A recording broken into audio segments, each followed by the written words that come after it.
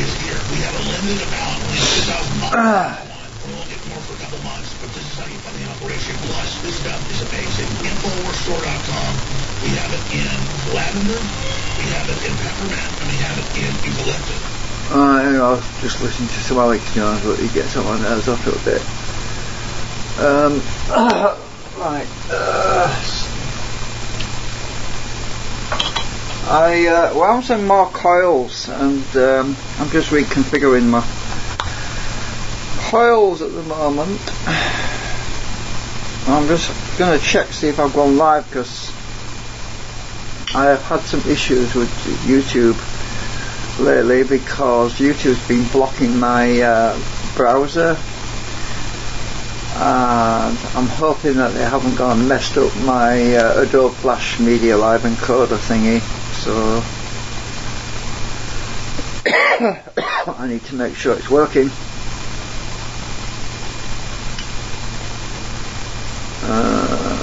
Come on. Internet's been pretty crappy actually, it's been pretty slow.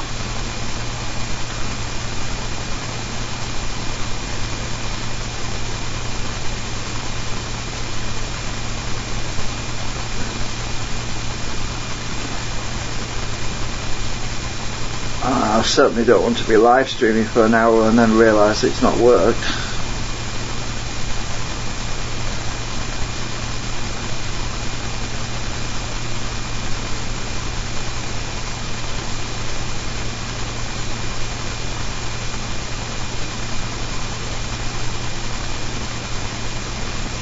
It looks like it's working.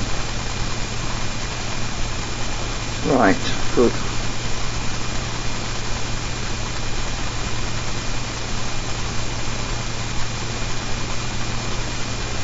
Right.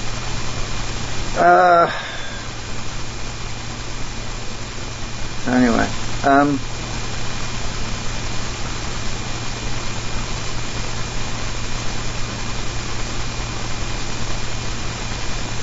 oh, get off. Just go away. Anyway, so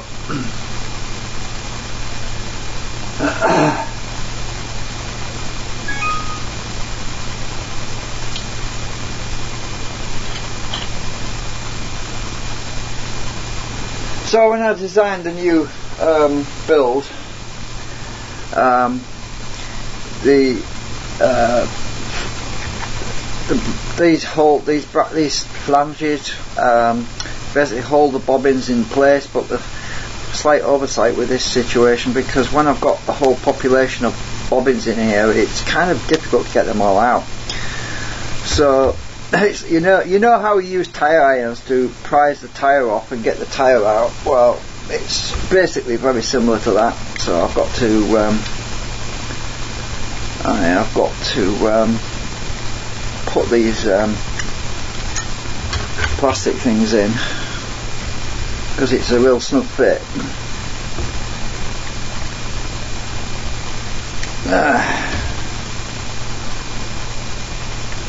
It's very snug.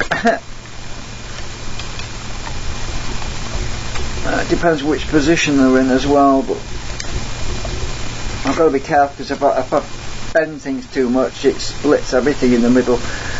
My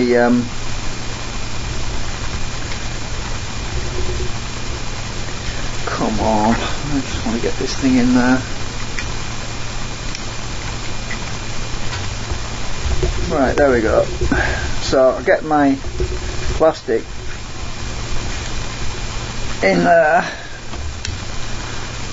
Take that out now. I've got to change the bobbins because I've wound some new coils. Get that one in.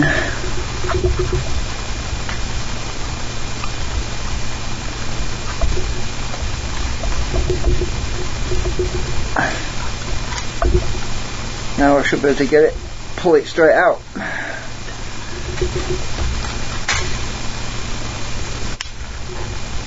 There we go.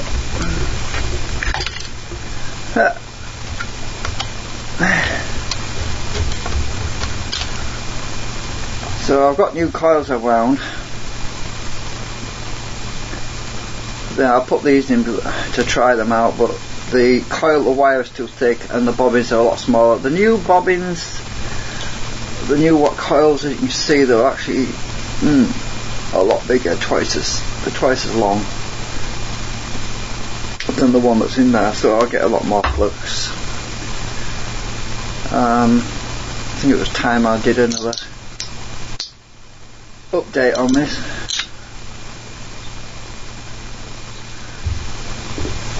Right, actually, I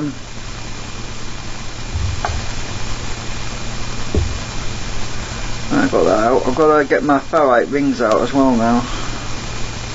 Oh, actually, that's good. That's 2 of them came out, so that one's on this side. So I want to put that over out the way a minute, because I've got to press this ferrite out. So I've got my little extraction tool somewhere.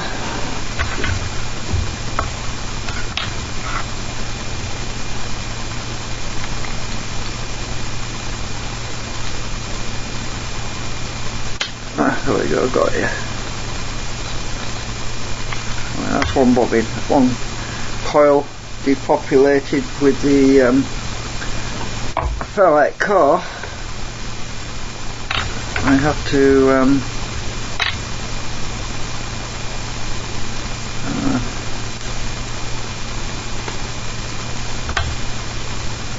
put these all in the new one. Actually, they're probably going to go in quite easy, actually. Yeah, no problem, they went in easy. Got 3 in there now. As long as they're not too loose, they won't rattle about. I hate it when things start rattling about. So that one's ready. I'm going to stick this in here.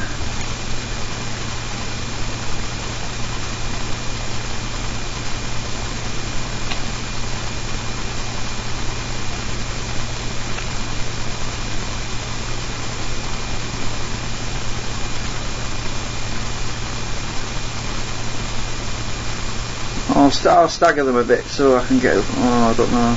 No, that's not. I'm going to have to run some acetone in there because it's gonna. Oh, they're going to end up rattling about because they're not that tight. So I'm just going to stick a bit of acetone in so they don't.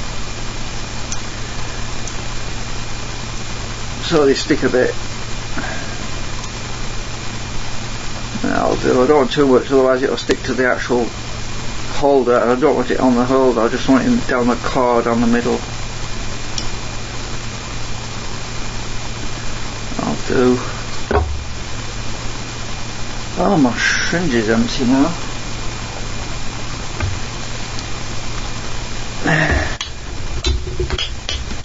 So what's going on in the world? Just about everything seems to be. Oh, that's my bloody bottle's empty and all.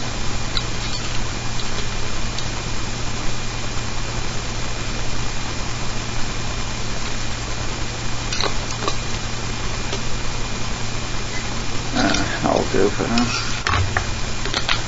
I'll have to fill my bottle up at some point.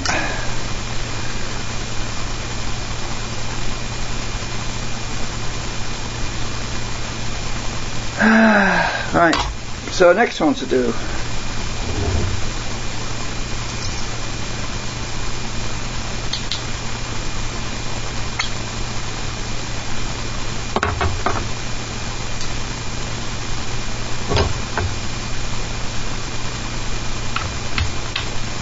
I'm going to pop these there's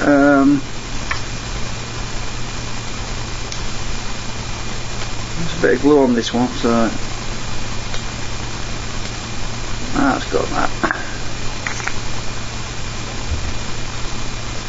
I might have to stick this in the vise because these are probably going to be stubborn.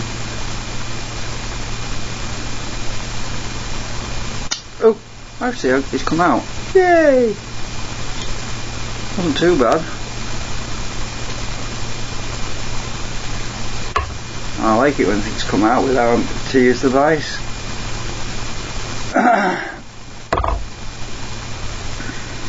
I'm going to need an extra ferrite ring for the magnet concentrics.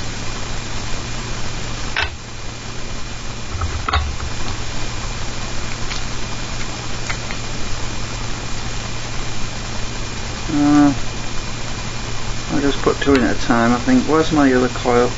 There you are. Right.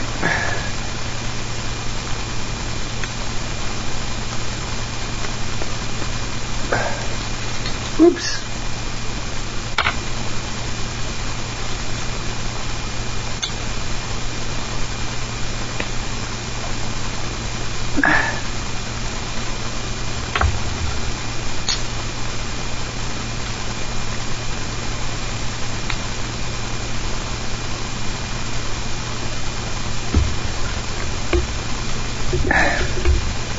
Oh dear.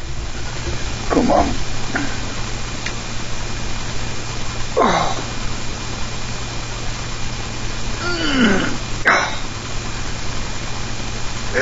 Oh God, that's hard.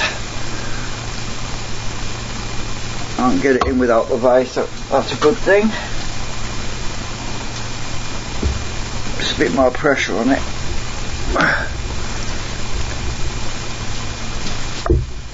Oh God, I think it's gone in, yeah.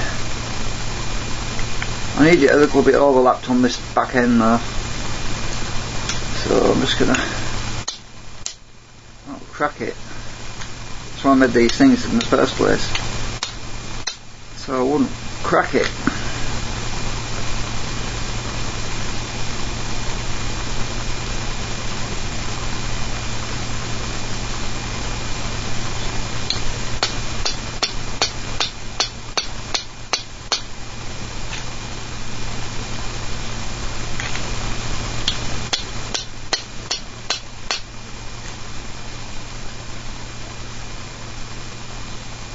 Feels like it's in evenly on both sides now. I think I've gone a bit too far actually.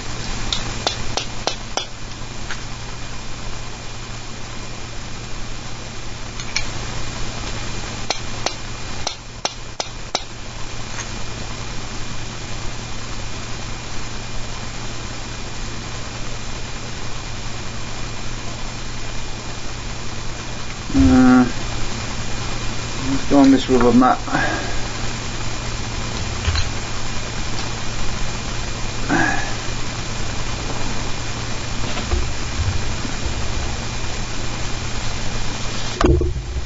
Right, should be about right. Yeah, that one on the end's cockeyed. It's not straight. This one's not straight, it's cockeyed. It's sticking out more there and it's like...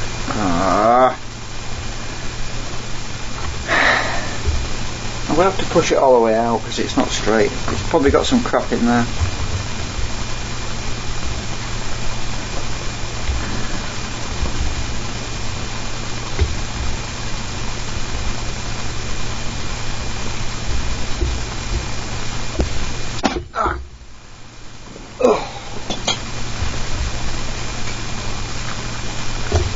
Oops. Yeah, I'm going to have to clean that. Oh yeah, I'll see. It's this crap on here.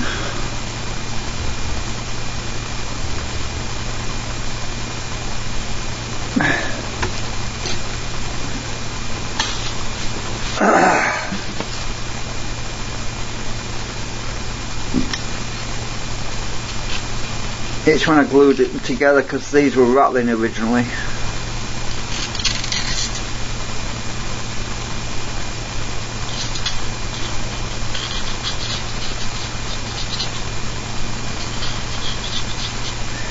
Won't rattle in this one though, they're tight. Might it be tight because it was in cockeyed? I don't know.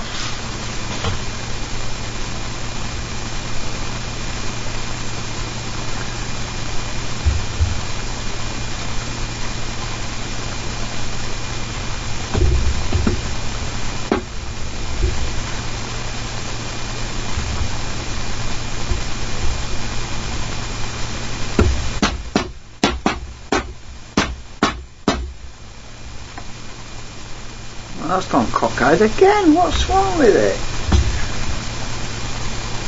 Oh, that's it.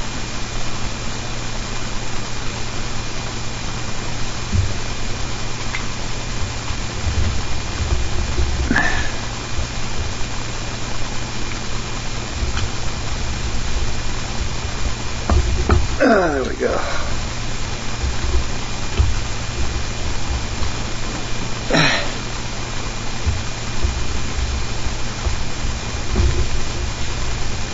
That went in a lot better.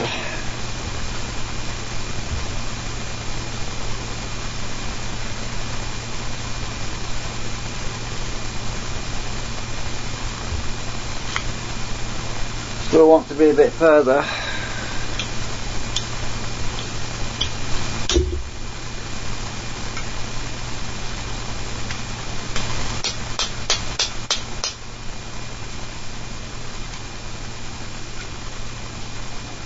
It keeps on going cockeyed on me, I just don't know why. Oh, the other one's loose.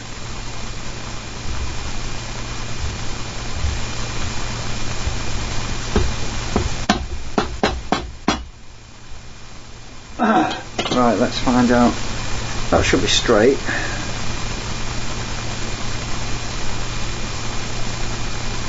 I don't want to back them in half. Actually, that's good. This one's loose though. This one on this end is loose, so I'm going to have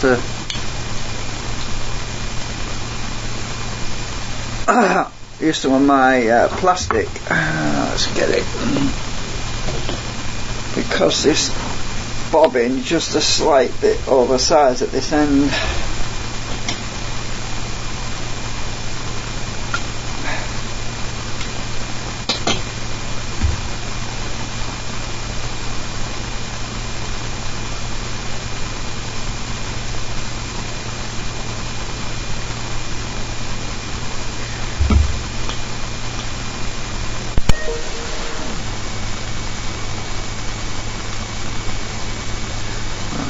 I'm just going to work that around with my finger.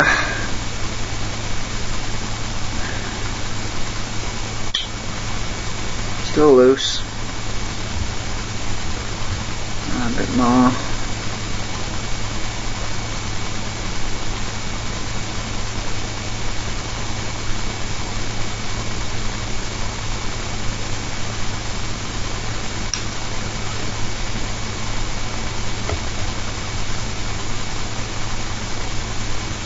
Otherwise they'll start vibrating like crazy once that rotor's spinning. That's better. That's a lot better. I'm going to put this one on top anyway, just in case. So the writing's on the bottom.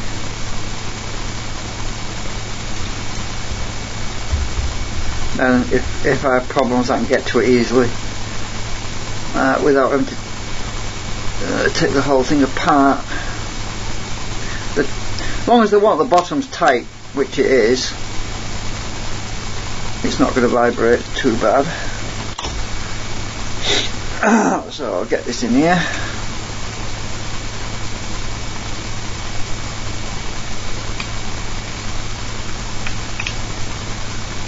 Right, there we go.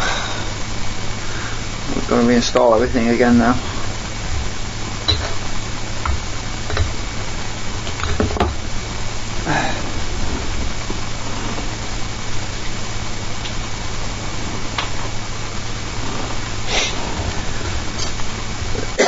Ultimately, I'm using there's actually 800 turns of the original bobbins. The original coils were 450 turns of some of the 28 SW, or is it 30 SWD wire. This is 800 turns, a lot bigger bobbin, so more flux. And I'm hoping, well, I'm pretty sure that I'm going to get a lot more voltage. I did try thicker wire originally, but the trouble with that is you lose voltage and it doesn't do any good if you've got current at low voltage. I really want more voltage because then I'm going to get more current anyway, so it'll work out better, I'm pretty sure. So this can go in. I've got nice long wires on here, so I've got solder connections up on there if I need to. Oh, I've got bloody hiccups now.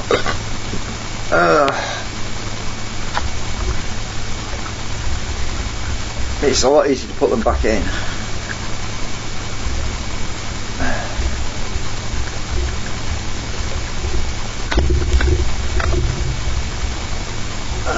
lot easier to put them in.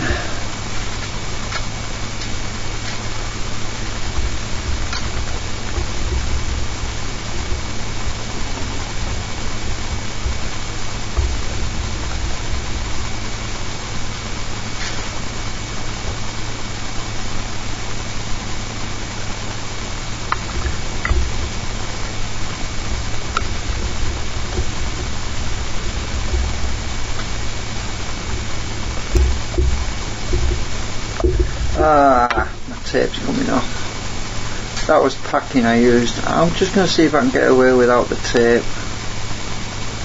Might not need it, I don't know. It might be chunkier now, I don't know. I can always put some more tape on if I need it. This thing's tightened up a bit since I put this on.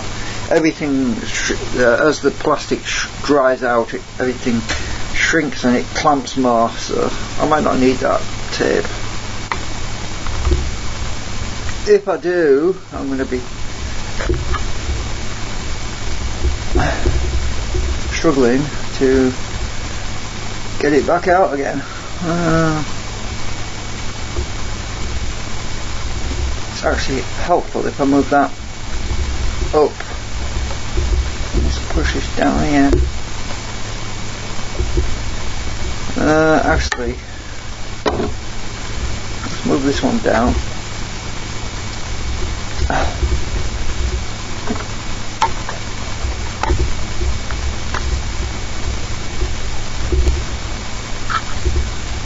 Oh, I know why it's not going down very well. There's a bit of an overhang on the coil, sticks out a bit. It should go in. The other one went in.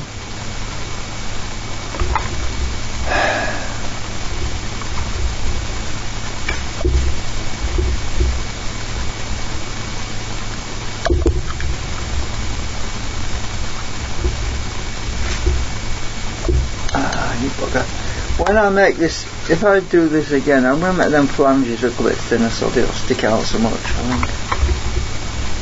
If I make any more of them, coil is sticking out more on this one for some reason. So look, I don't want to rip the tape off, the Captain tape on here. Yeah, this is sticking out quite a bit.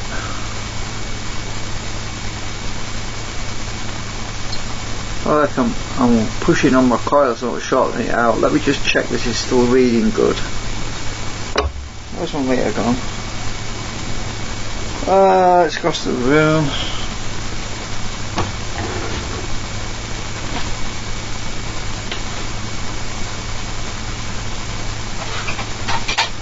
Maybe I went a little bit overboard. 800 turns is quite a lot. I could have gone up to 750, it would have been good.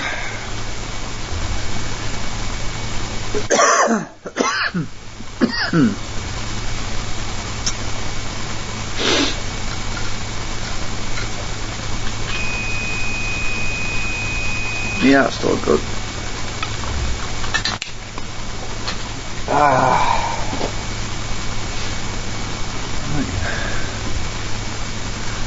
How am I going to get this bugger in there, because it sticks out a lot. The windings aren't perfectly even, that's what it is. The windings at the bottom, I've got a bit of a bulge there. Actually, let me just see if I can turn this a bit. So I'll pop this out. See if that bulge is less prominent on this side. It might be. Yeah, I can stick it like this. Maybe it'll go in that way. Right. Let's shut that.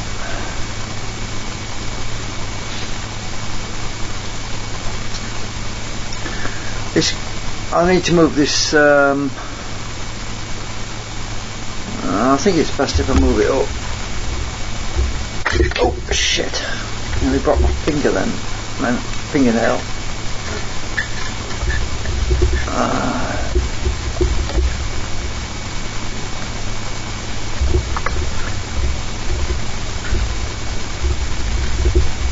If I can get it in, that'll be good enough for me.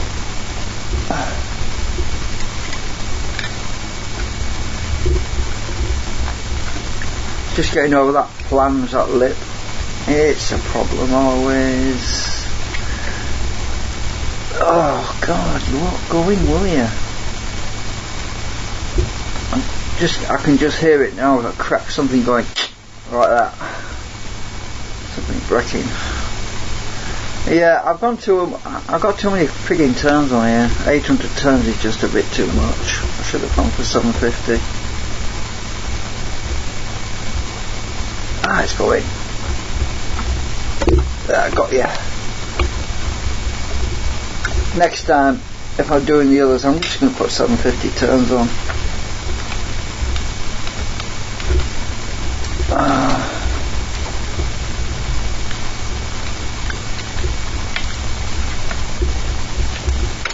I got you. It's clicked in place now. Right. Thank God for that. So let's just do another check again. It should be 17.1 ohms still. I hope the compression isn't shorting any windings out.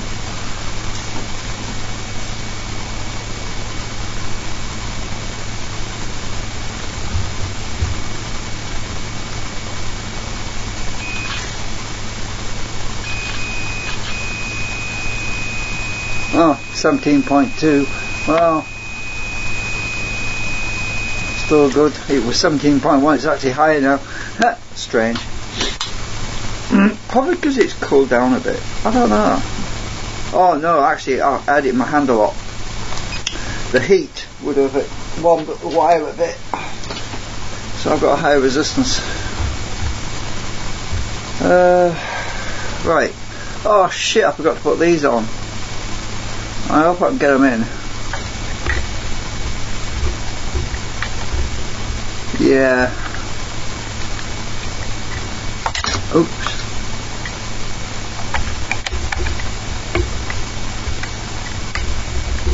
Yeah, they're in.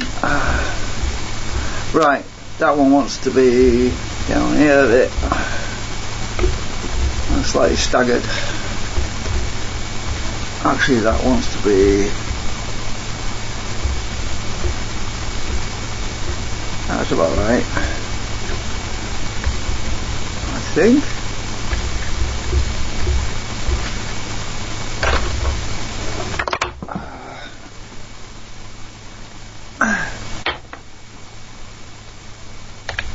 Oh, I need some more ferrite rings. I need to go and get 2 more.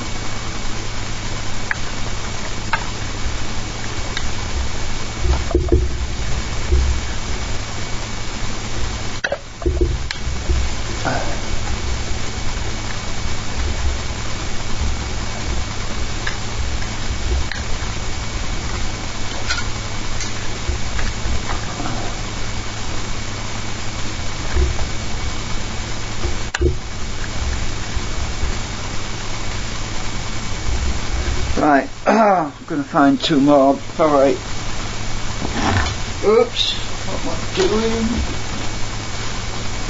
I'm going to knock the flipping camera over. It's got a big ass.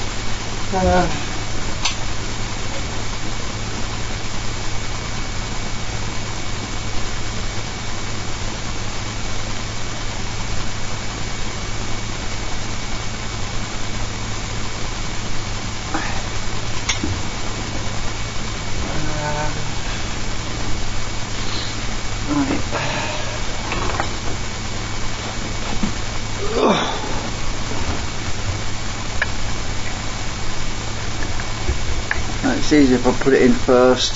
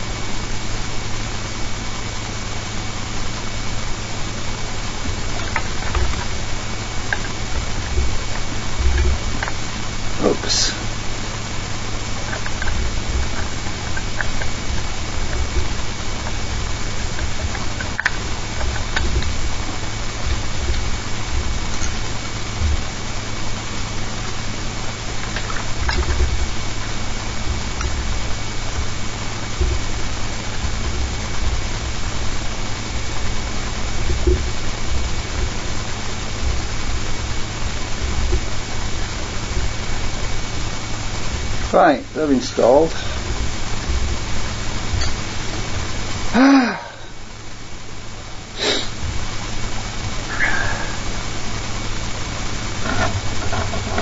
put these back in. Make sure the wires are still on. I'll bring these wires up here out of the way.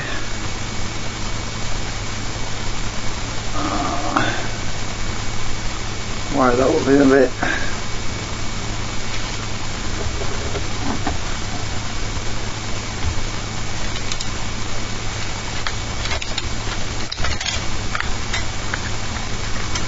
Well, these little ones are really, they're a lot easier to get in.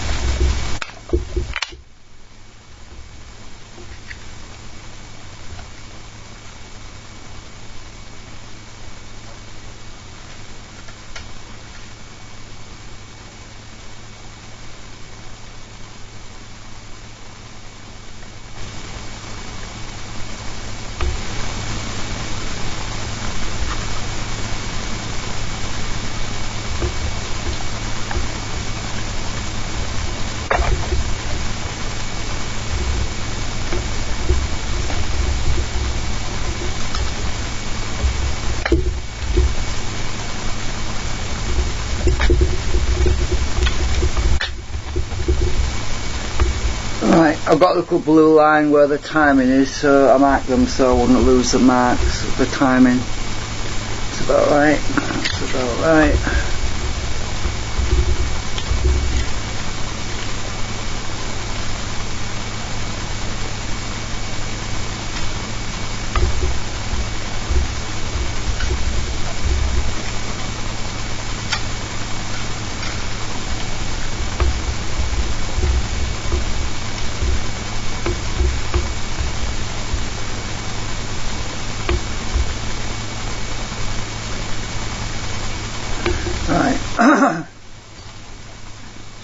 Tricky part is getting these wired up right. That's the problem.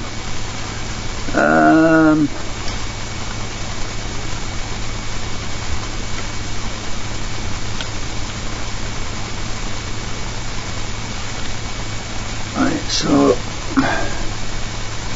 first thing to do is to find out which is the correct phase. You know, make sure both these bobbins are in phase. So what I've got to start that up in a sec, and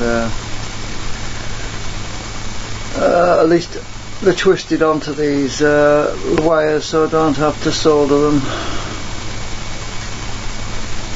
So what I'm going to do is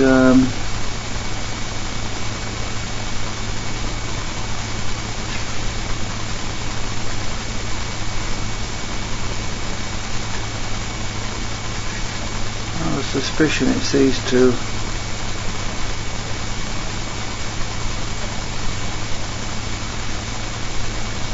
Oh, just one turn on that. Oh shit, one turn's not enough.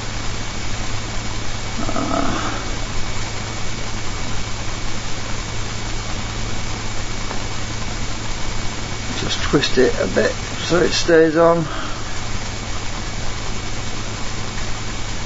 And oh damn it, keep having to go over there.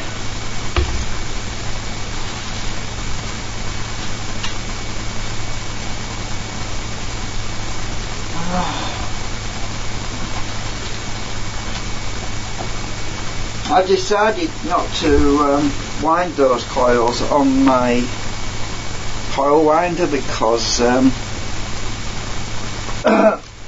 well, 800 turns off, so winding on the coil winder neatly, I'll be at it all frigging day. I thought, bugger it, I'm just going to loosely wind them, you know, random wind. That's why they're not very even, but it's alright. It's alright for these experiments for now. So I'm going to check my phase.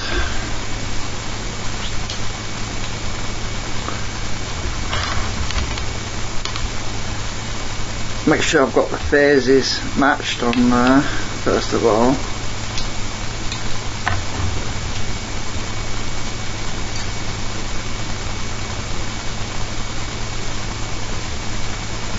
To do that, I'm just going to spin it by with my finger a little bit and see, make sure. If I get a voltage, it doesn't matter what voltage it is. If I get a voltage, I know I've got the phase right. But if I don't get any voltage because it cancelled itself out, then I know I've got it wired wrong.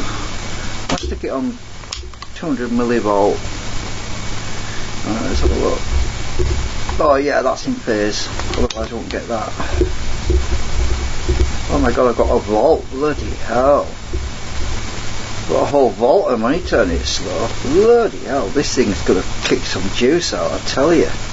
Good thing the rectifiers, these rectifiers on the circuit board are rated at I think 500 volts or something. So bloody hell, I've got a whole volt and I'm only turning it this, what, I don't know how many RPM that is. Just put my RPM meter on. Right, what RPM is that per volt? That is 250 RPM at a volt. Bloody hell, that's a lot more. I won't get that on the mother coil, that's for sure. Jesus, these two coils are going to kick some juice out, I tell you. Why does this coil look like it's sticking out and this one isn't? Have I pushed this in far enough?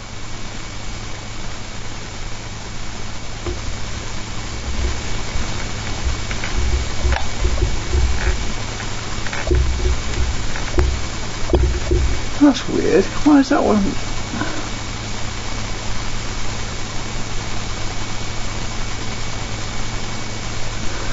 Oh, I know. It's because I don't know. That's strange.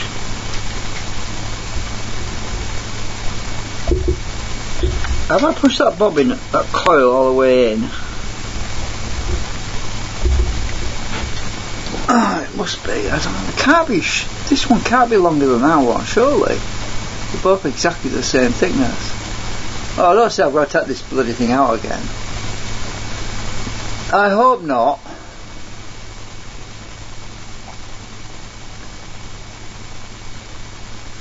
I have, you can't quite see it, but there's a bit of coil sticking out about, let's measure it.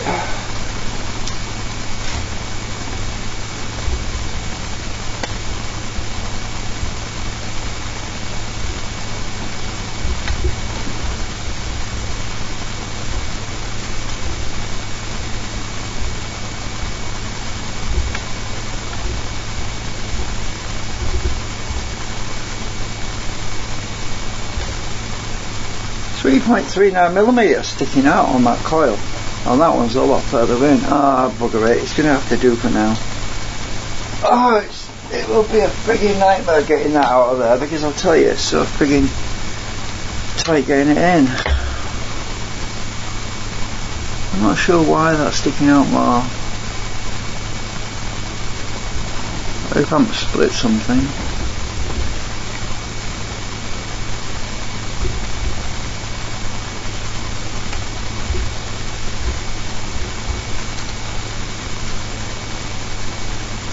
Shouldn't matter, they're in series anyway, they equalise themselves.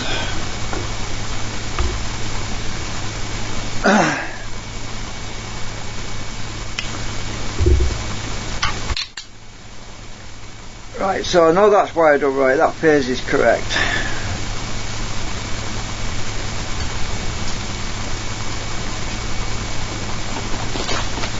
So these two wires that are twisted together go to my go to this this is the tail, it goes to the other tails of the other coil, and getting the tail wired right is the next job. So what I've got to do now is,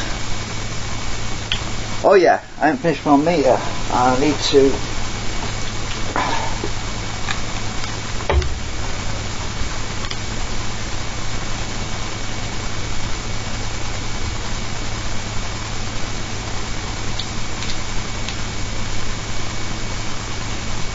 connect my meter back up again. Complicated setting this up. The reason I'm recording this is because at some point in the future, if somebody else builds something similar, they would want to understand how I wired this all up, logically. But technically speaking, these two wires from each coil, that's the series of these two coils, and these two wires are going to the meter right now would eventually go to the rectifiers. And the way to wire this is the tail of these two wires goes to the tail of the other wires, which all terminate in this block here, which goes to my circuit board, which is my delay line circuit. And these wires, when they're connected to this, should have minimal voltage on the output side. If I get higher voltage, that means that this coil is pushing against the other coils. So we set it so that most of the time we have minimal voltage on here. If we get maximum voltage, it's wired the wrong way around. So what I'm going to do now is untwist these two wires, and because they're supposed to negate the drag,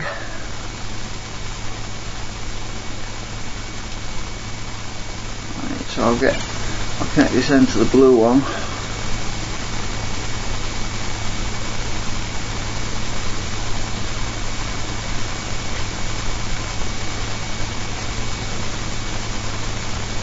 And this one to the white one. Right, it's technically white and blue.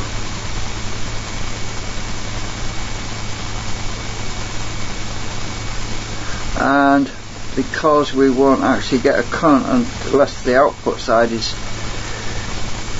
shorted, I have to put this on current, so that's going to go on the 200 milliamp range. I'm just going to turn it, and I'll just turn it at 255 RPM, and I've got 15 milliamps. Right. Take that off.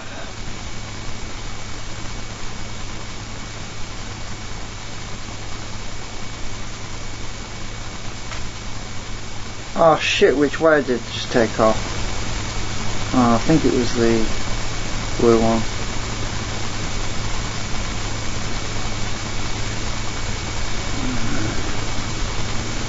Let's just hold it on my finger.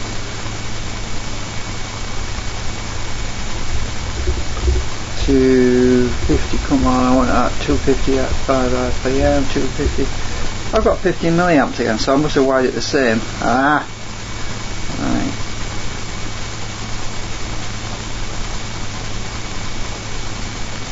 Stick that one on there.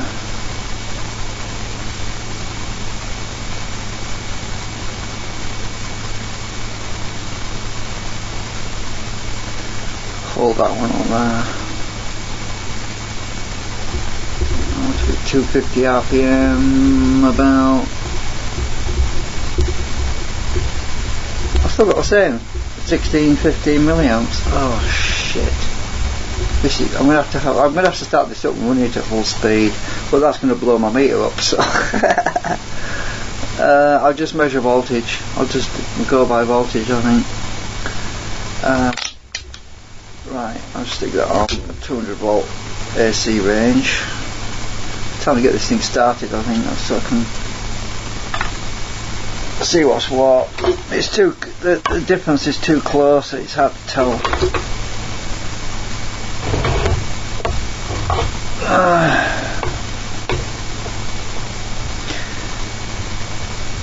I'll have to plug that in.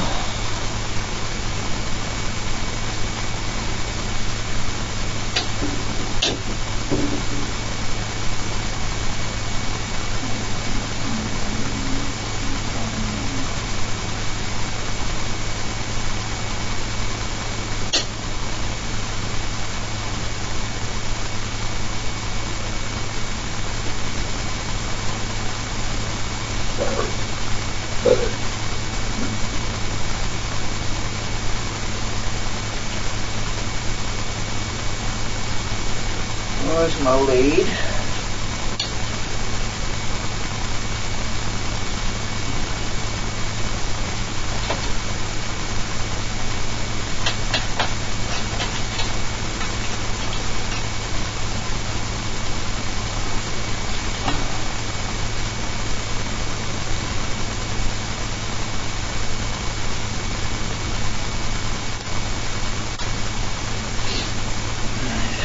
I haven't got my batteries either. Need my batteries. Hold my stomach in a minute.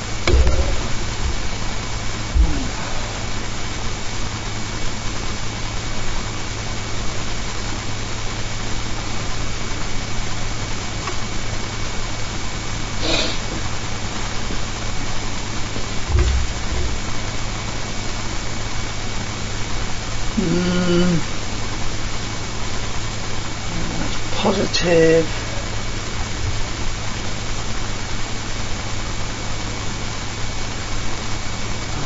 Negative wire on.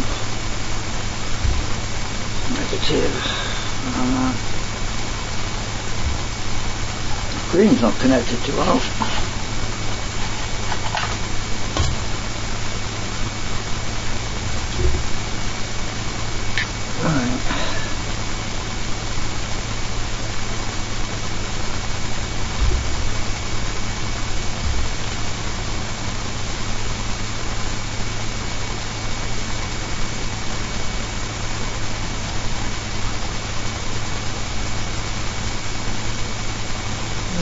Green.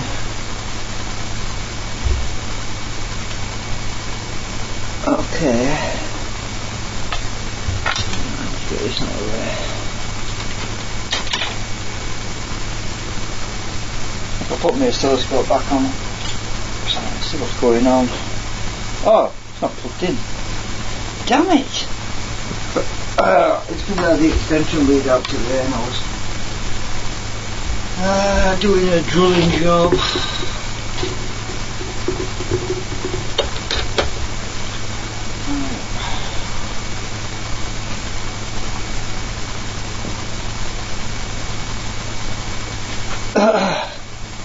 Okay, right, so get this thing started up.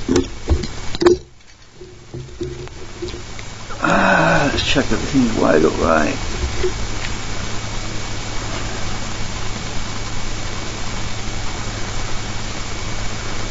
Oh,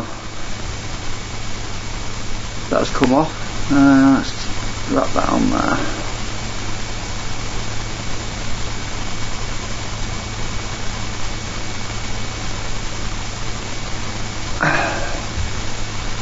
Right, let's get this thing running.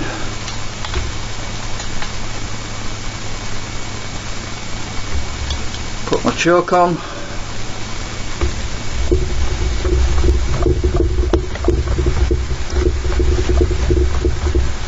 Bad connection somewhere.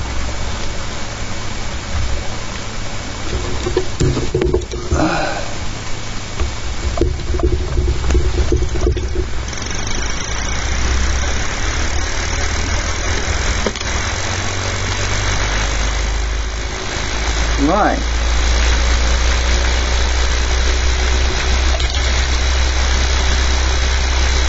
So I've got 8.2 volts AC. Because it's running pretty slow right now.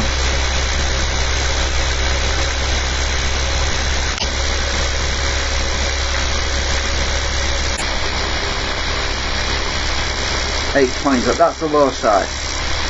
Right, so that wants to be wired like that. You see, the way it works is that they assist each other in cancelling the drag, so they should have a lower resistance, because they only pulse at the intersections to reduce the drag, not the full wave cycle, whatever. It's hard to explain it really, it's a bit technical. So I've got these, right, so I'm going to connect the output side, which is currently on the meter. The reason it's so low, the voltage by the way, is because the output is currently loaded down by the other coils are loaded down into a virtually a 2-volt load. So there's going to be a little bit of a drop. It's not going to produce full voltage until this thing gets up to high speed. It's only running at 2000 RPM at the moment. So I've got that wired up.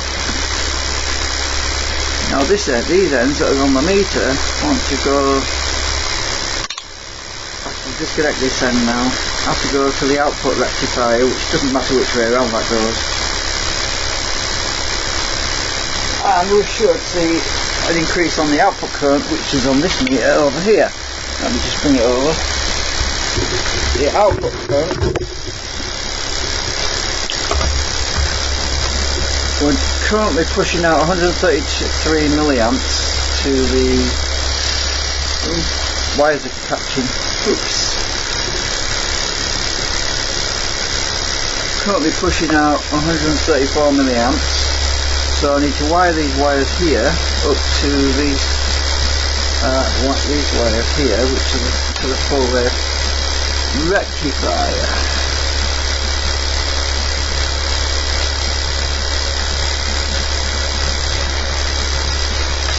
To that, jump up.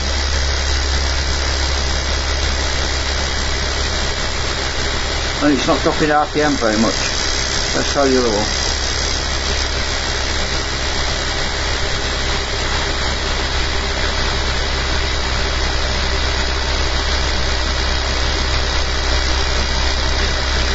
I need to get the timing right on these coils as well, so that's just one leg, because it's the other end connected to the other coils. So it's amazing, it actually, because there's multiple rectifiers in this circuit, I'm only using one leg, but we get an output even though it's just one leg, because the other end connected common to the push-pull circuit. Let's get the other wire on here. You see the current. It's dropped back down again, but I've got to get the timing right on the coils as well. I've got to adjust those. Look at that, jump right up there, look.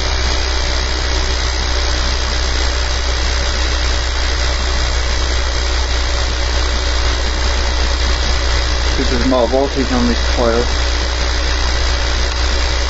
Right, let me get the timing right.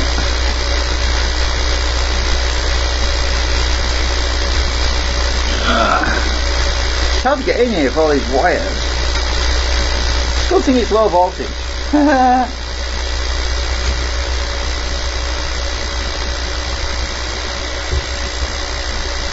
want to move it down so the speed goes up. It's going up now.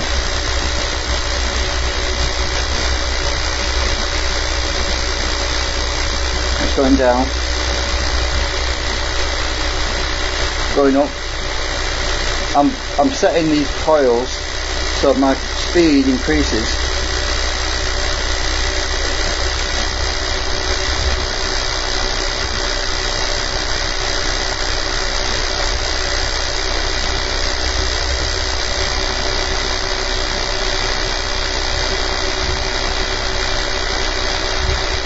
$1,891 climbing now. Coils have to be staggered just right.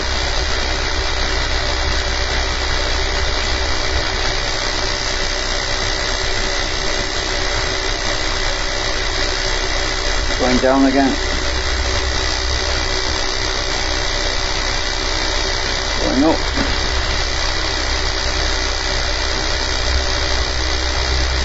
When the speed goes up, the current might go down.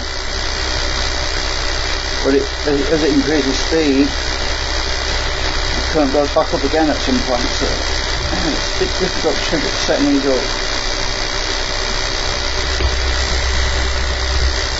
I was right about this thing being tight, taking that tape off. It's a good thing I did because it's really tight.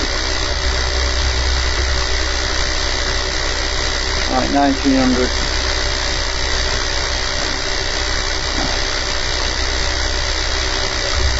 So everything is very experimental like at the moment, so lots of tweaking and adjustments to do.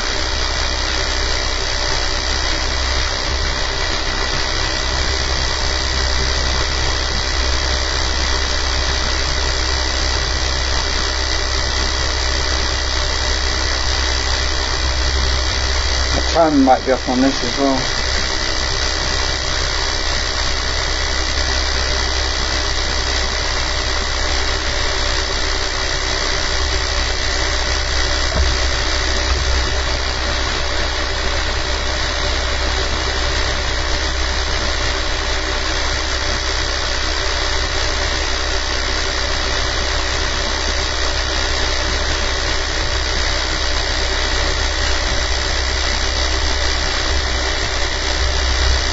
Okay, so we're still going into a load of 3.45 volts on the supercapacitor. So the voltage is extremely low on the output, so it's going to really weigh this down. This thing doesn't really start doing well until it gets up to about 5,000 RPM really, the way that it's tuned and set. Because at the moment it's current limited on the input drive circuit. We're limited to 500 milliamps, and the drive voltage is right down to 17.7 volts. So,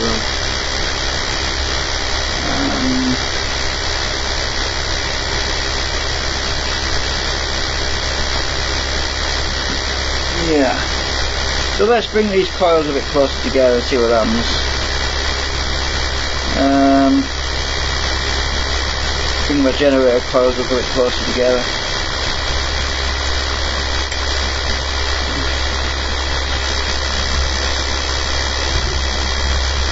So we've got a bigger overlap.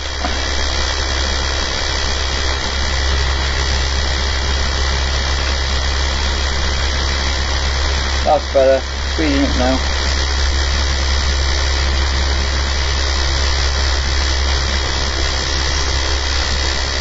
Something's catching. Oh, it's that wire.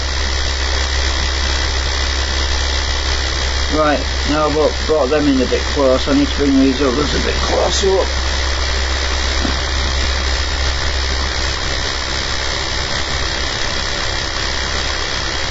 Yeah, that's giving us more speed. Current should start to pick up as well once it gets speed up. Right, 2064, 2069, 2073, we're climbing pretty fast now. As we're climbing speed, current will start to go back up again. And we should get a good drag cancellation at some point. I couldn't do this properly before because the other coils I had in before were crap. Current is actually going up, look, which is a good thing. But it means our drag is less.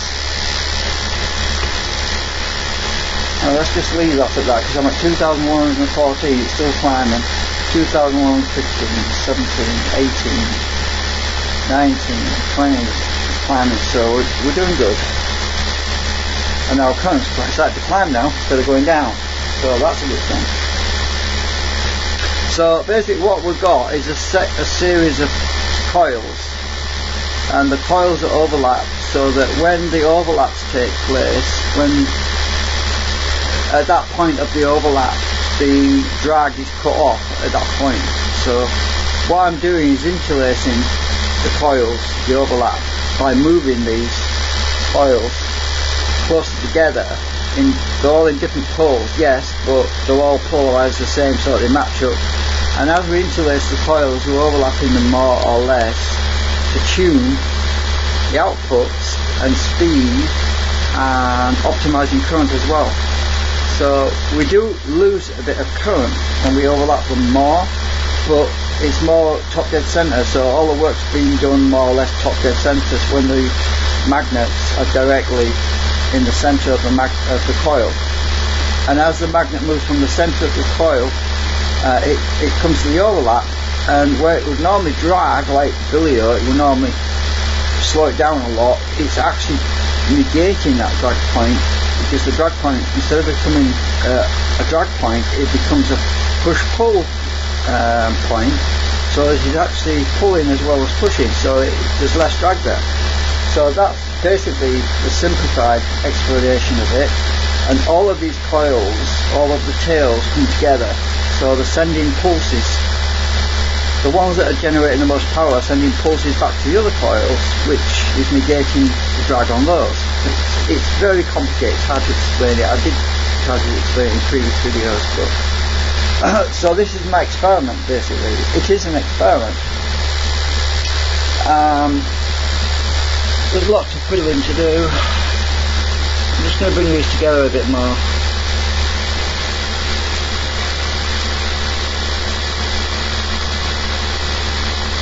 I can't move these middle ones because they're timing for the drive circuits on them as well.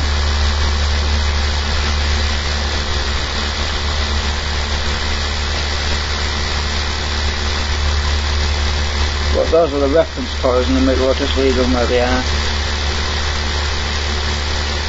Right, move them there. Let's see, we're 2,195 RPM. These can come up more.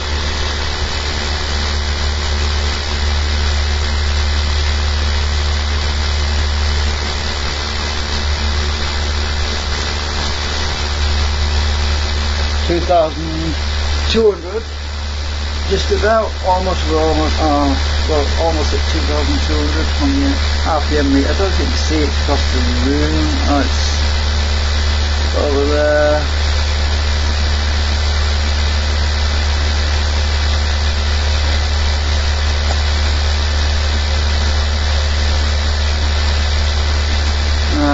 Right. Well, we're still about 130 milliamps, so that's not bad.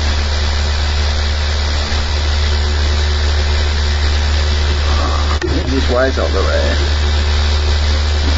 Capture everything.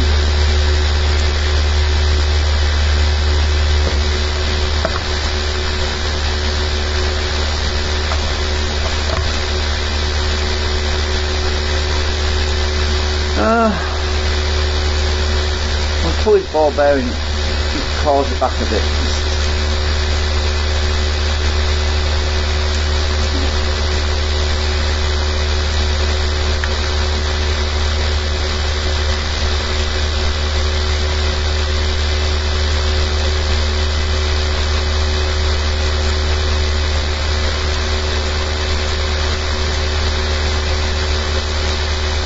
Right, still 133.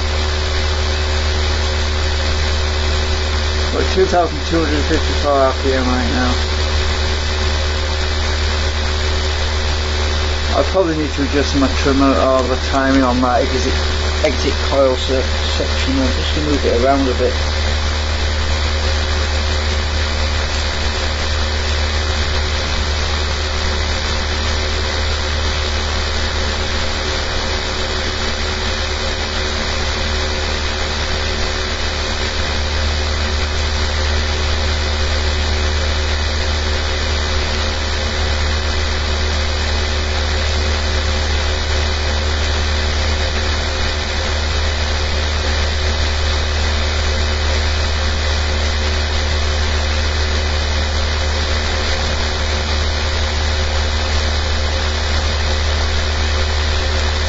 That's better.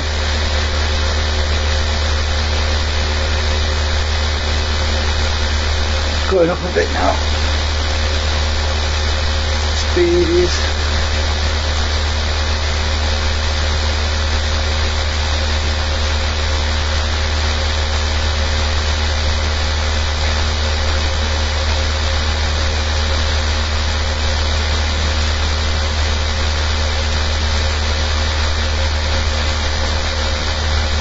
Trouble is, at the moment these coils aren't well matched.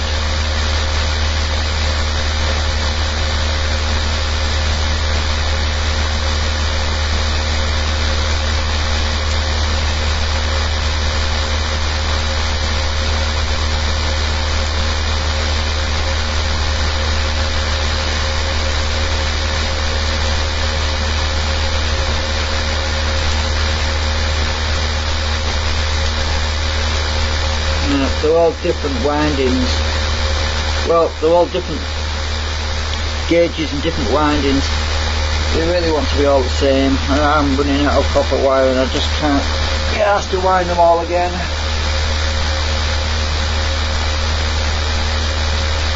But ultimately it's the current at this end that matters really. On the exit coil circuit. Oh, that'll come out as well.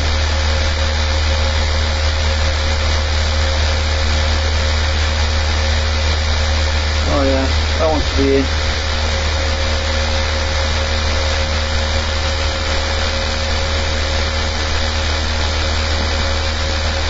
Oh, that should come gone down with that in.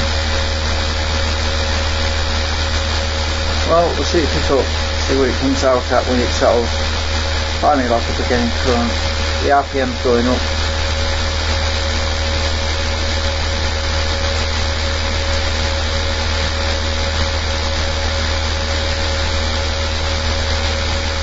Yeah, we actually lost some current with that.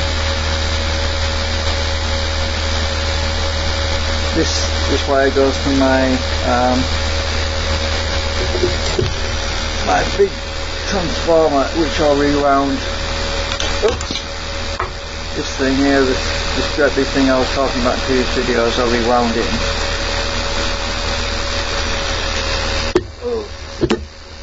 Oh shit! Stop tripping. Batteries. I don't want to short. Ooh, what's happening? Speeding up, let's see now, it's speeding, it's now accelerating. This is what I mean, as it gains speed, it starts to become more optimised. Something rolled away. Oh, there it is. It's like my, what do you call it, tape?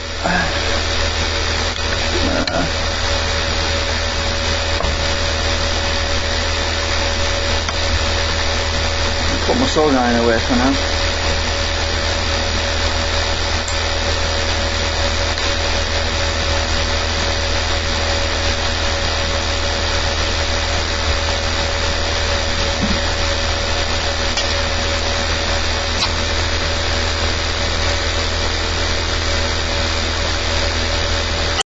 So it's perfectly safe.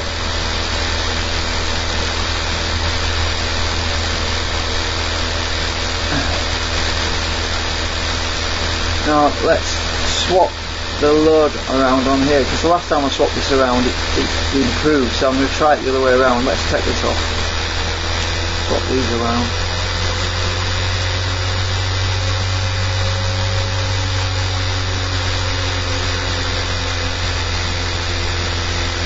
Let's see what it settles at.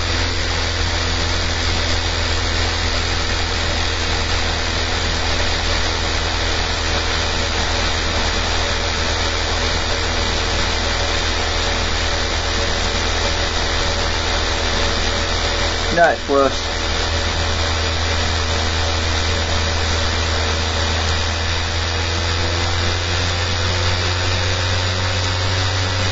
Let's get some speed up.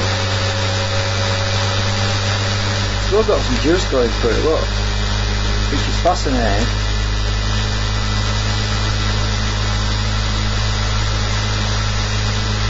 Just one leg.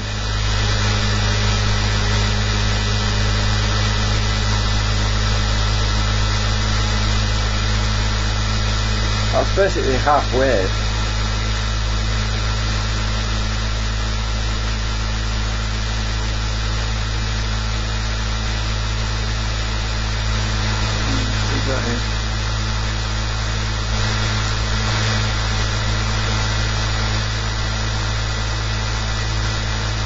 Oh, see the one in anyway.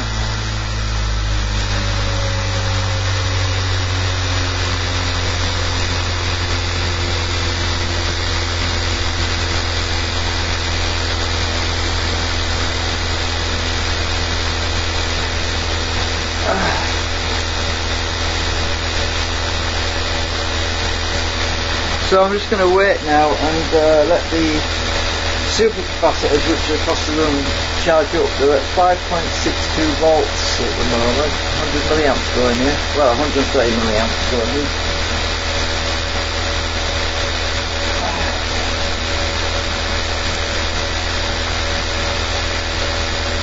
I hope my audio is working. Is the audio? Oh yeah, it's working I think. I got noise suppression on anyway, so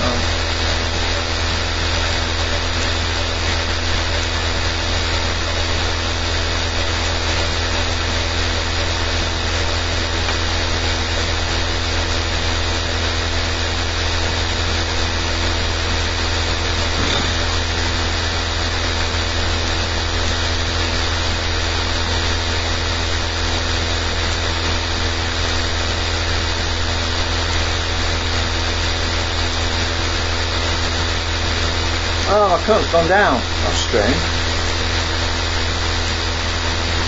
Going back up again.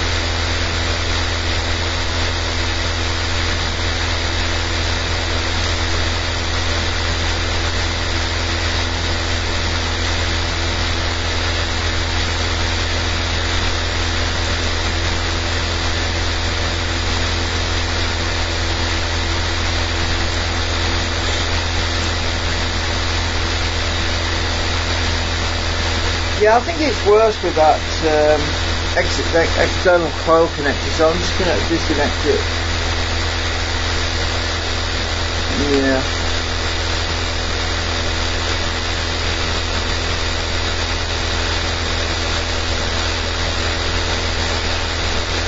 See if it settles out at the same.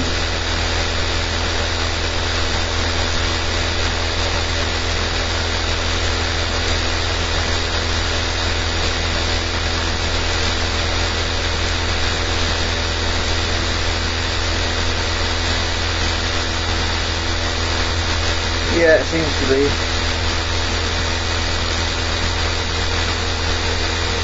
Right, if I take one of these capacitors out, let's see what happens. Oh, I'll take that one out, it's easier.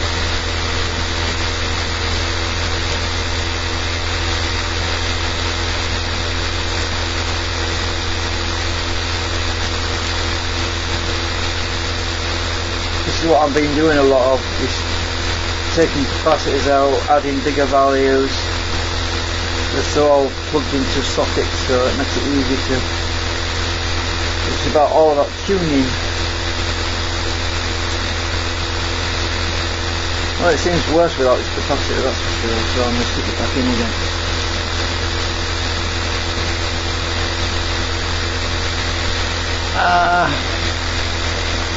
It's hard, I can't really just trim a pot until I get a speed up, because I can't really see the pulses on the waveform, so until I get a decent speed it's not really practical to start trimming it. I need a pulse to lock onto, and that's part of the reason why it's lagging a bit right now, because when you get up to a certain speed the pulses start showing up. Actually I maybe can see the pulses. I think I've got multiple pulses actually.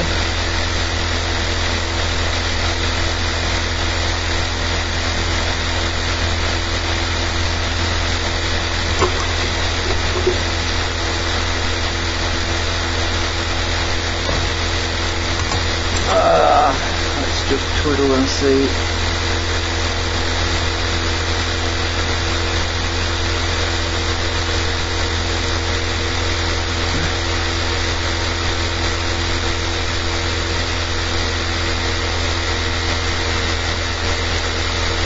Oh, that's slower, that's worse, it's slowing down.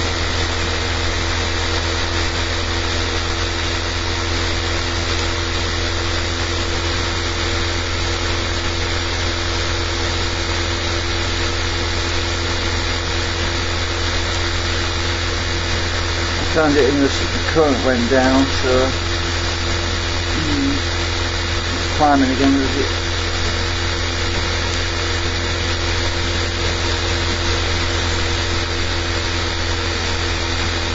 Might set it to about 135 milliamps, see what happens. Next one down.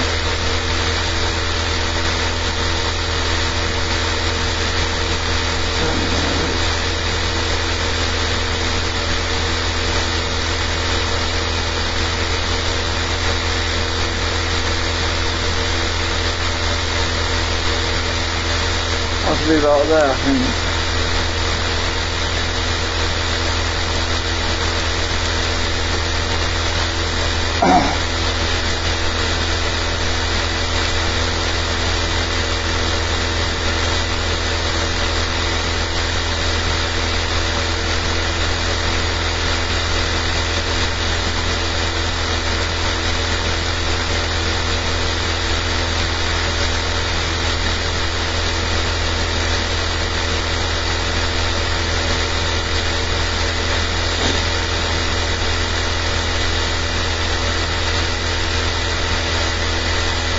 Yeah, that coil with 800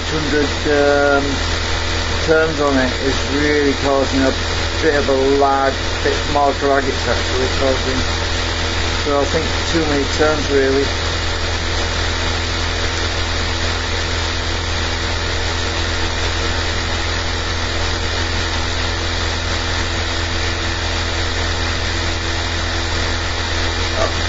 Per coil, so that's 800 times 2, that's what?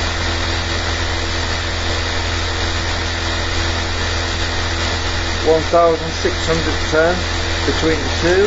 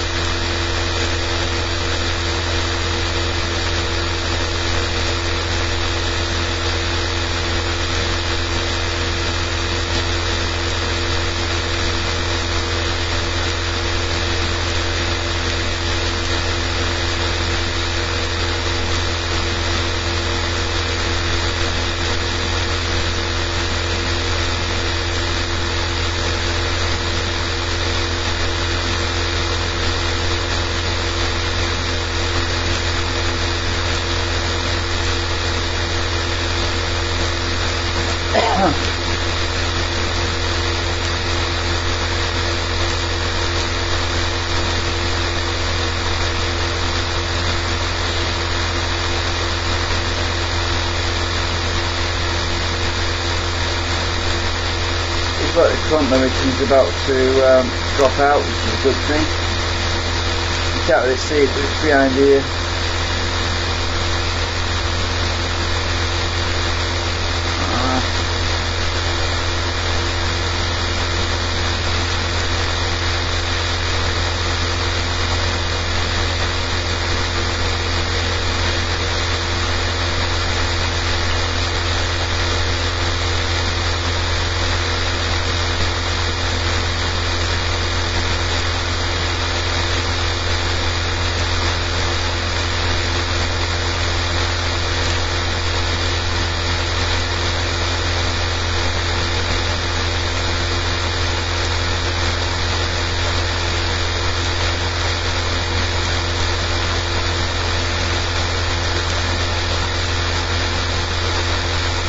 Things should start speeding up in a minute.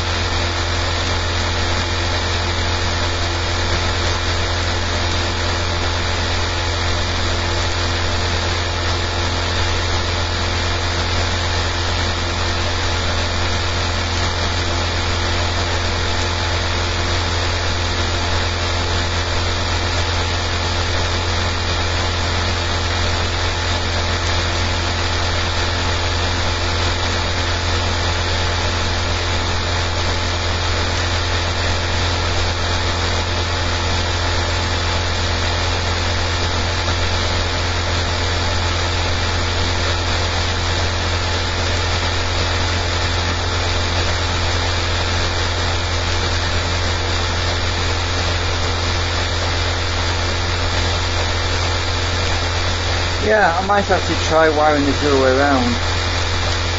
Let's see what happens. We're at 124.5 milliamps.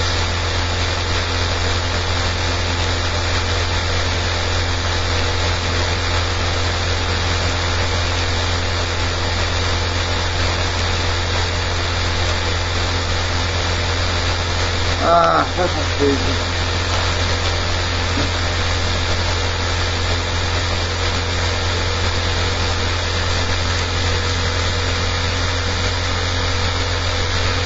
Can't really go by it at the moment. This is disconnected more or less.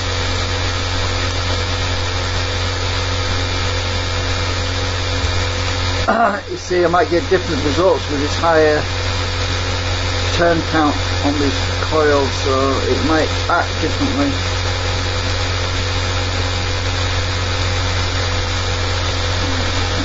That one.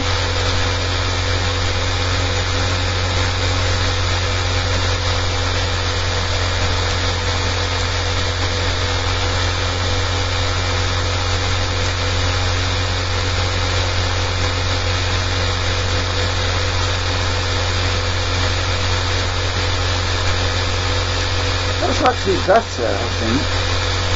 Well, no, find out.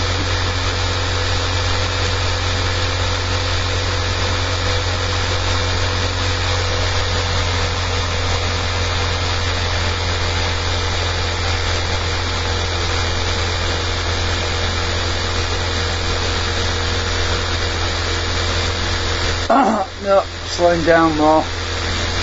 See? I had it right the first time.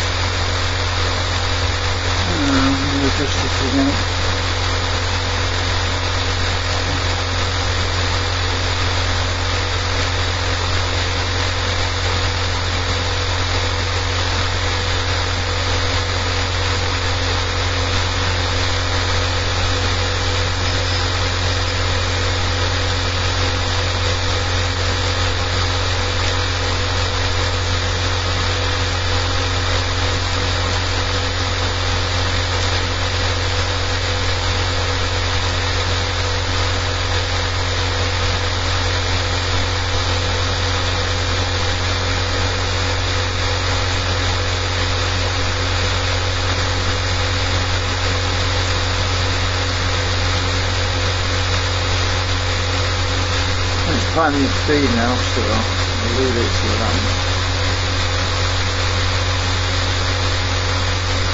I need to build a better delay line, that's what I need. I need more of these, I think.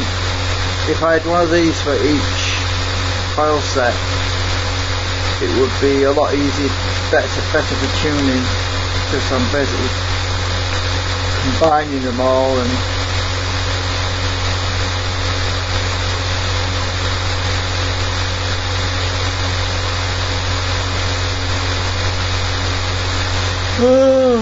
I'm tired.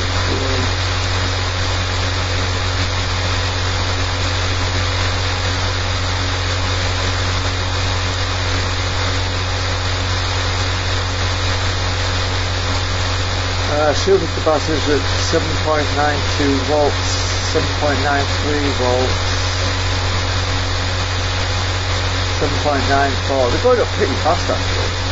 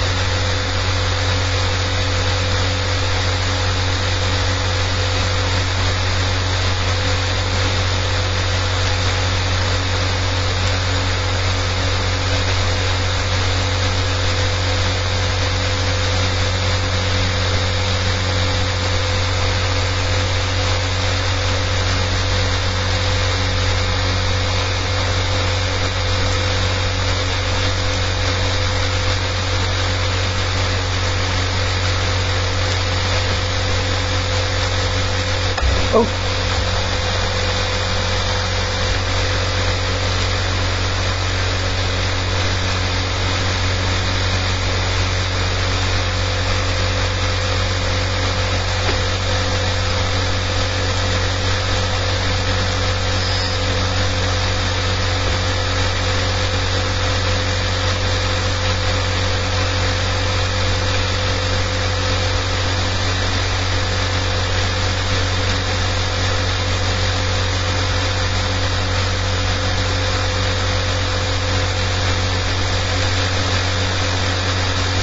I'm overlapping them more at the moment.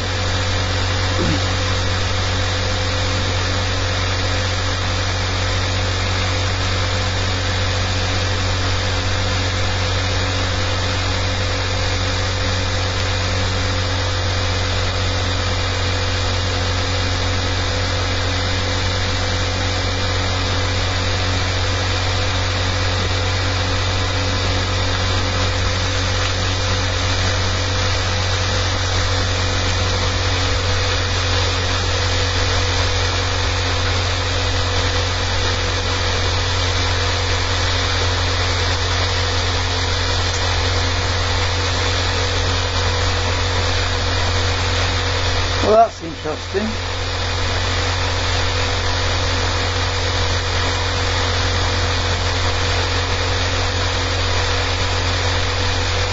Speed should start going up. Oh, it is going up. No, it's going down. Going up, going down. I don't know, it's going up and down all the time. Confusing me. Actually, just the timing on this again. Actually, I need to move these coils, I think.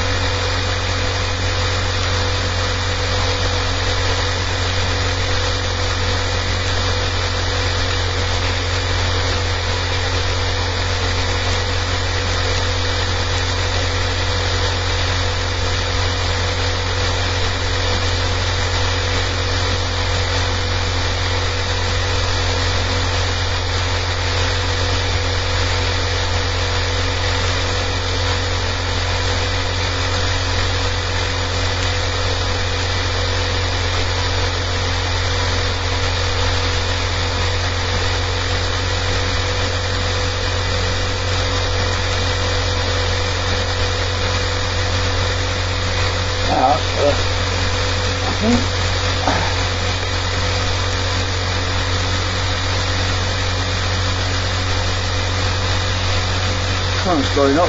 So them exit coils are very important that you get them in just the right place. So this circuit is pretty important for sending the pulses out. If you get it set wrong, if you get the exit coil which is driven by this triac in the wrong place, it really messes everything up. I don't think I've got it right still. We're talking about fractions of a millimetre.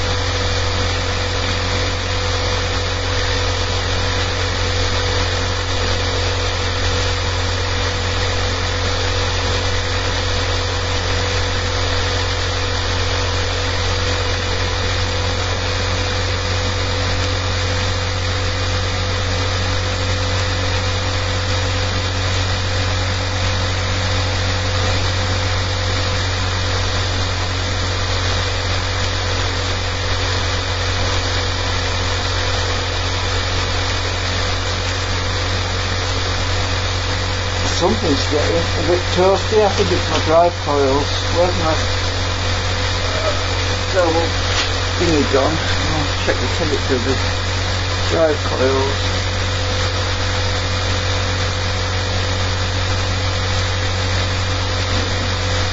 Okay.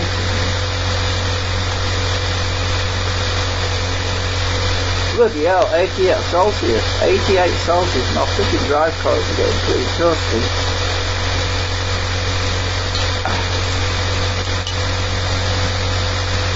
Well, they're not melting, that's a good thing. Well, they won't melt anyway, unless they get up to, you'd have to get a 200 Celsius to melt.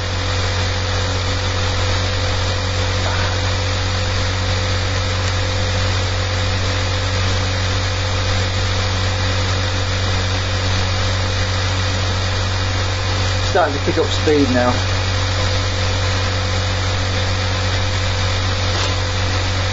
Uh, 2,700 X, 2,700 and jumping around. 2,760. Hang on, is my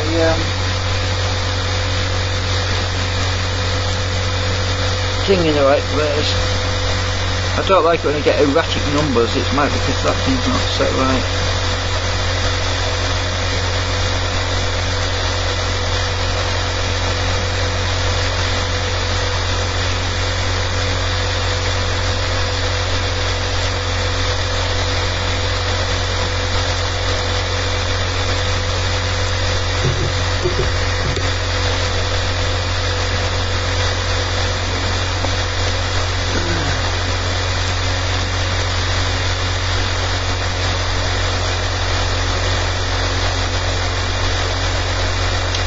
The circuitry is constantly trying to balance itself, so it jumps around a lot.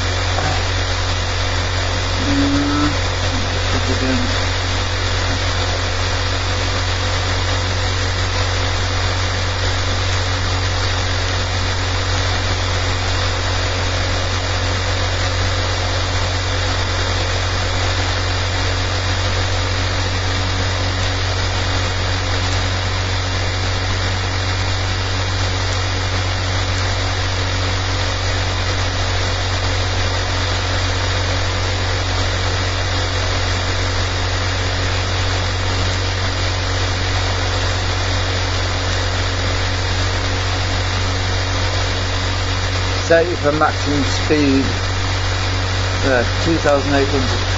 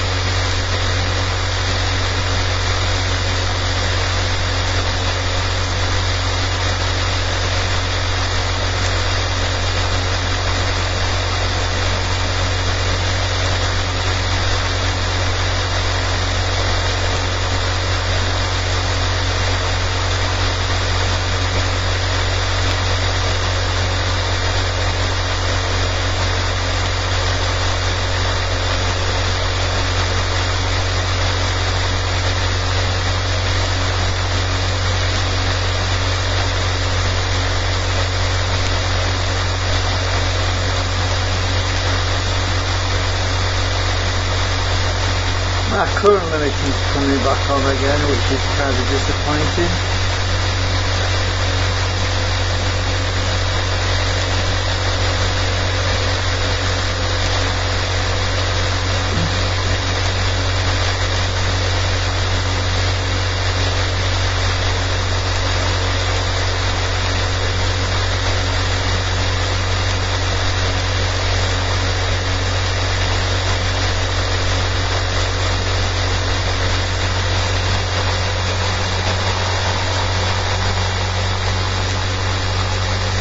Ah, that's better.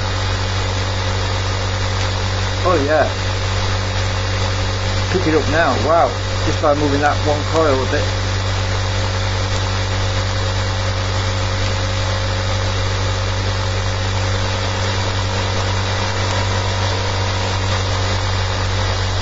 Now it's going down again.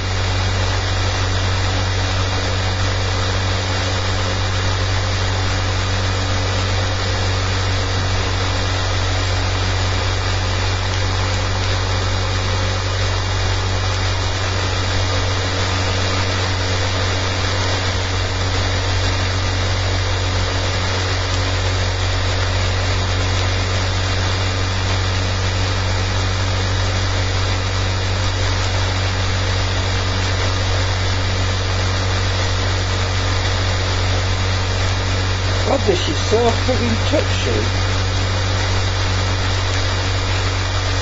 You wouldn't believe.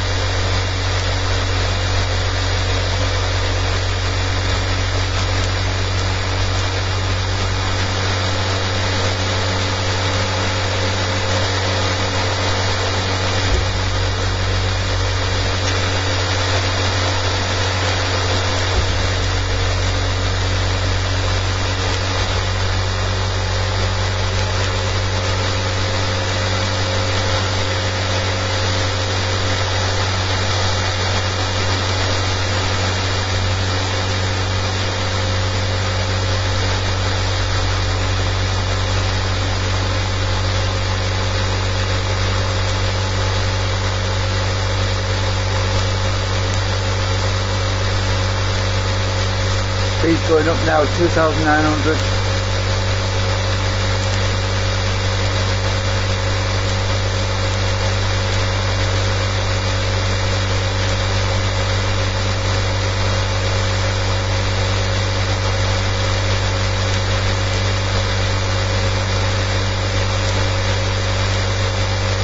Ah, it's more stable now.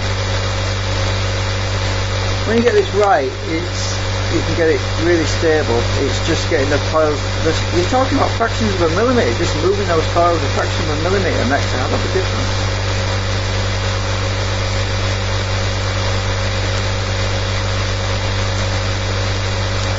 I can see my pulses on the scope now quite well. Oh, let's see if I can.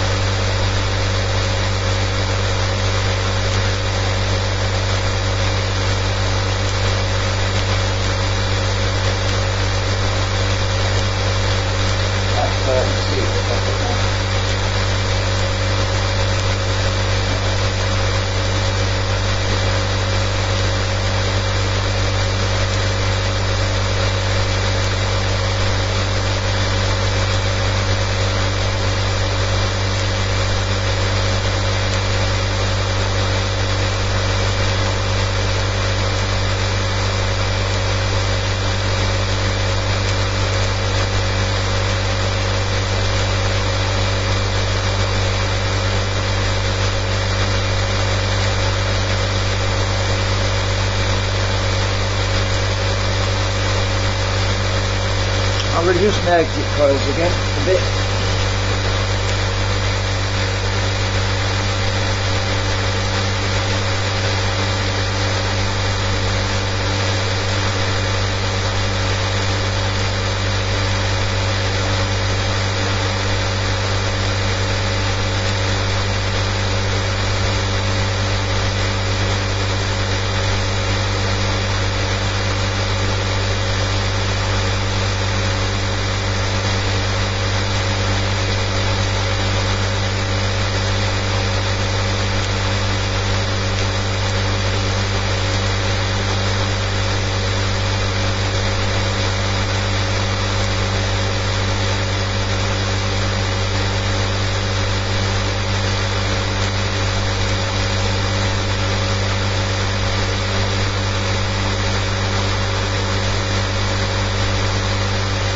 I like it when it's stable because it's a lot easier to see what's going on when I'm moving things around.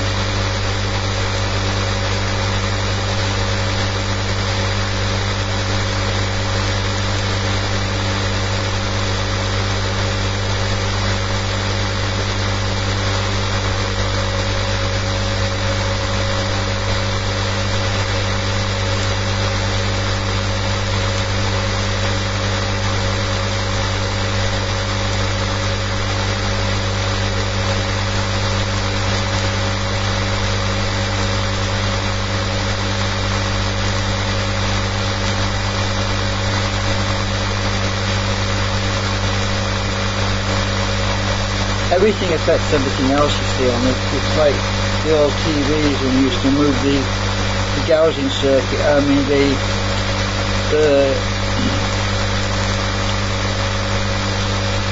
the purity and the line, what do you call it? Oh shit, what's that noise? Oh, it's my bearing.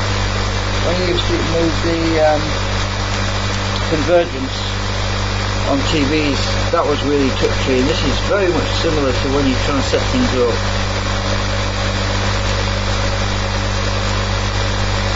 I'll leave it there, see how it goes. Seems to be quite stable.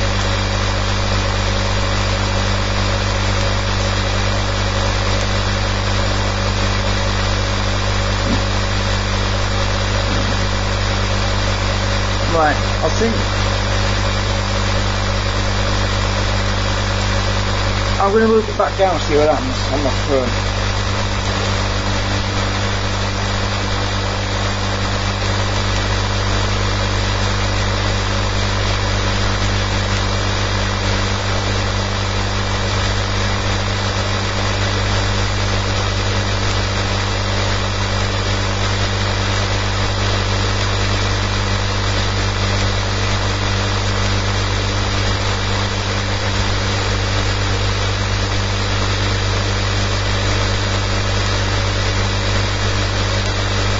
Not a lot.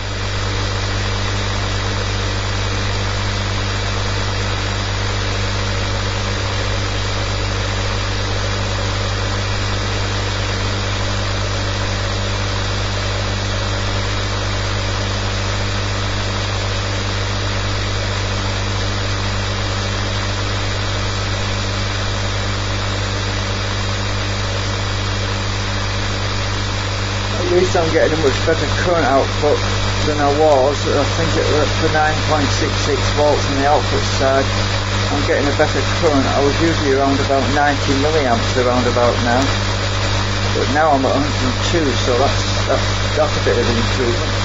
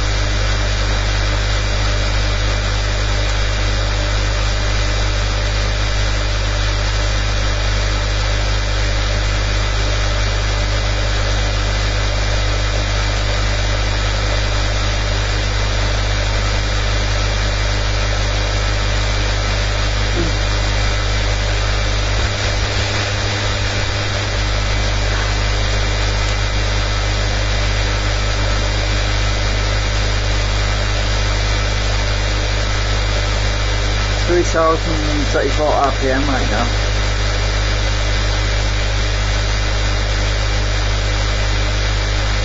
Don't forget this thing's been up to 8,000 RPM previously. It's capable of going pretty fast when it's not dragged down, that is.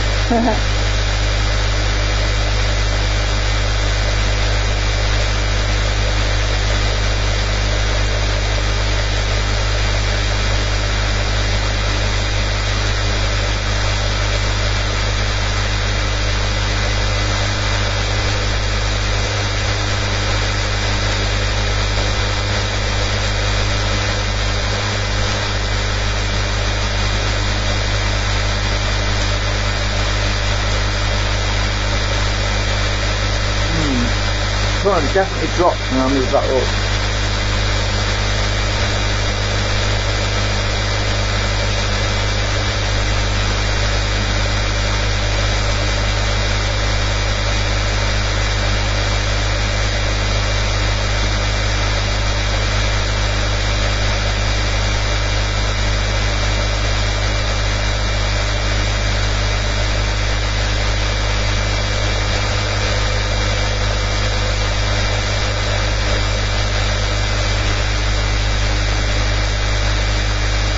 Slowing down again.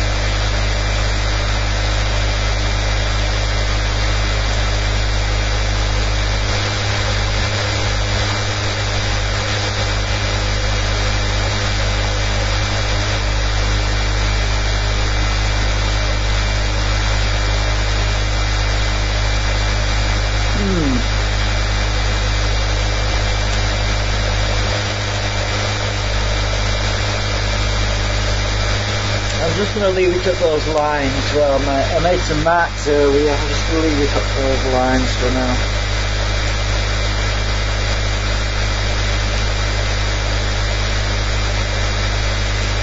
Let's adjust it a bit. This is basically my fine adjustments.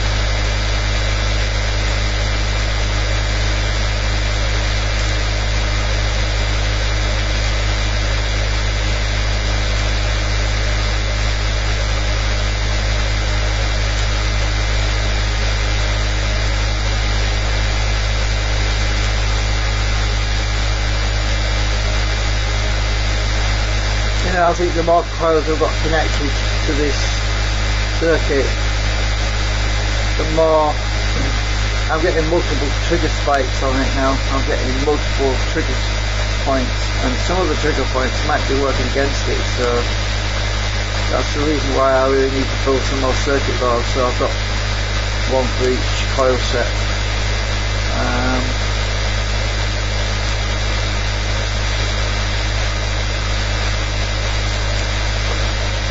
Let's see what happens if I put this thing back in again.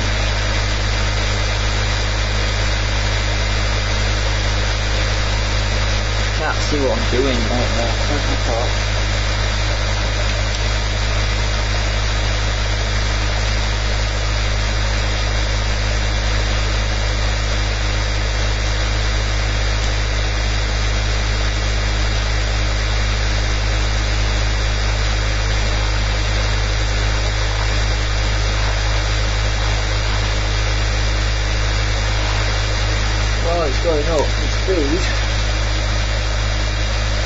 see, it's interesting because once you get up to a certain speed,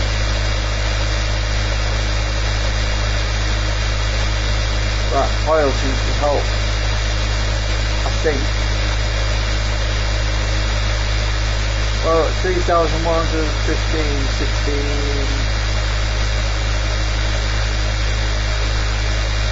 Alright, so stabilise at 3,115.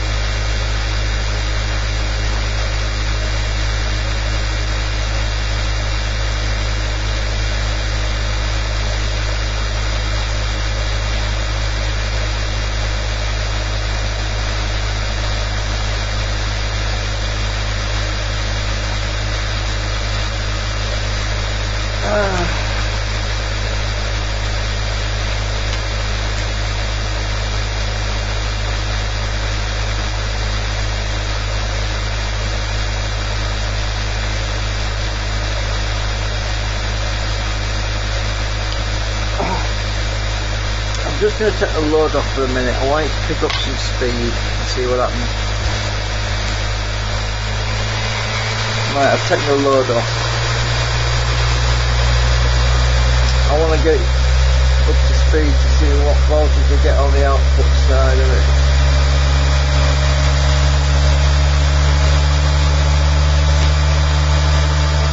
Actually, my high voltage coil might blow capacity if I'm not careful. On that rectifier board.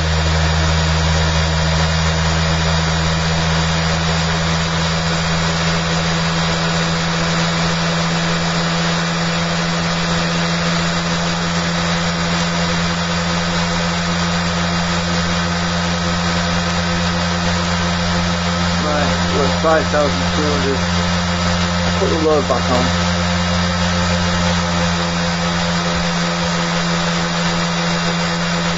Oh, I think I'm going to trip the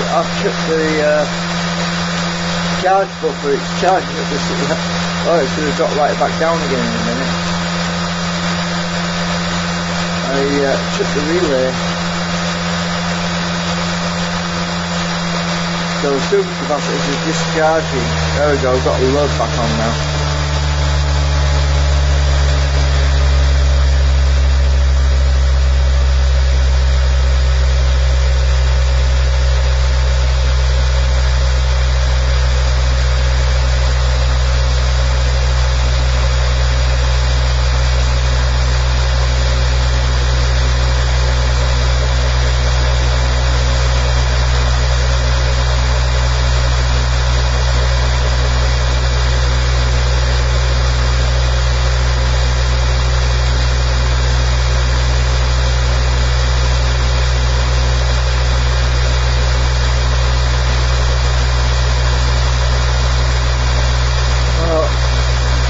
Full load's going to come back on in a sec when that relay clicks back.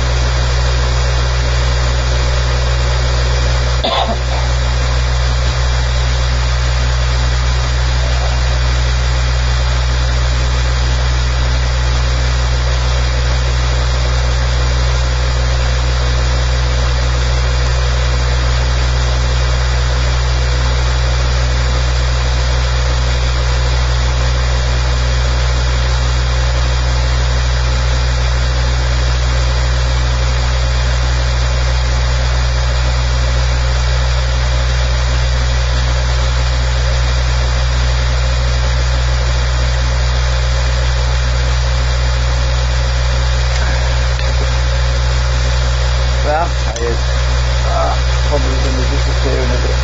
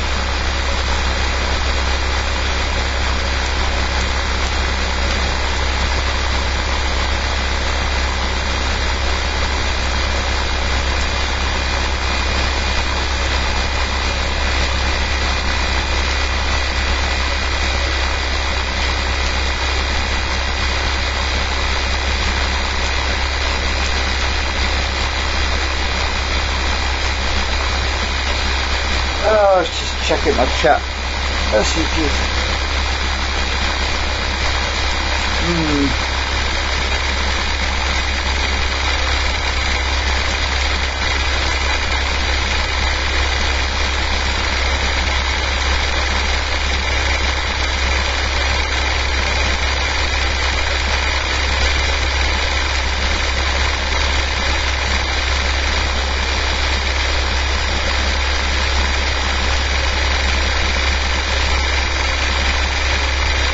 Well, that's an improvement. Normally when it starts out like this, I don't get 151 milliamps, I only get, when it's at the very bottom end of the voltage, normally I'm looking to get 120. So it's definitely better than it was. That's with the coils staggered and overlapping. It'd be interesting to see what happens when I make this thing even longer and put even more coils on it and get all the coils matched so they're balanced out properly, because these aren't matched. Some of the coils have got 470 turns, or some coils have got, well, the new ones have just got 800 turns, and some of the mother coils are thicker wire, and 26 SWG, 30 SWG, I've got 28 SWG, there's all different wire gauges on this thing, and that's why it's difficult to balance it out properly.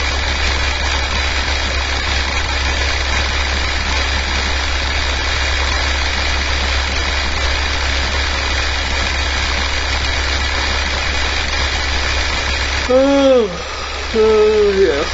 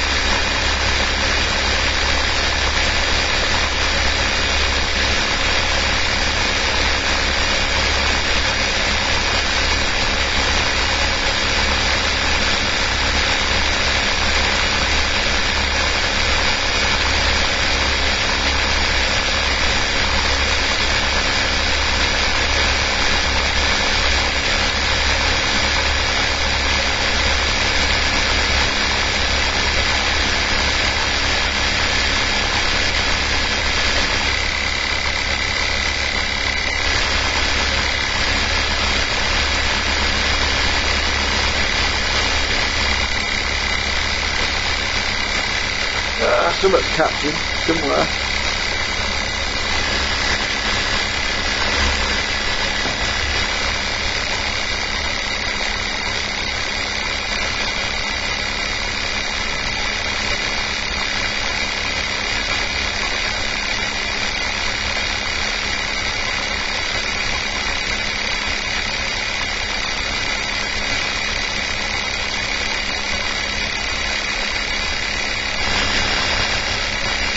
Oh, vibrating.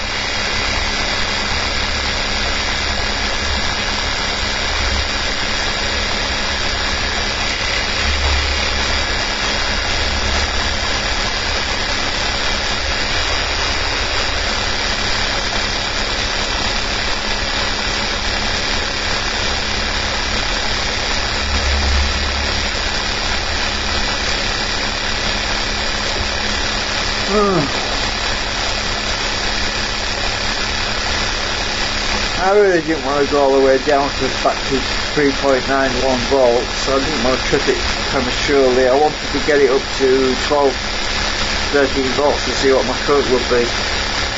Damn, so I've got to wait again. it's a lot quicker doing it during the day because solar panel helps to charge it up and I can see what's going on much faster.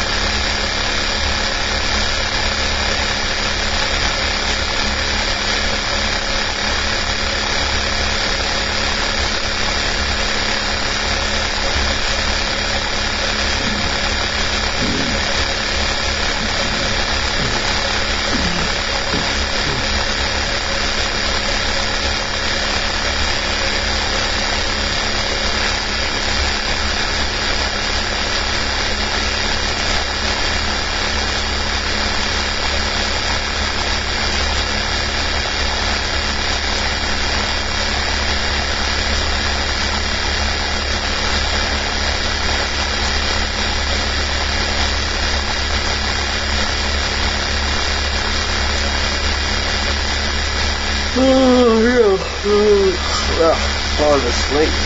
Tired.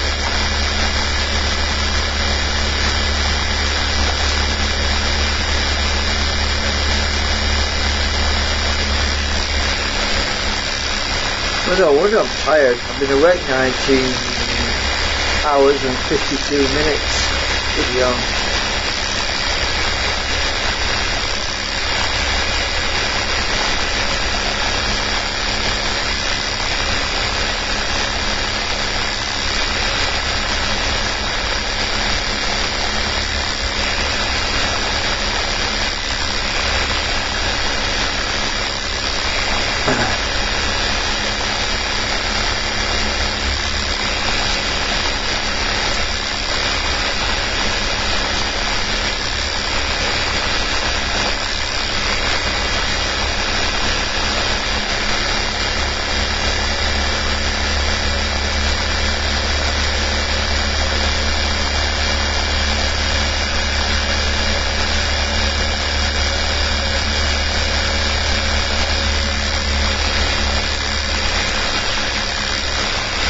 Yeah, so much catching now. I think I know what it'll be. It's that partition thing I've got in there. I'll have to take it off and stick it down or something.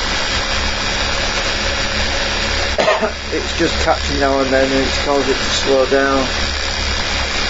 Flipping thing. Actually, if I loosen that nut a bit, it might help it a bit.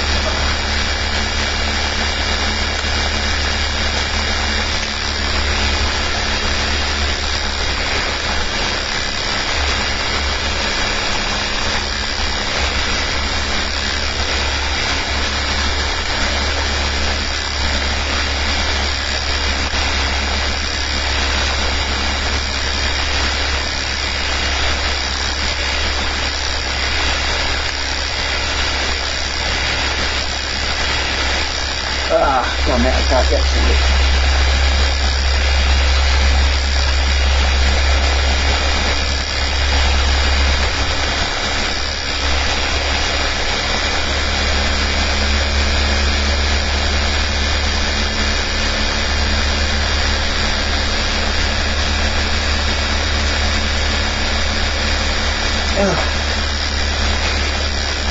Need my pliers.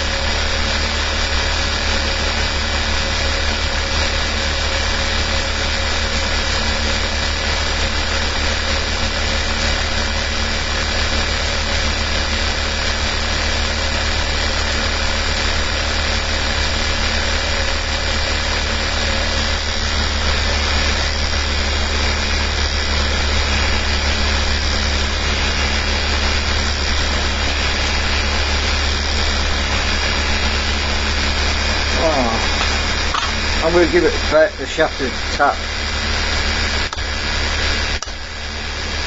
Might make it worse.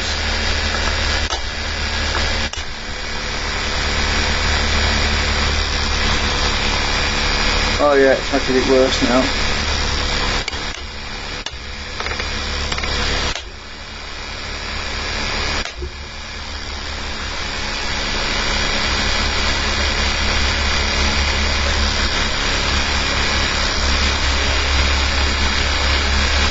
Oh, I've totally messed that up.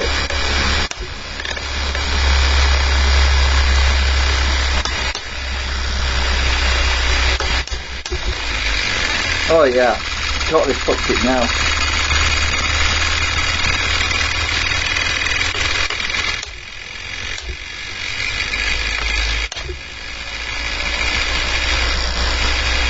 Something's catching somewhere inside, I'll have to take it apart.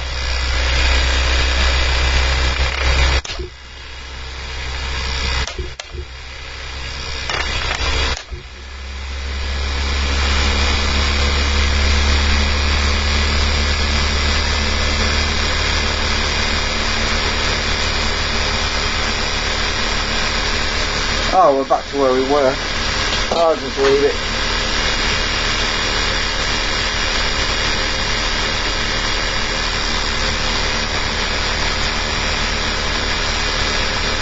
Not sure what it is, if it's something about tape's come off the drum, or I think it's my middle bearing that's causing the problem.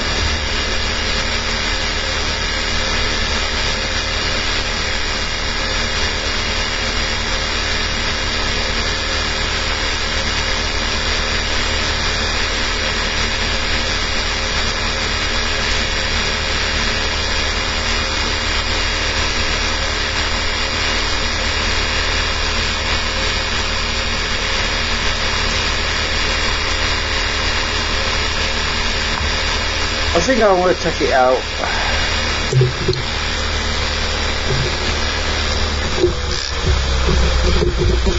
Yeah, my middle bearing's giving me some grief.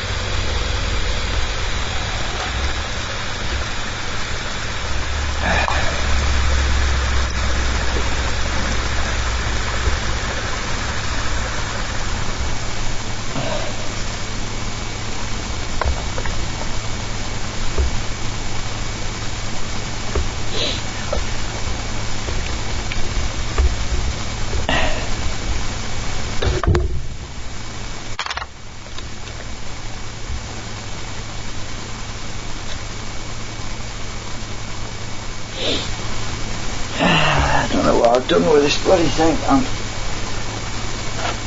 Plastic starts to dry out and shrinks a bit and creates all sorts of issues.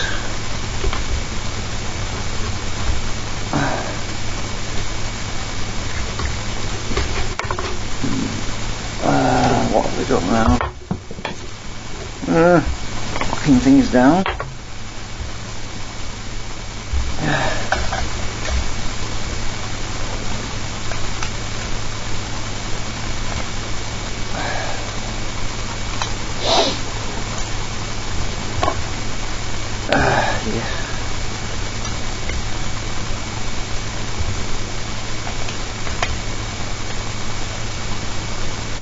It's not good as someone's catching, it's not going to get up to full speed.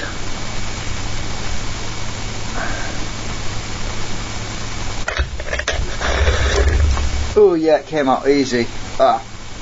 This is my rotor drum. So this middle thing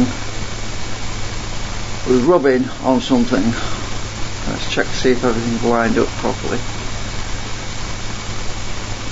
Right, all the arrows are still pointing at each other, that's good.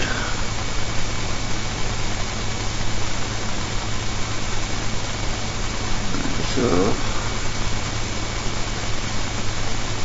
what's doing the rubbing?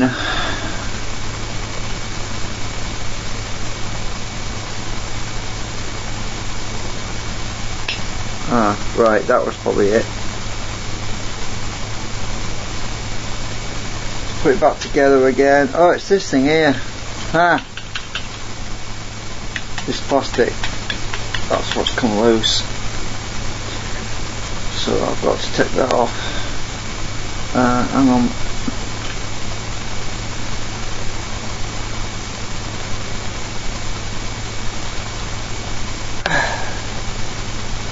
Can't get this thing off the end.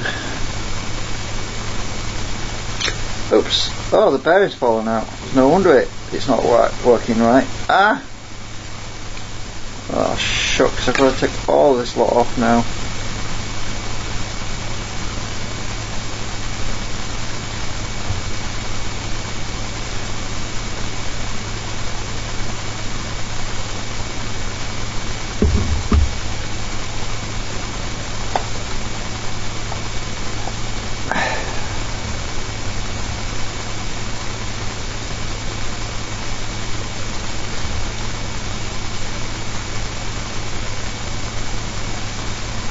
Oh!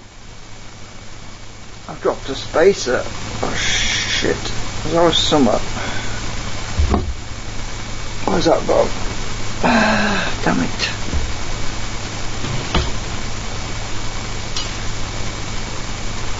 Where is it?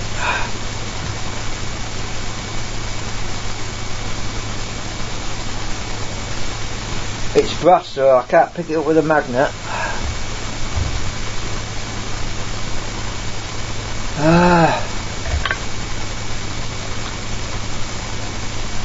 Where are you gone? I'm trying to torch.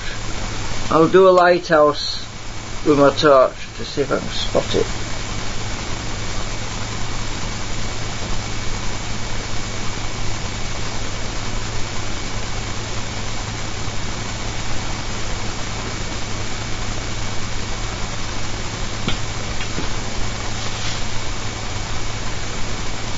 Oh, why is it when you drop somewhere you just can't find it? It always happens.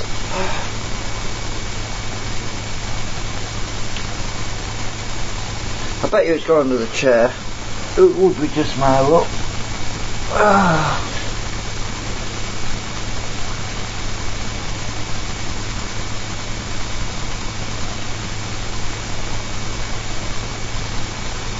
Where are you, Brassy?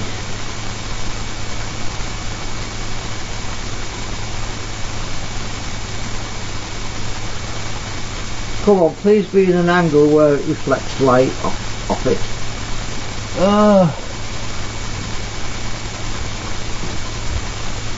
And I'll probably kneel on it and go, ouch.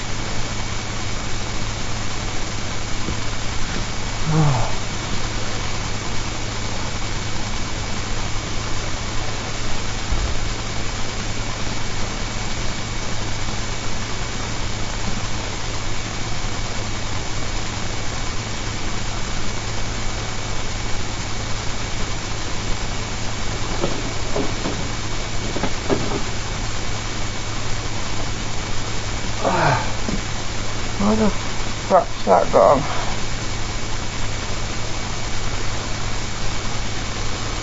Ah, what was that? Felt somewhere. That's all it.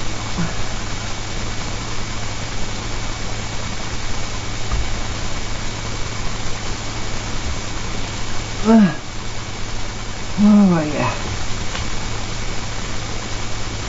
I hate it when I drop things.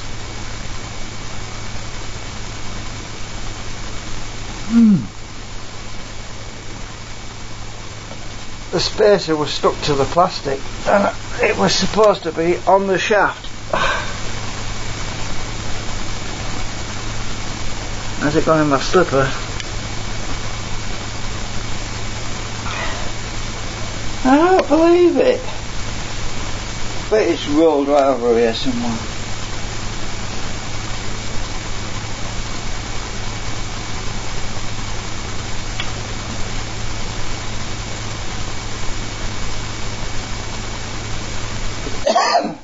It's only a tiny little thing. I don't fancy making another one.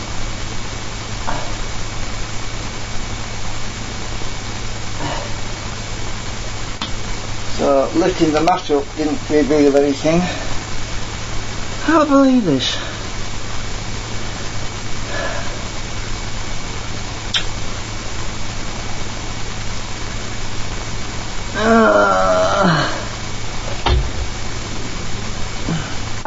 Found it. Yay, it was under my toolbox.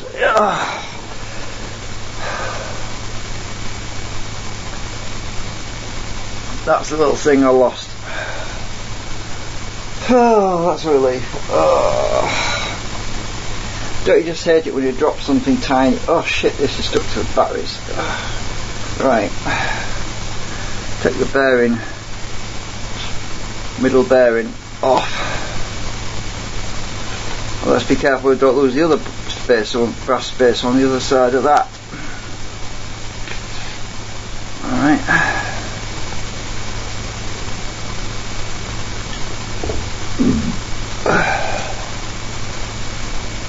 There's the other one.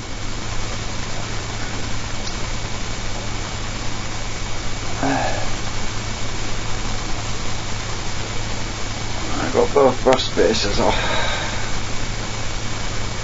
I've got a bit of friction on there.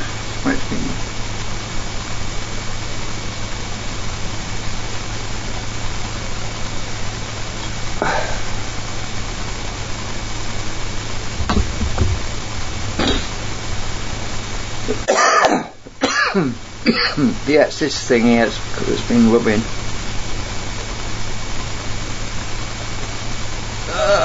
Oh, come on, you bugger.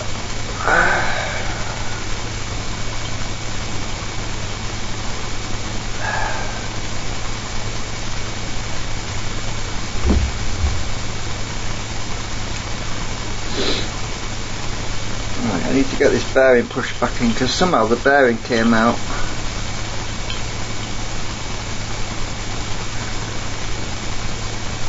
Oh my god, that broke off.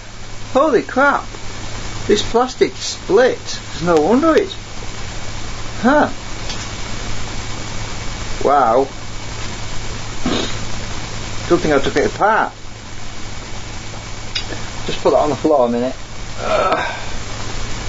So this goes around there, which had got split somehow.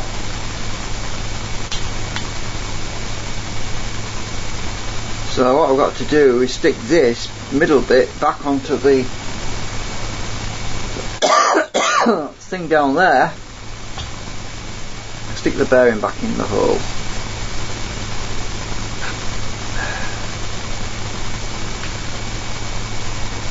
No, it was making a racket.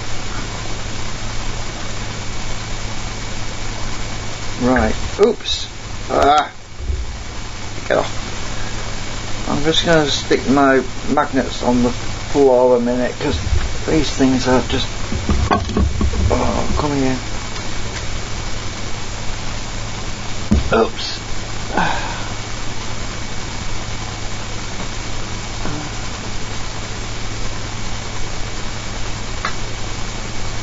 Putting them on the floor because they're just pulling everything at me. Right, so got the bearing back in there. Now I can see the split where it's actually split. I think what I'm going to do is I'm going to take the drive shaft out because it's going to be easier to do it. I want the other spacer. I'll just pull it out to that mount because that spacer will give me a little bit of isolation so I don't get any super glue or I don't know. Anyway, let's see. This thing wants to be positioned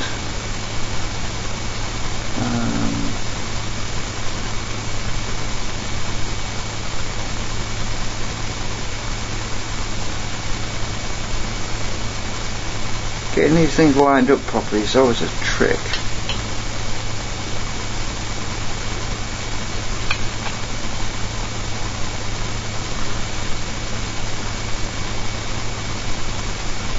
If I just put the glue on this side, I won't get it all over that.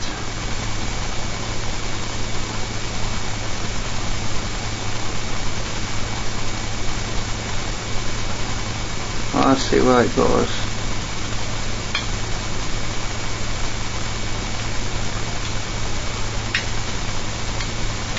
yeah, it keys in there. Right, so what I'm going to do is I'm going to draw a line.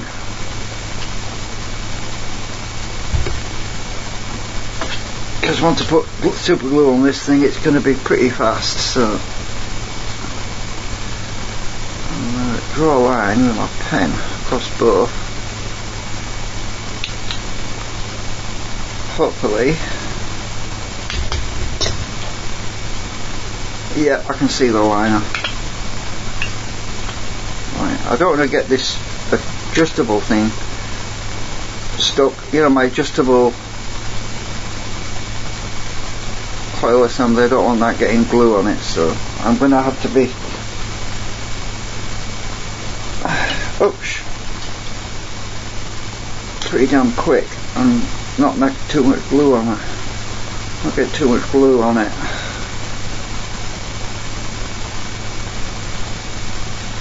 I'm just going to take this all out. I'll take my spacer out on my drive shaft because it's just too awkward. I've got this grease, there's lubrication grease on this thing, it's all over my fingers now. At least the part that's broken is clean, it's not got grease on it, so that grease would probably be useful in preventing me accidentally bonding the other parts.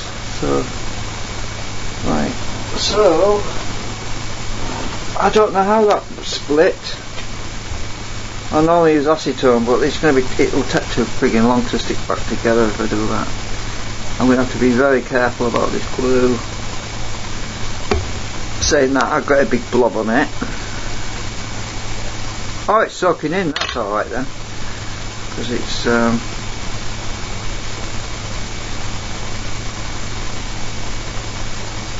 because it's 3D printed, it's soaking in, so. Right, there's my blue line.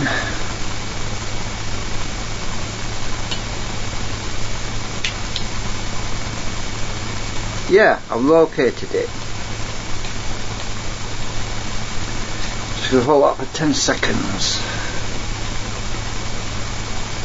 And make sure this lever moves in a minute. Yeah, it still moves. Don't this lever stuck. I'm just going to squeeze it with my fingers and we should be alright. There's no one it was catching all of a sudden. I didn't understand why it started catching. I thought, well, that's strange. Because I got the spacers right and everything, and this thing must have split. I don't know how it, well, it did split, I don't know how. Right, this should be stuck now. Yep, it is. Is this free? Yeah, that's free. Good. Everything's stuck back together. We're good as new.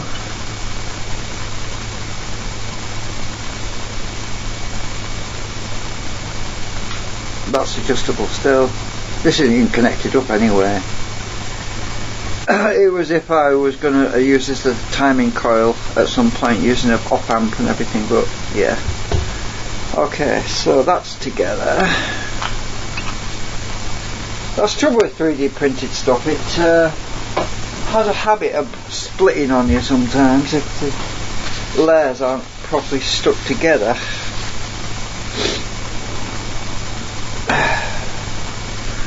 Right, stick this through here.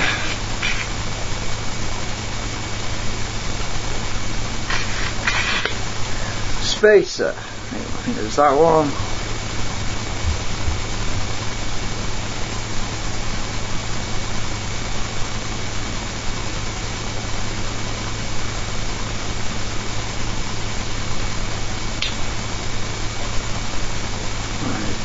Alright. I thought this plastic had come loose from the whole assembly. I didn't realise it's split in the middle.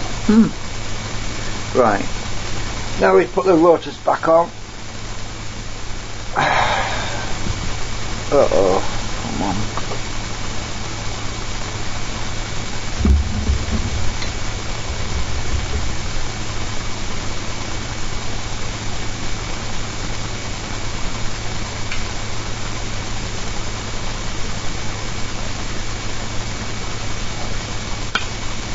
That's it, not touching anything.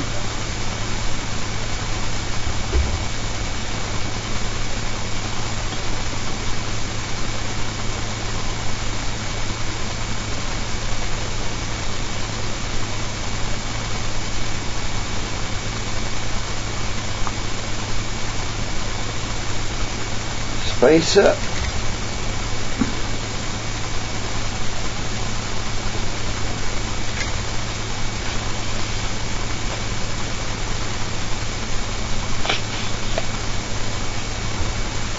Spacer.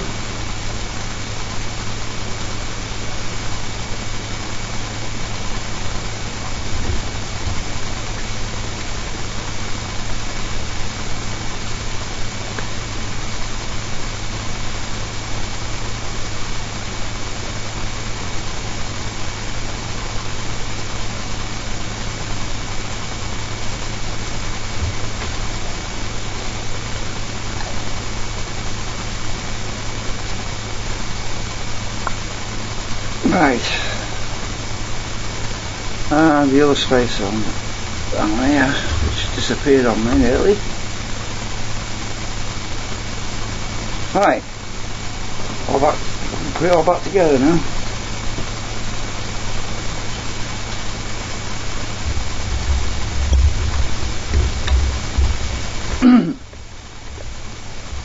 Can't find the hole, there we go.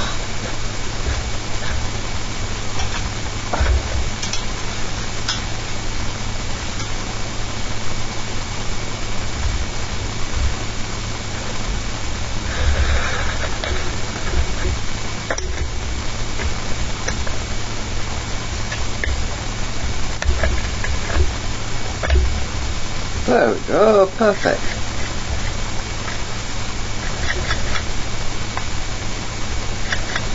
Something's rubbing again.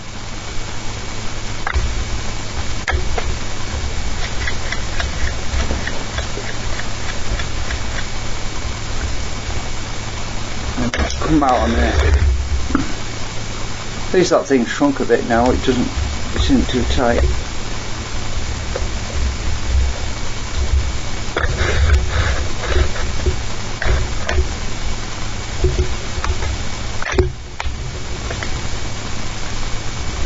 Better? No rubbing. Alright, let's get my nuts on.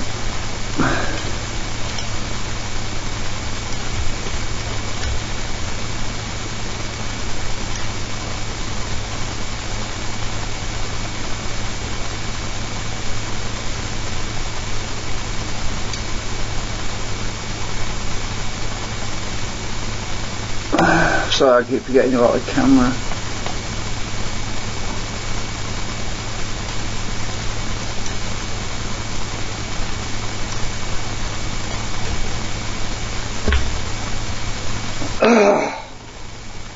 Try and move the camera around here actually.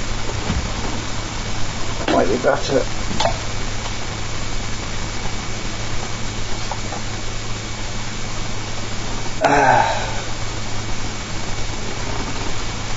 Where's my torch gone? Where's that thing?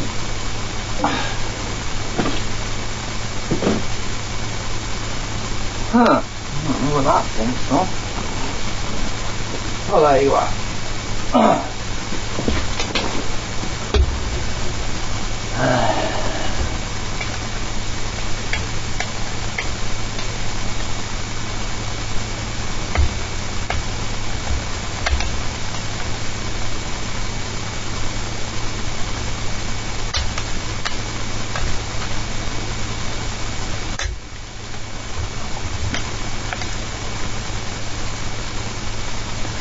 Problem when having a very bright light on the ceiling is you get big dark shadows on the other side.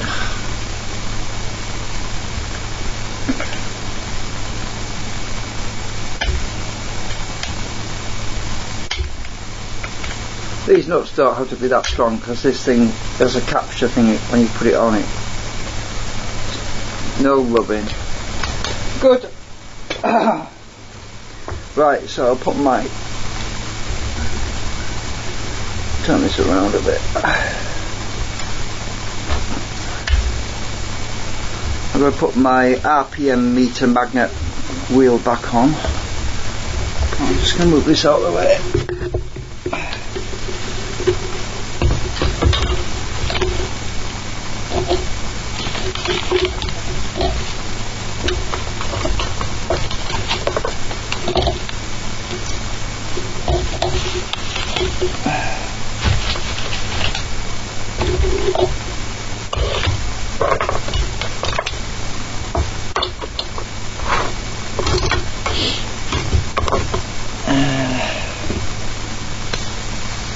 Where's my wheel gone? Oh, there you are.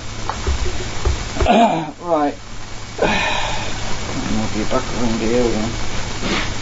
So.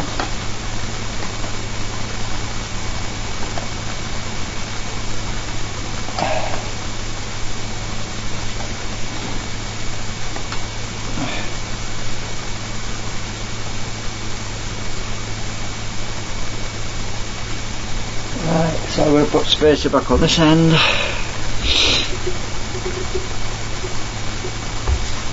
And my magnet wheel, that's for my RPM sensor.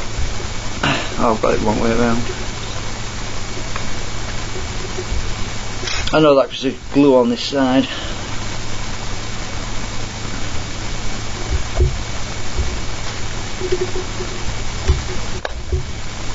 There we go. Should run a lot better now. Just to think that thing must have been catching for quite a while without me noticing it, because at high speed you can't really hear it very well. Right, we should have a little bit more speed now. Right, put my choke on. It's not really a choke, it just boosts, it just helps me get it started at low RPM. Right, let's get it started.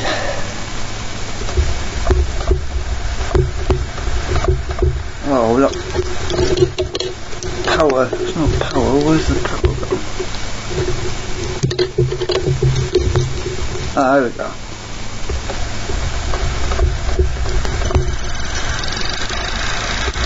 There we go, oh, we're off. Take the choke off, we'll go in. Let's see how much current we get now.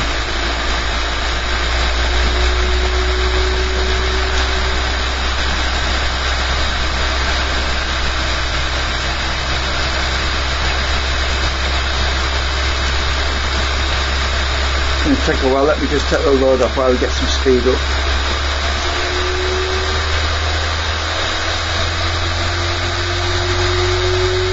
A lot better, a lot smoother.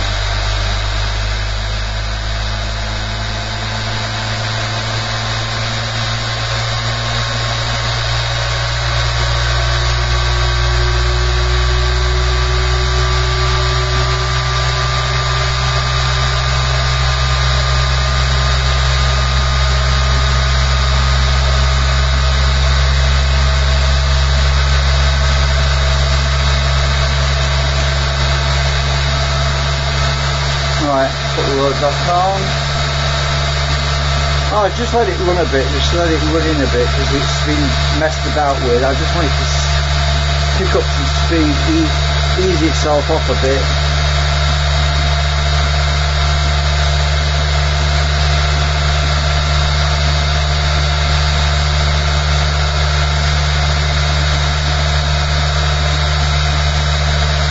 Well, we're drawing more current we should be really, so I'm just going to check the timing on these.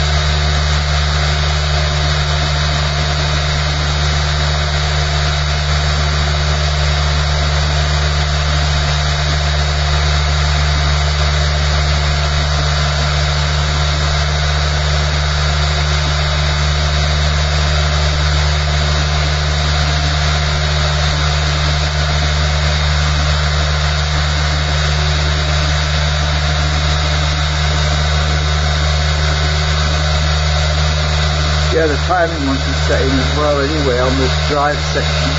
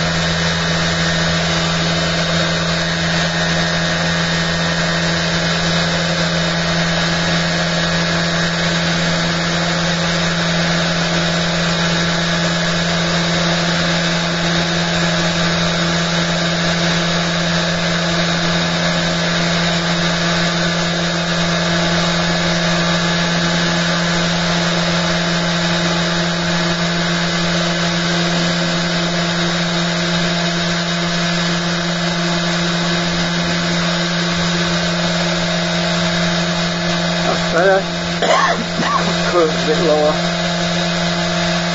So you can see it now.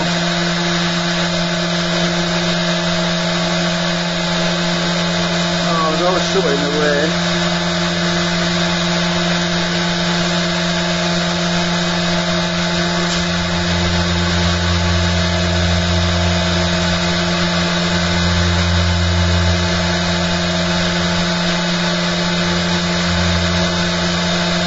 Keep the current quite low if I can. We're at 5,247 with no load right now, so I'm just optimising the timing for the drive circuit.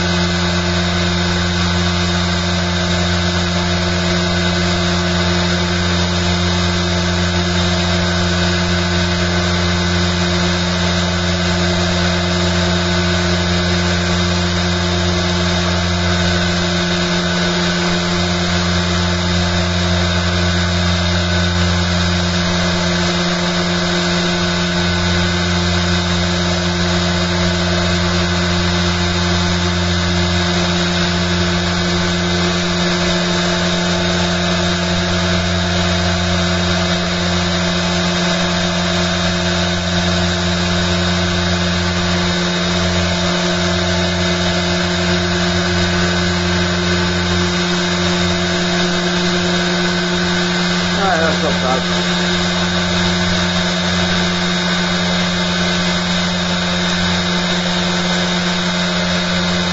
Right, let's stick the load back on.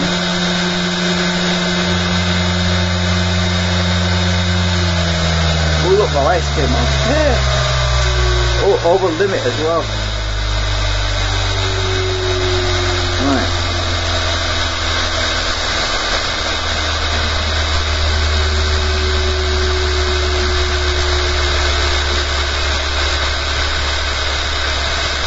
Well, the voltage on the super capacitors is at 4.34, so we're not as low as we were when we started last time, but my output current is actually lower, so we're current limited now at 17.5 volts output, and we're limited to 560 milliamps, 570 milliamps. Oh shit, now so what's going on with this? Oh damn it, now what?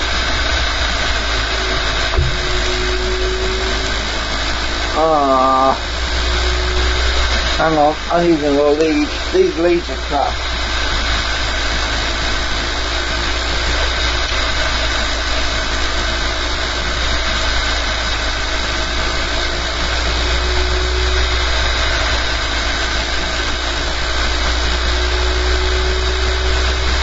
Right.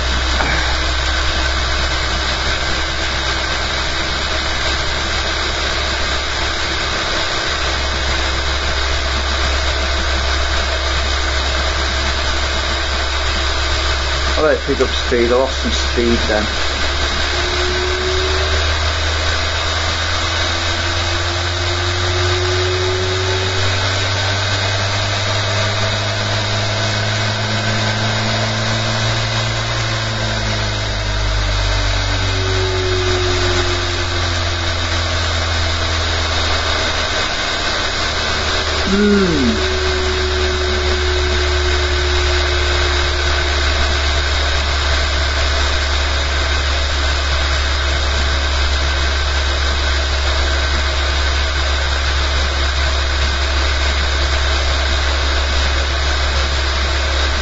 So if I remember rightly, this thing works better at low speed without this choke connected, so I'm going to take that out again. Oh, I'm along. Oh, I better leave it in. Oh, I can't see now.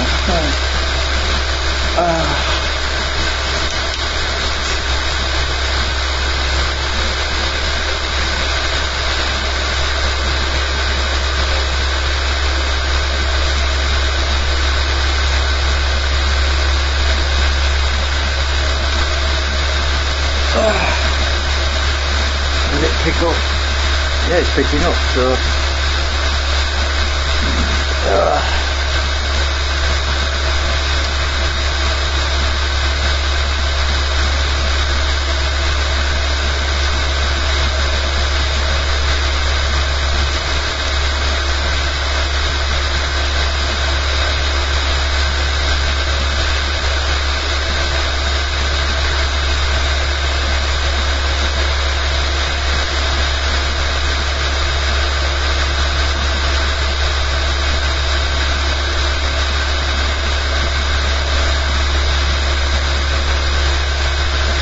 well, I'm going to go and make a coffee. I need a drink.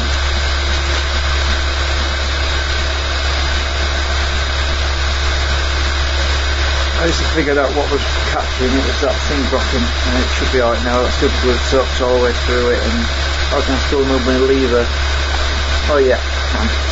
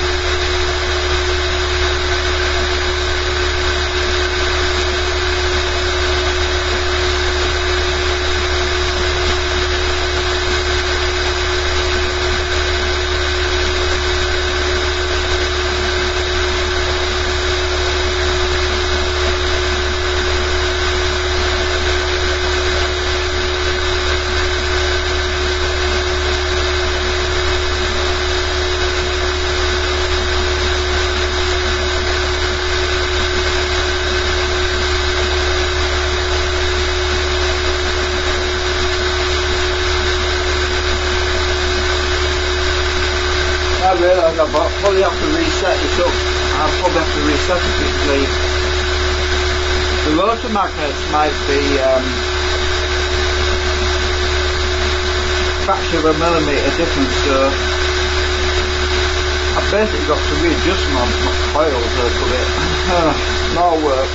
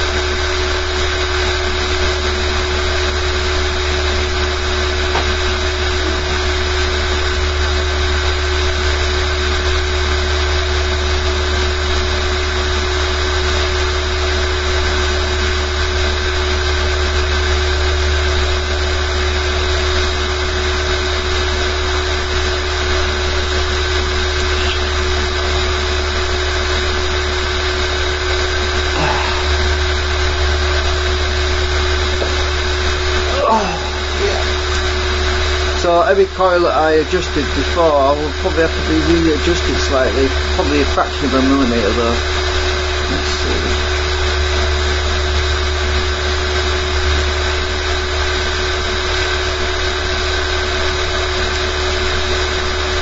Oh yeah, just by moving that a millimetre down, it's gone up. Speed's going up as well. Just goes to show, doesn't it? See, does this one go up? Or I'll leave it for now, I'll eat some anyway.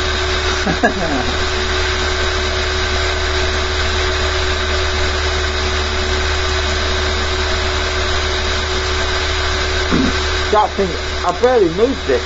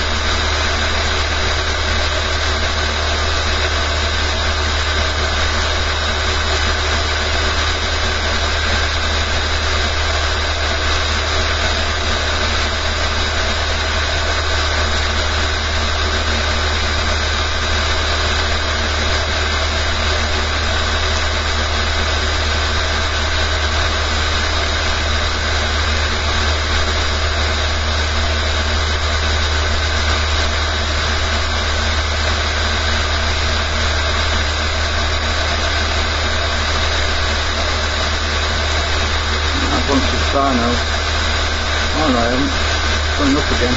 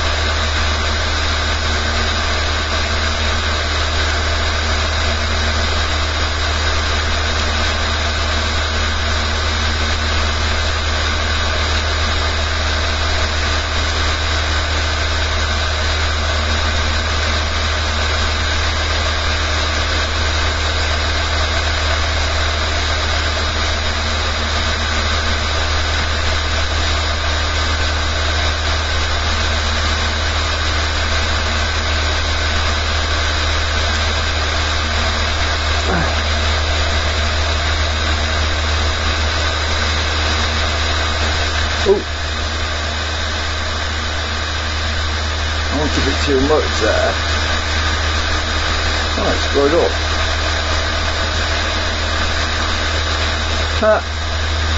I thought I went too much and it's actually better, so I'm going to leave it.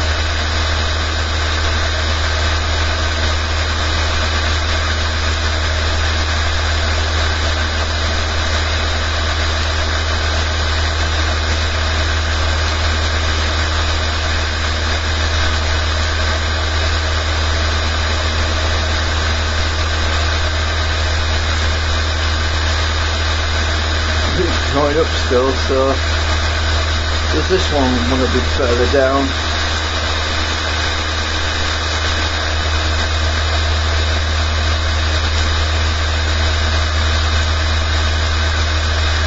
Speed slowing down, so no, it's a bit up.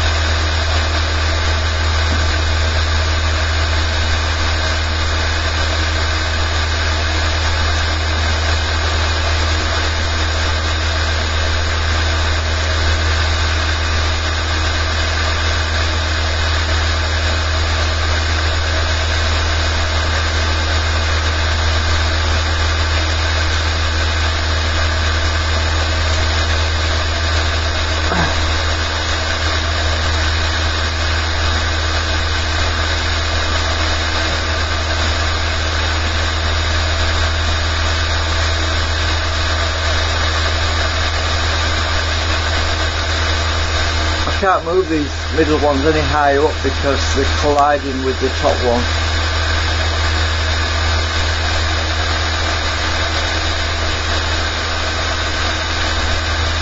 That's as high as that'll go. And it's going down, so back a bit.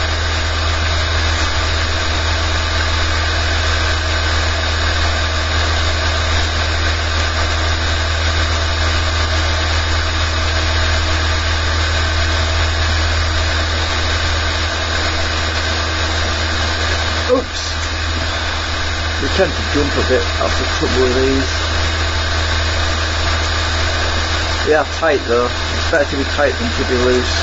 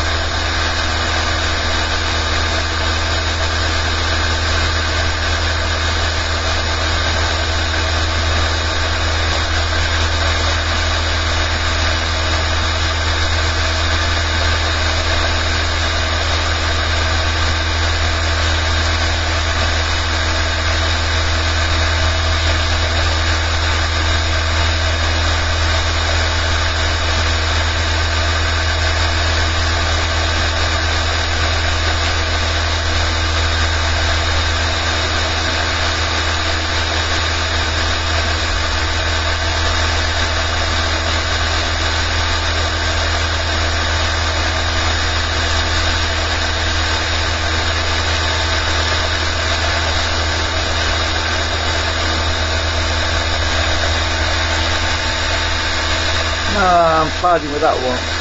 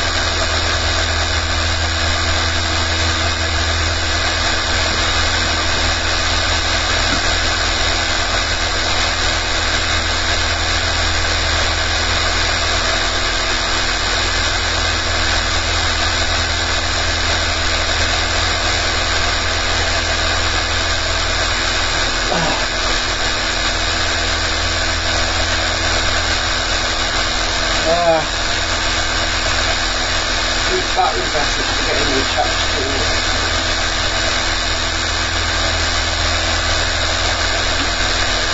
My wires are tangled up.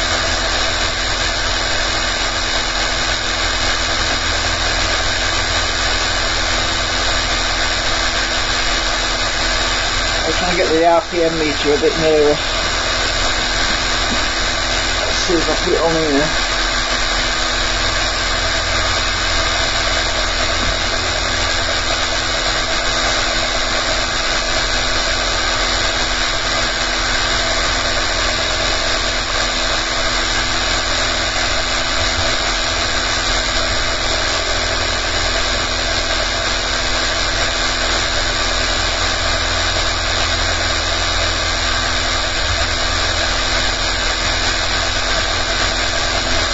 Oh, you can see it a bit better now.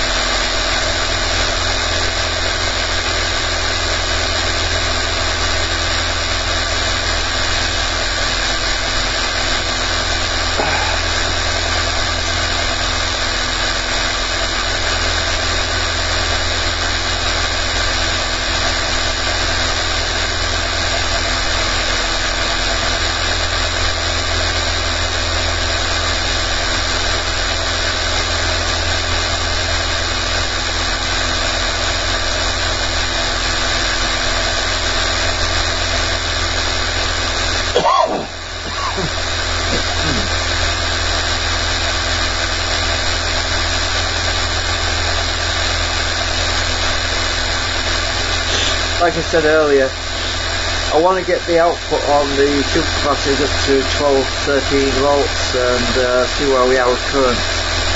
We're at about 7.23 volts right now, and we're doing pretty well. Speed's going up, and as the speed goes up, it compensates and we get more current, so that's a good thing.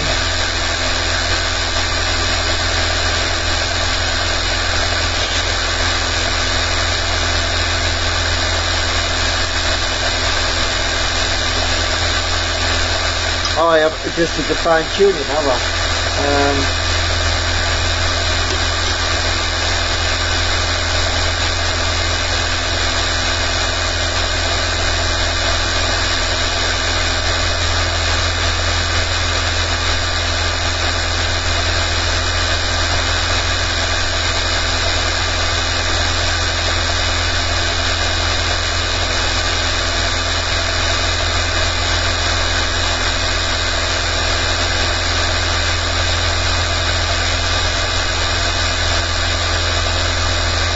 I have to turn it really slowly until the speed starts going up. It's going down now.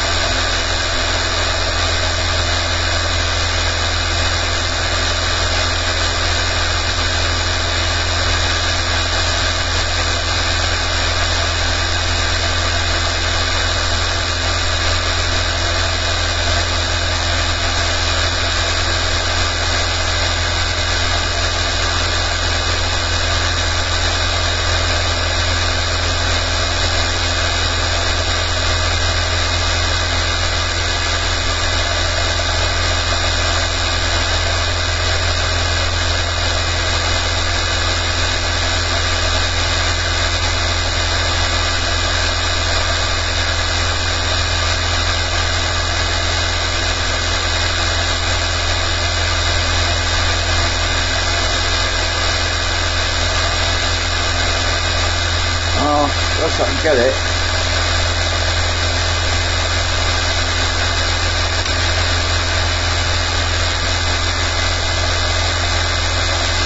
See, there's no point in tuning it for maximum current, because what happens is, if you set it for maximum current, you lose speed, and as you lose speed, you increase the amount of input current to drive it. So it's best to get the maximum RPM, which means less input current.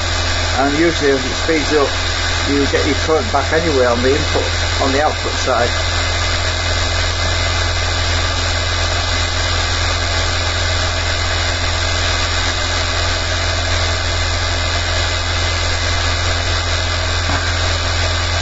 Anyway, as I was saying earlier, I need to start working out a new circuit, because the more I build this,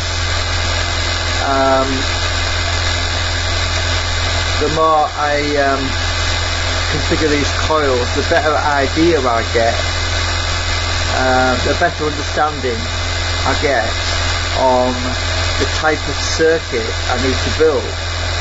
That's why I haven't built another circuit for it yet, because I'm trying to get an understanding on the timing sequences for the offset coils, so then I can decide on exactly what kind of a delay line circuit I could build. For example, I could use multiple trigger. I've only got one triac on there right now. I could have a series of triacs, and the triacs could all be timed differently to drive drag cancellation coils, which are actually on the back end here, they're on the other side. So if I know how many I need, because some of them can share the same coil, for example, so some of them might overlap, then it means I can simplify my circuit and not overcomplicate it. So this is why I'm playing around with this circuit, even though it's not ideal right now, but it just gives me an idea. But it makes one hell of a difference, it really does. So if I can get that circuit just right, get a multiple drive circuit, multiple pulse circuit.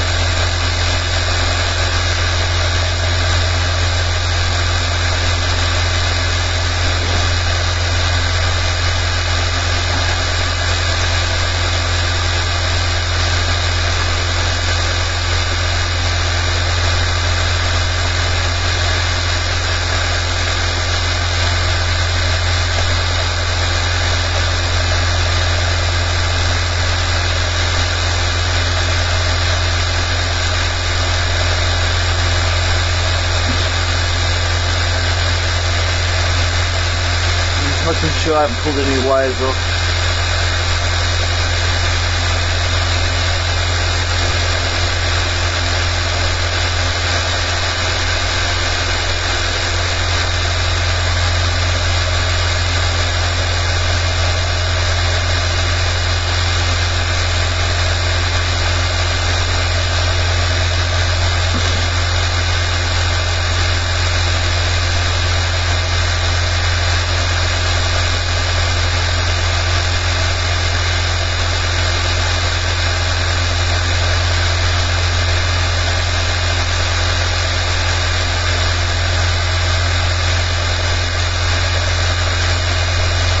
And another thing I want to do as well is at some point I want to build a circuit board where all these coils come in and they have individual switches, or I can switch out different coils as well to see which coils are a hindrance and which coils are an advantage. It gives me a better idea of how to build it.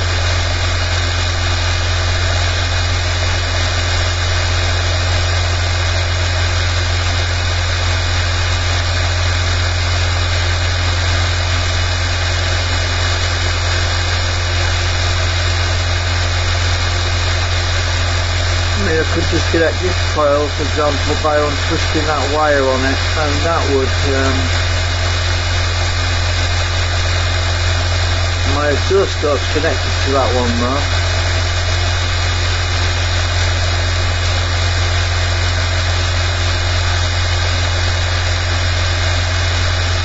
Actually, let me put my oscilloscope on this other coil, this big coil, because I haven't done that yet. I'm interested to see what the voltage is on it.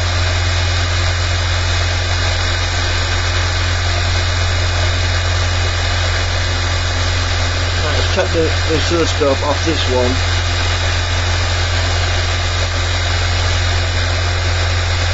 And let's stick it on.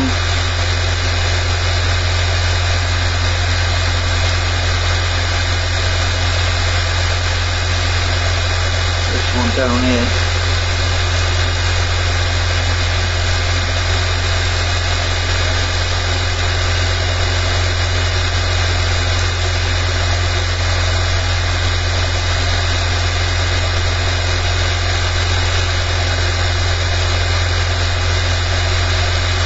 Oh wow, that's different. That is really different.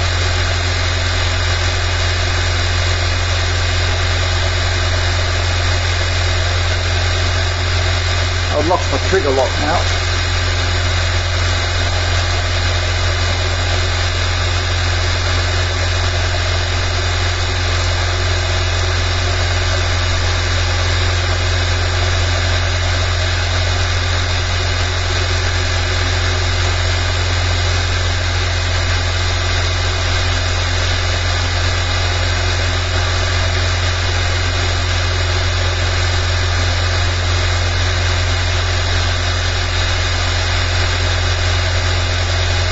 See how much voltage is on these new coils around without a load on it.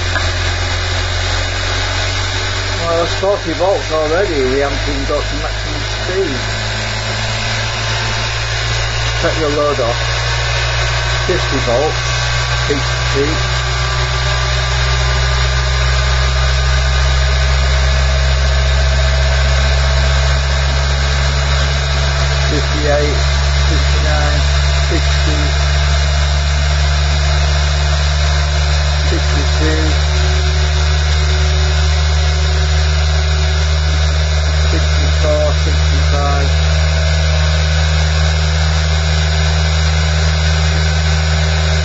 the scale at the top, 68. It looks like it's going to be over 70 volts on this coil.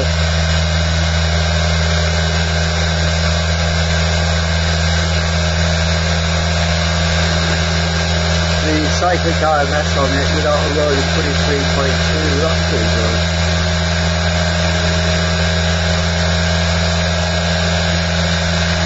Yeah, I'll put the load back on.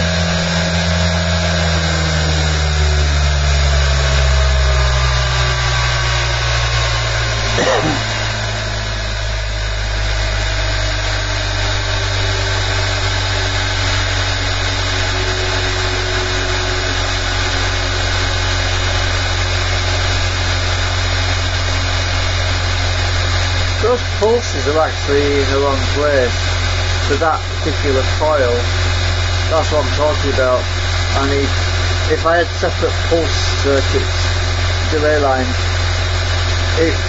they need to be set for each coil set, and at the moment this is doing them all, so it's not an ideal situation really.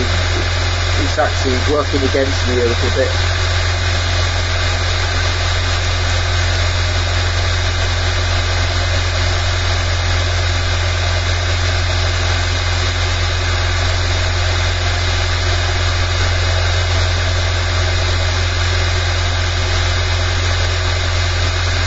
So you can actually see the phase shift. You can see that the phase, I don't know if you can see it clearly, but the blue trace is actually the trigger coil, which is connected to the down here, which is out of phase with the other coils, and we can see there's a pulse there which is relative to the pulse on this waveform, but we have other pulses on the trigger coil which are not showing on this output coil here, because these are different trigger points. So these pulses on the gate of this track are showing on here, but they're not actually on the output coil, which is this coil step here. So those are obviously out of phase with that other waveform. This is what I'm talking about. So when we're trying to tune this circuit, we're only tuning it to one pair of coils. Not all of them, because they're all slightly out of phase with each other. So it's I could probably retune this to be matched to a different set of coils. I would like to tune it to be on these coils. Actually I could do that. Let me just see if I can move these down, see what happens. If I move these exit coils which are on the back, which you can't even see right now, if I move them down, we should see these pulses move across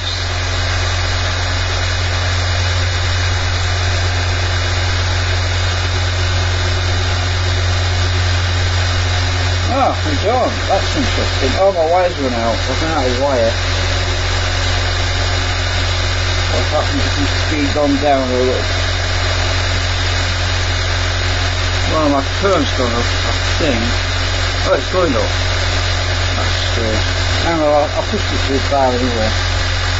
My current's gone up, so on the input.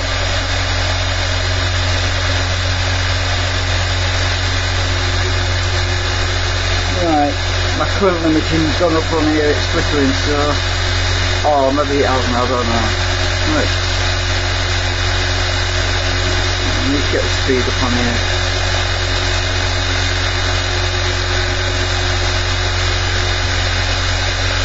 I'm going to stick that back where it was, I think it was about there.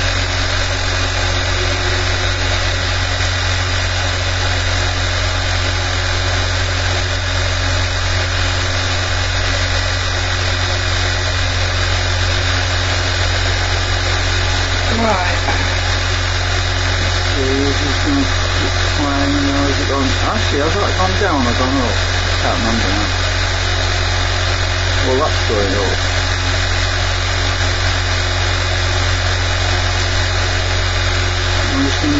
around a bit.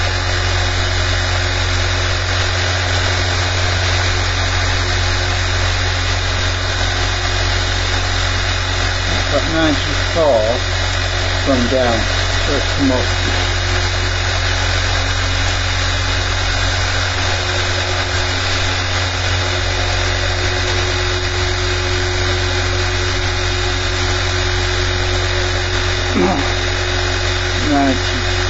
From down again. I'm just going to push them down a bit because I can't see the meter further back.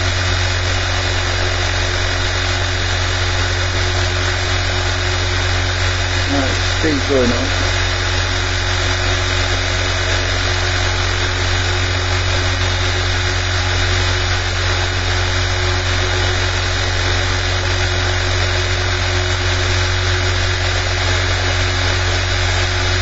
Down again.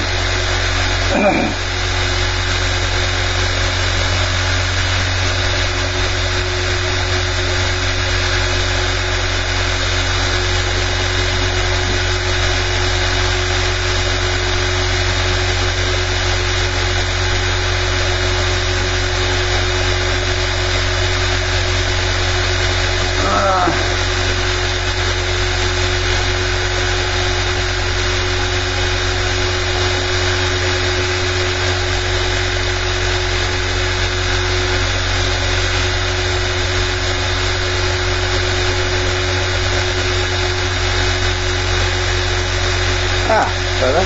Oh, it was better. It's gone down again.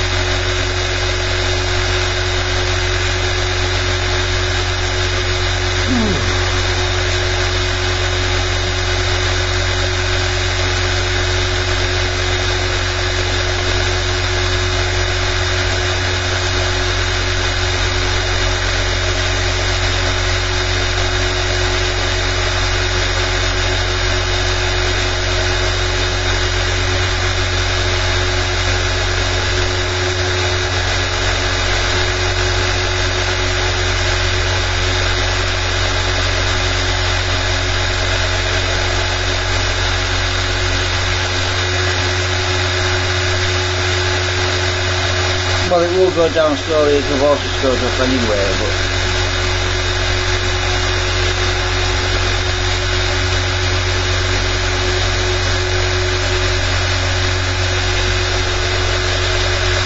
as the output load voltage is higher, current's going to drop a little bit.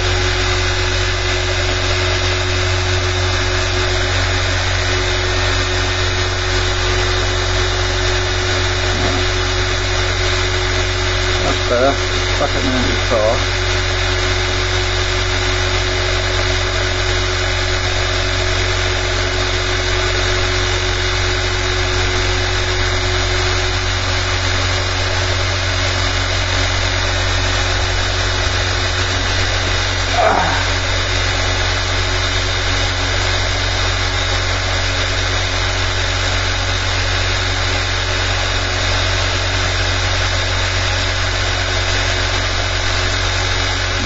I'll current limiting LEDs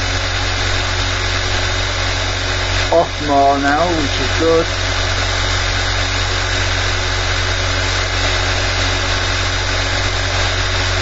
I think those batteries that are running my RPM meter are running low. I better check them because I don't want to run too low. They need to be charged. I'll swap them out with some fully charged ones if they are too low. I'll just see what they are.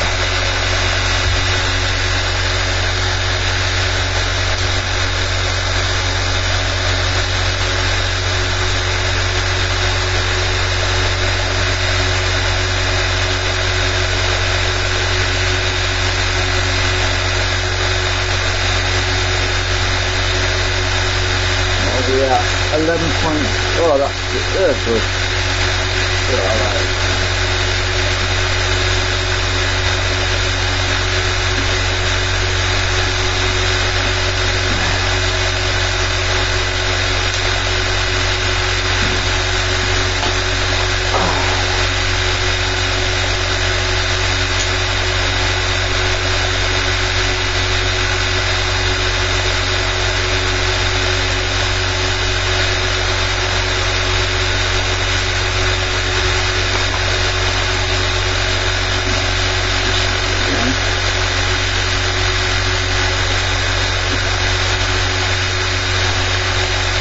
That's in the RPM meter now.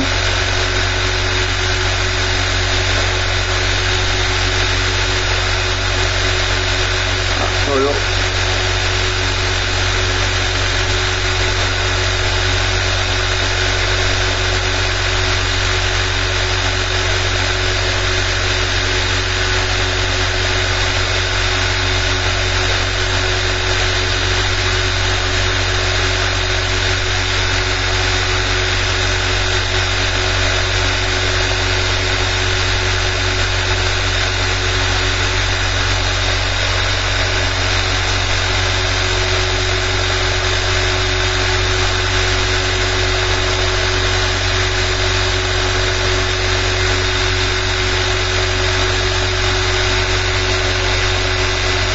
I've lost my lock again.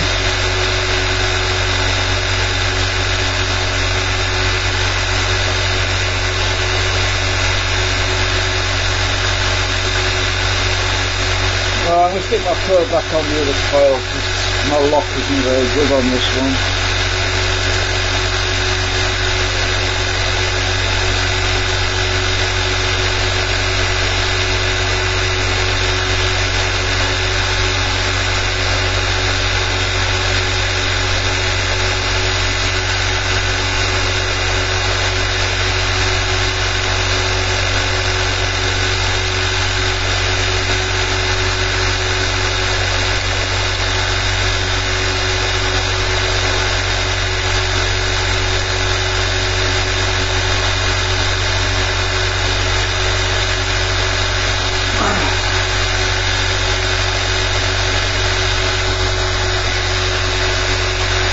That's strange. That thing vibrating again, is it? How the hell can it be doing it again? I just noticed. Oh, it's something else. Thing.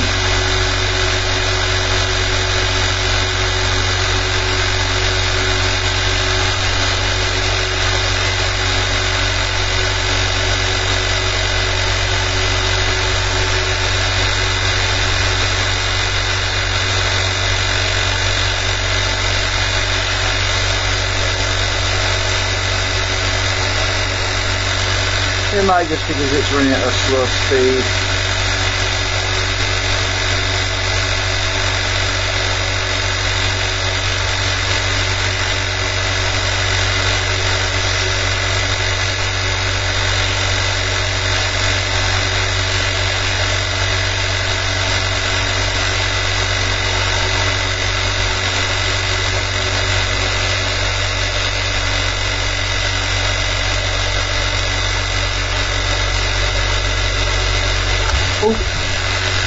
I'm using my compass as a centre thing to push the shaft along to see if that's what's causing the problem.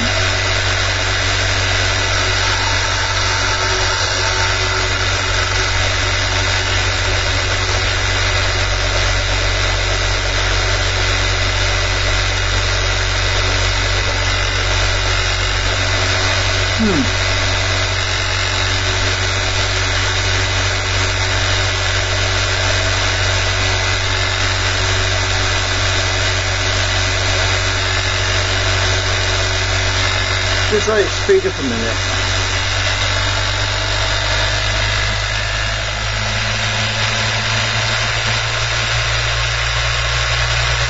I think it's the centre bearing that's doing that.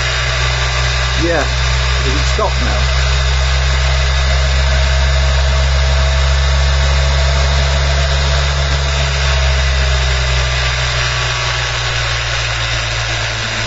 centre bearing is causing some issues.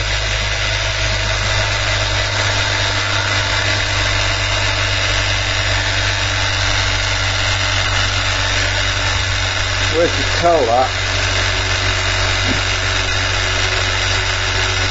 is to stick a screwdriver in your ear like that, and then you listen down the middle, see which is loudest.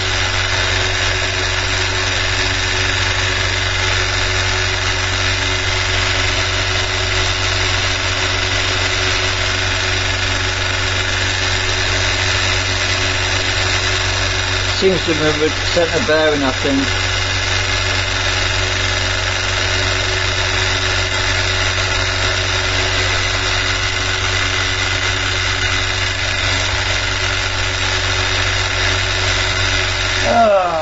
So it's going to be a case of taking it apart and putting something around the rim to stop it from rattling.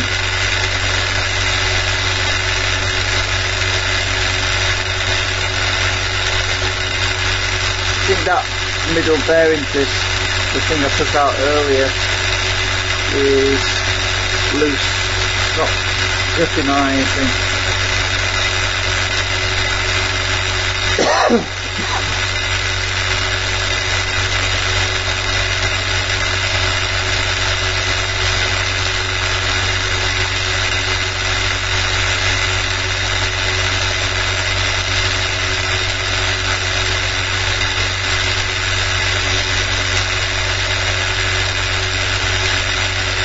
Well, I'm at 9.44 volts DC on the supercapacitor.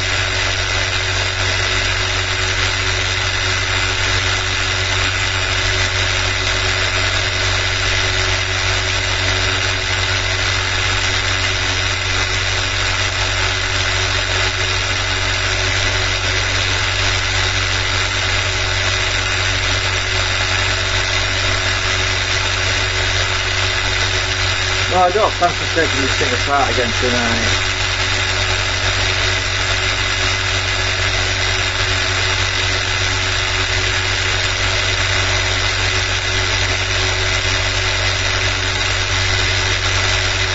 Oh yeah, good.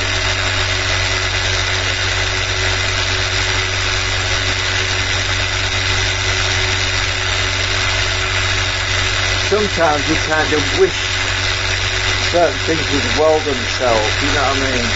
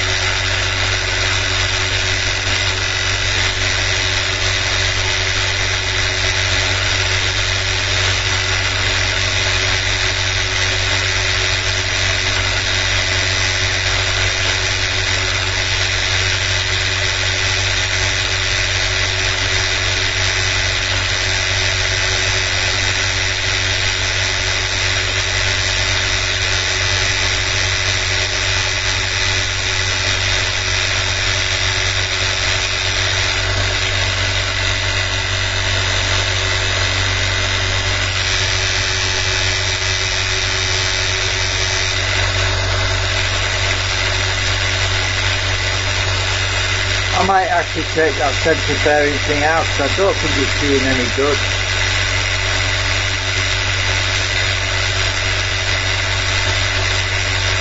I don't think I even need it, to be honest.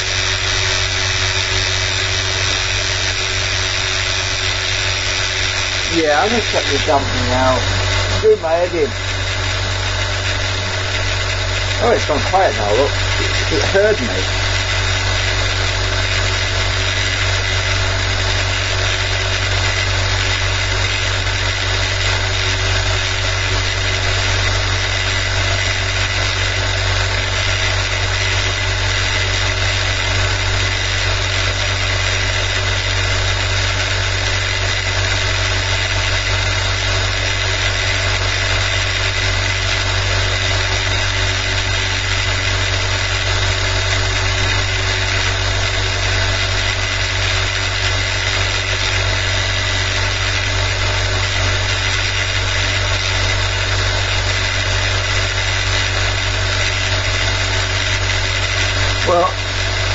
Yeah, I'm going to take the damn thing out because it's really driving me up the wall. It won't take long.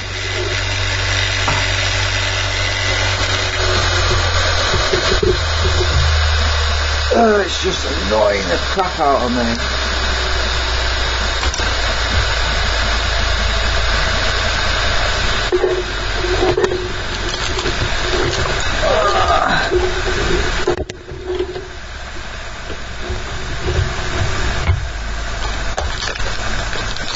Yeah, the centre bearing was, I installed the centre bearing initially as a little bit of extra support for the rotor assembly, but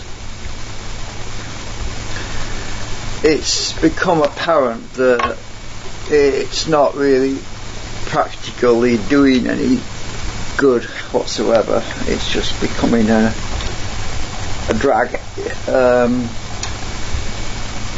problem.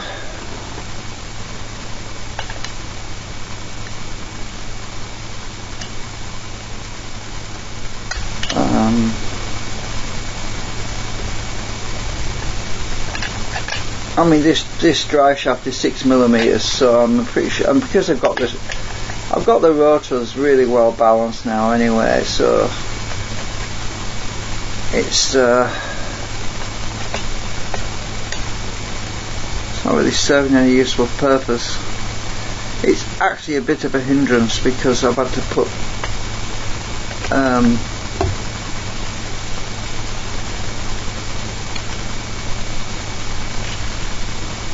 all them extra spaces in there just to keep the damn thing from touching the rotor drums, and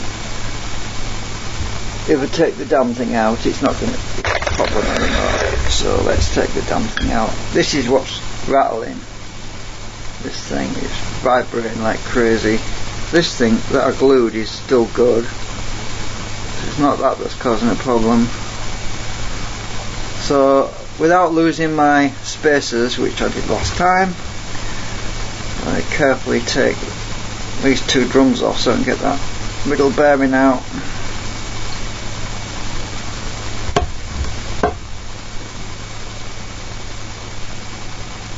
Where's that? Yeah, the spacer is there. Nearly got lost again. Right, I'm gonna take the spacer off, take this middle bearing out, which is driving up the wall. Come on. Ooh, bearing came out of the middle of it.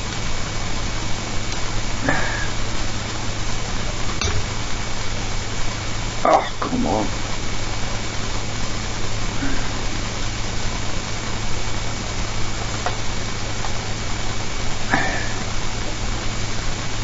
Ah, damn it. I can't get the damn thing off now. You know why? It's heat. It's been rubbing.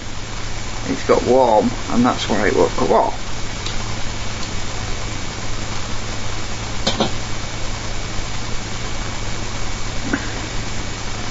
Ow. Well, there's another way of getting it off, and that is to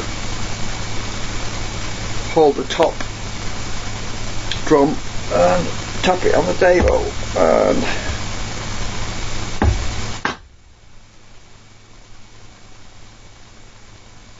I was hoping it was going to move it, but damn, it's stuck. Shouldn't be. Went on easy. I'll use my pliers and see if I can get it that way. Why is it so stuck? Oh Jesus! I never glued it, so it can't be stuck. Oh, I know what. Freeze it. I'm going to get some gas on it and freeze it. That'll get it off easy.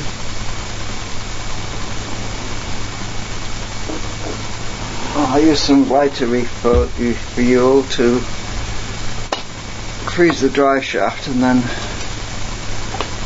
I should be able to get this damn bearing off without any problem then. If I can do it without freezing my fingers. Ah!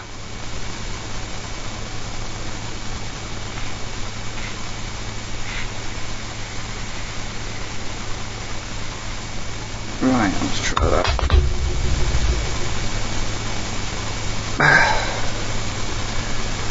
Come on.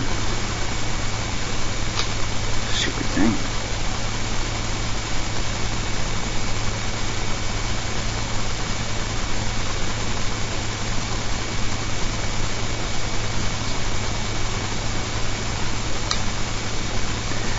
I don't believe this thing. It went on dead easy. Let's just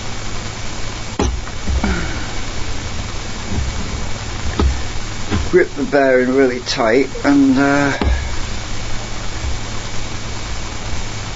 oh shit, it's stuck.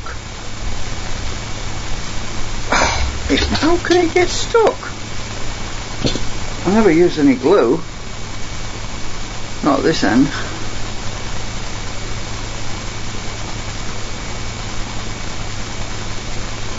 I know what I'll do. I've got an idea. I'll just grab this drum. The drum will push it off.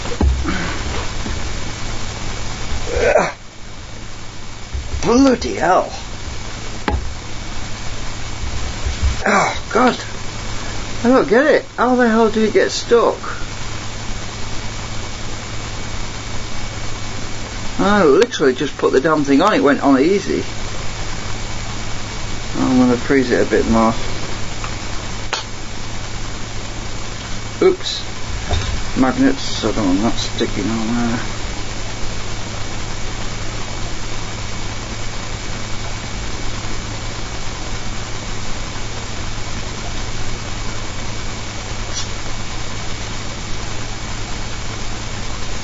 Ah! Well, that's interesting. The drive shaft's pulling through, but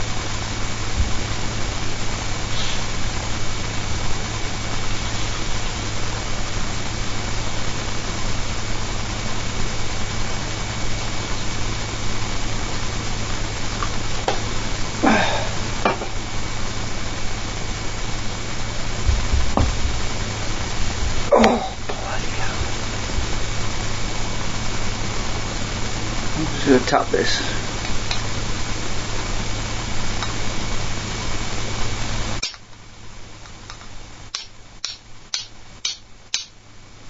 That's made it come loose. Don't want to break the end over. Oh, right, there we go, it's come loose now. Bloody thing. Why the hell was it stuck? Right, I'm just going to stick both these spacers on now without the bearing. I'm going to leave the middle bearing out.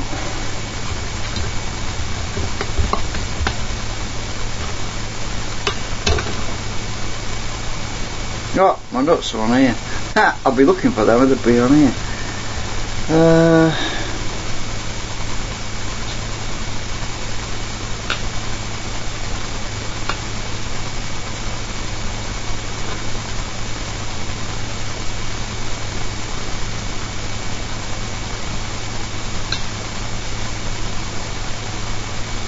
Actually, I'll tell you what I will do. Now that I'm taking the middle bearing out, I'll take both the spacers off.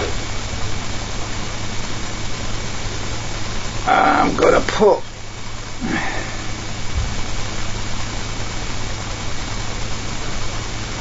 just to keep everything spaced out right. Oh, there's rust actually in the middle where that thing was making all that racket. It's like it's the shaft has got a layer of rust or something on there. That's weird. Don't know how that's happened. I'm just gonna I don't want it to get looser, so where are we?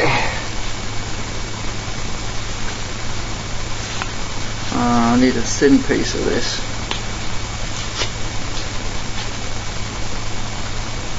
That's probably where the bearing won't come off.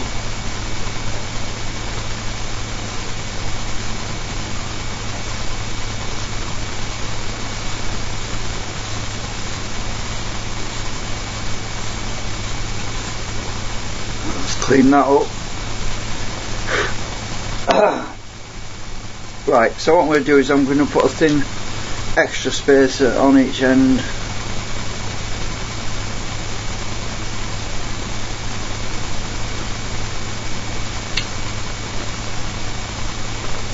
At least we want to be rubbing on the ends then.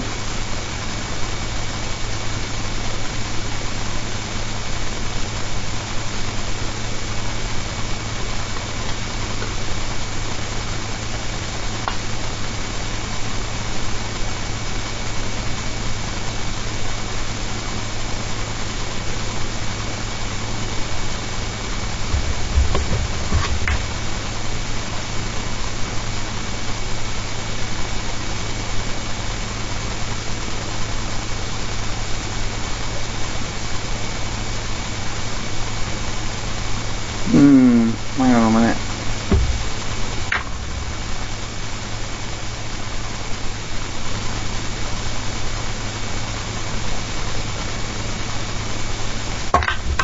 Oh yeah, I forgot there's a plastic spacer that's not on here now. We need an extra plastic spacer to compensate for the fact the bearing's not there. Oh, actually,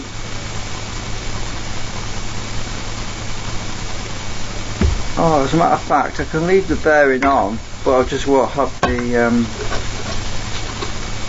the plastic piece in. I'm just gonna, because I need that spacer. Oh, I could. Yeah, I'm just gonna stick the bearing back in without this thing, because this is what's doing all the noise. I can maintain my gap then. It's not going to be connected to anything, that's all.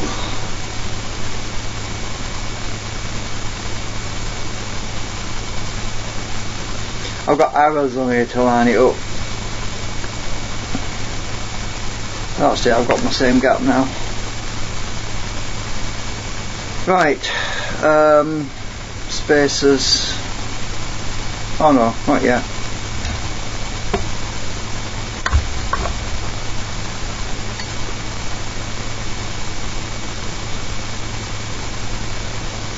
Oh, that's the wrong one. Where's the other line? There it is. And because I've taken all this lot off, I'm going to probably have timing issues again. So 2 washers on this end, 2 spacers on this end.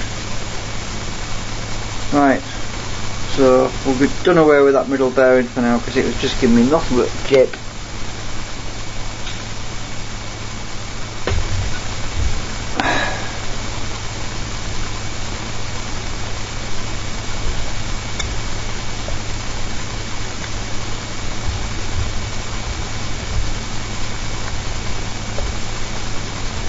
Hard to find the hole now. The middle bearing made it easy to. Ah, I've got it.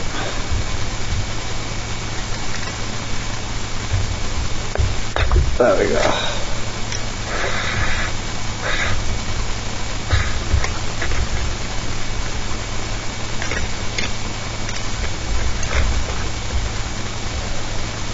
One's a lot smoother and there's no rubbing now. Right, we'll soon find out how well it does at 8,000 RPM without a middle bearing. If I do get that speed. Right, we'll stick that thing on. Space on the outside.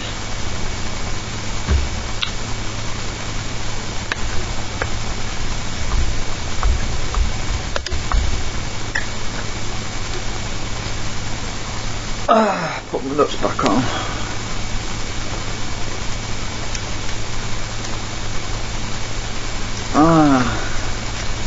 At least that relay didn't click this time, so I can carry on where I left off, charging it up.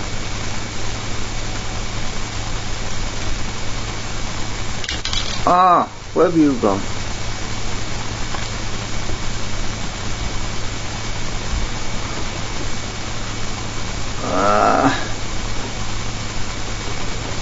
my nut. There you are.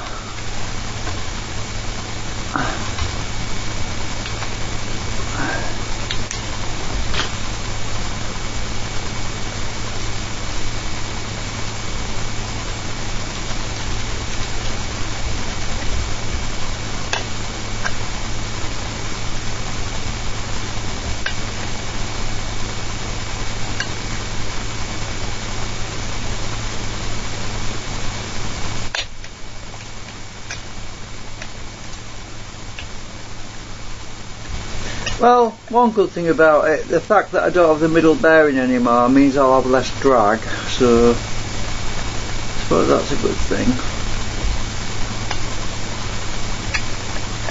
You see, initially this thing wasn't as well balanced as it is now, and the middle bearing was there. I put it in to absorb any resonant third harmonic oscillations in the drive shaft, so it didn't start. Because if you ever see a drive shaft at high speed when you've got multiple rotors on something, the drive shaft oscillates like a wave, and you get this resonant wave problem, and it can cause the whole thing to shake itself to pieces. So having the middle bearing kind of detuned that and shortened the wavelength of the drive shaft so that it was higher frequency, so that it wouldn't get into that state. And yeah, we'll find out how well it does without that middle bearing anyway. So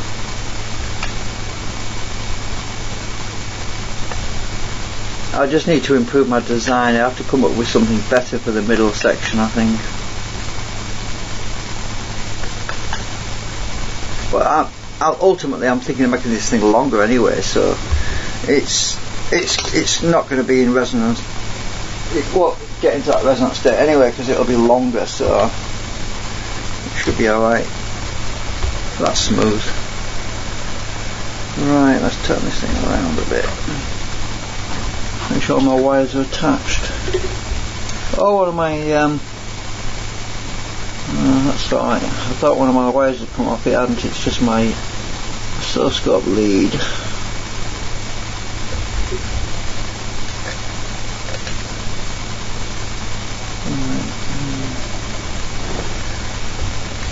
Right, let's put my choke on.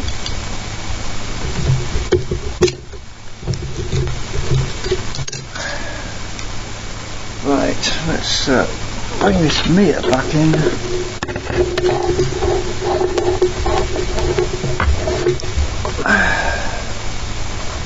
Oh, camera wants moving again.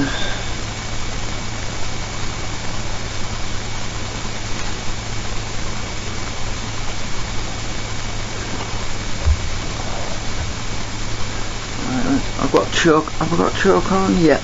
Let's get started.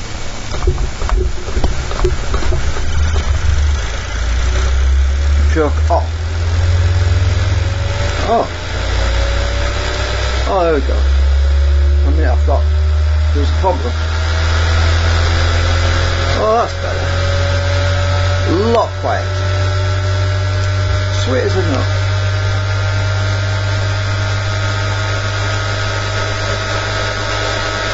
Much nicer.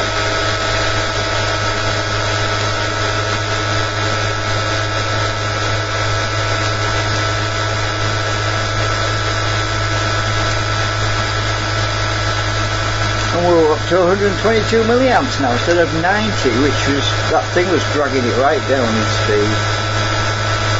Oh, at 3,142 RPM. Right, let's see if we need to tune things a bit. 124, it's still fine anyway. No. So up a bit.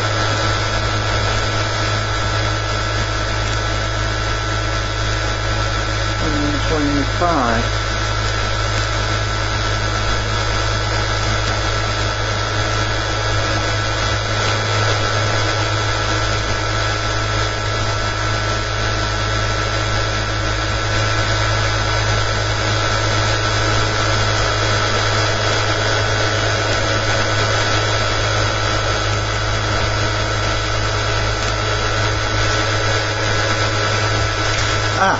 Wires.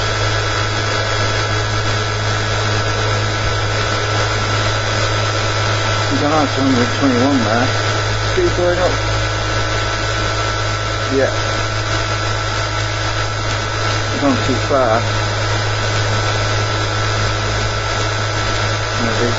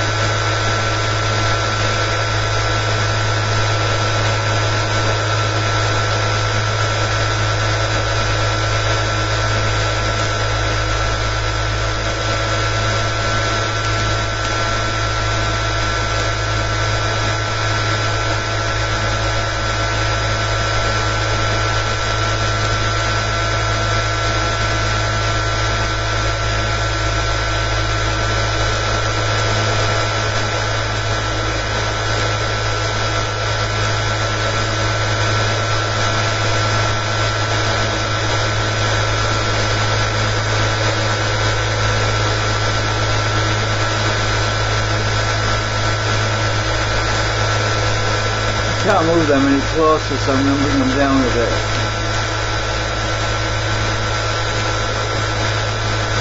So it's 3,200 RPM.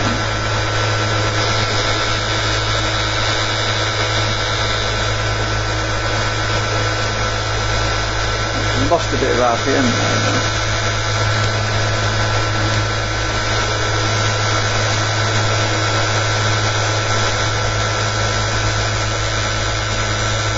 That's just the cause vibrating these things.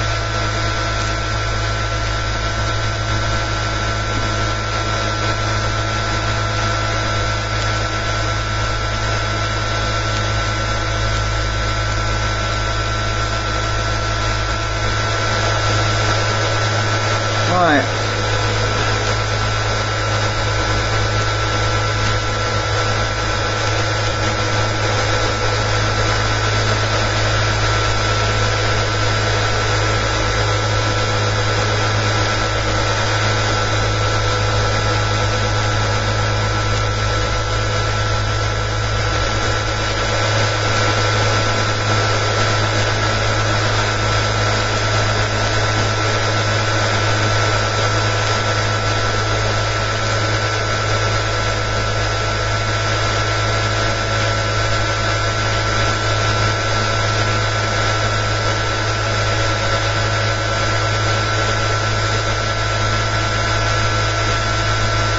Oh, that's actually a lot better. I mean, I'm at 9.5 volts on the output voltage, 9.52 volts, and I'm at 140 milliamps. Last time when we were doing this, I was about 100 milliamps. I was about, I think it was 97 milliamps. So 9.5 volts. Just taking that freaking bearing assembly out the middle, the bearing was dragging it down quite a bit actually. This thing doesn't use a lot of juice to drive it, you see. It's only pulsed halfway, and it's yeah, it's so much quieter that is. I never did need that middle bearing. There's virtually no vibration on this table.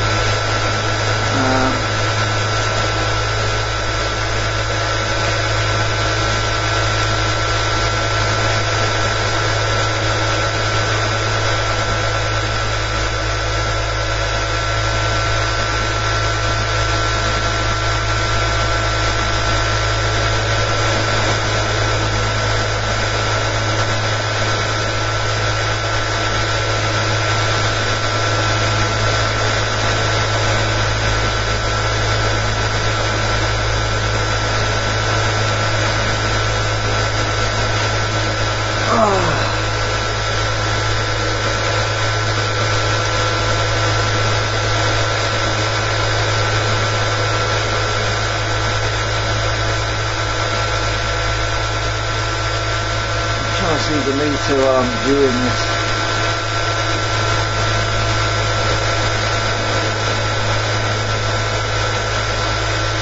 Showing it for maximum speed.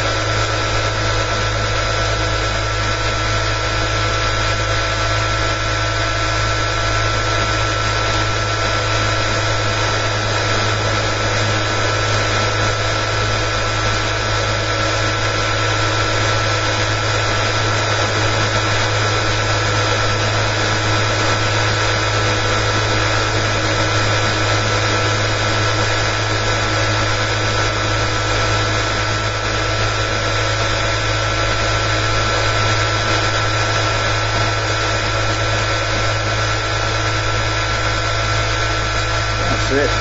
Can't get it maximum no more than that. Speeding up now. I just can't wait to build more of these things and have them on every single coil. I need to simplify it quite a bit though, make it so it's less bulky. I've got multiple coils in the delay line. I don't think I need that many. I just need to have one decent one on each board. I'll have one circuit board but with multiple circuit tracks for each coil set.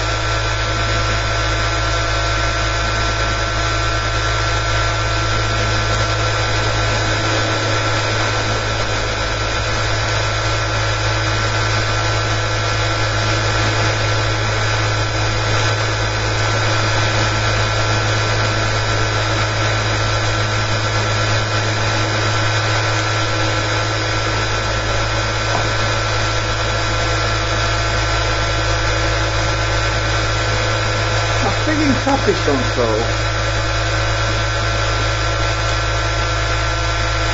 Oh, the sun's coming up. So the solar panels are going to start kicking in soon.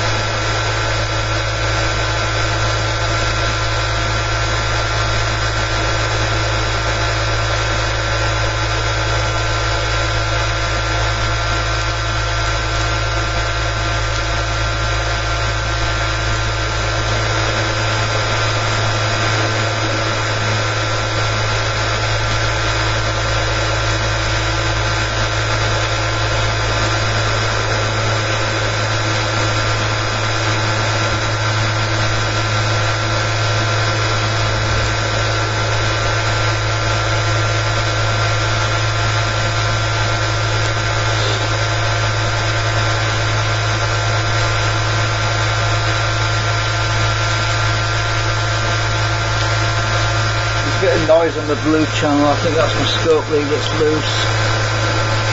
Yeah.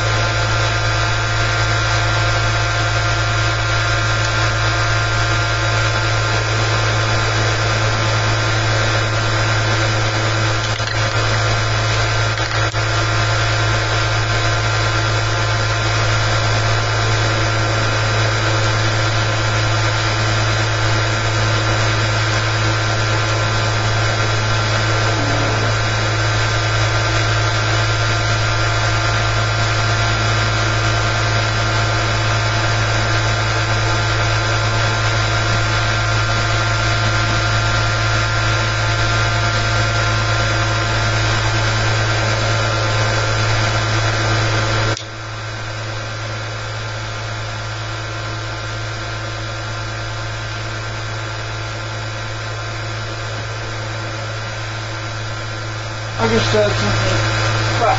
What was that?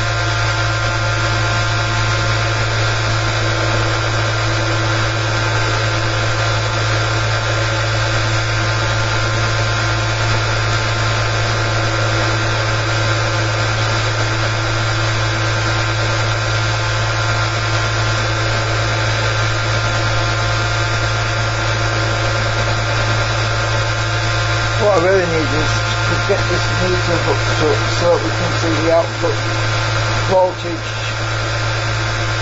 a bit easier.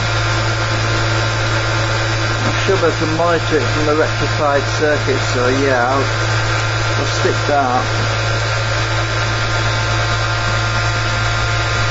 You should be able to see the output voltage on the rectified. It's unregulated, but it doesn't matter.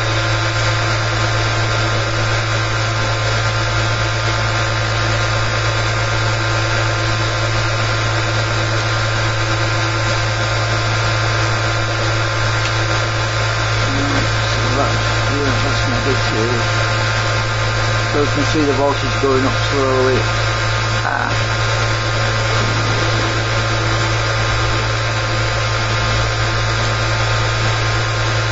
I don't have to keep telling you what the voltage is on the output. Right.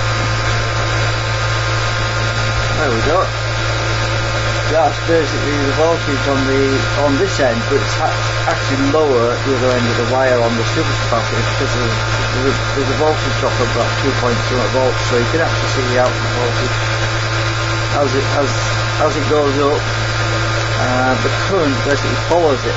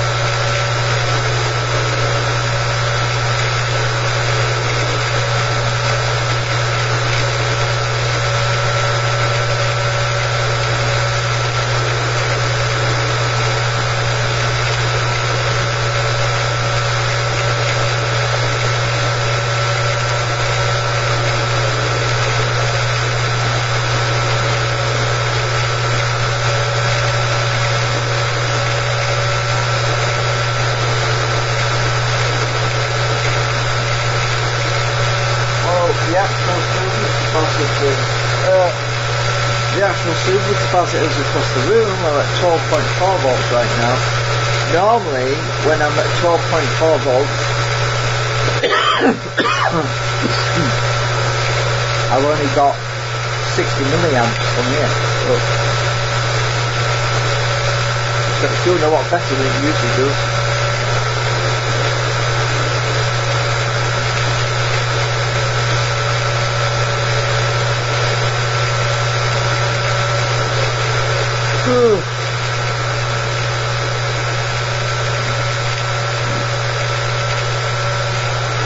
I'm going to go to bed soon, so I'm not talking a lot because I'm tired. I'm waiting for that relay up there to click over. Probably won't do it until I get to, well,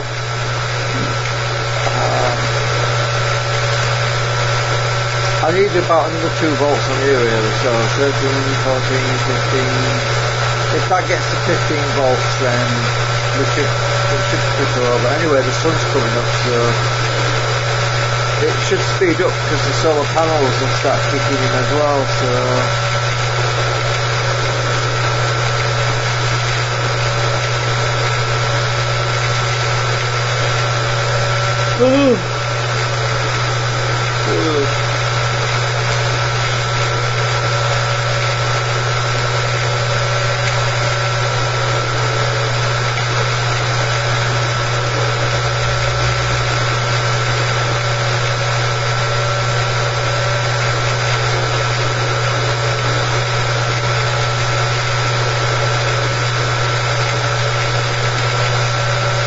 sounds like I've got a noisy bearing as well. Not a big problem.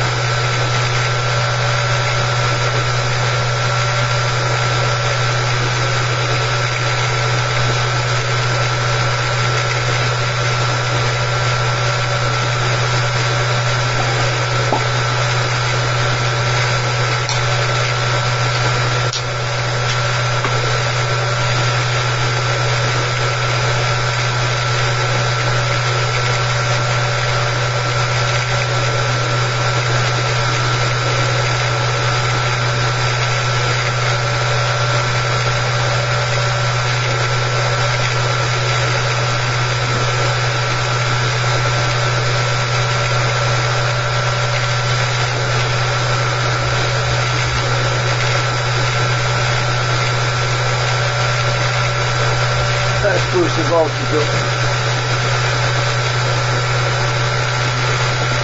See what speed things up.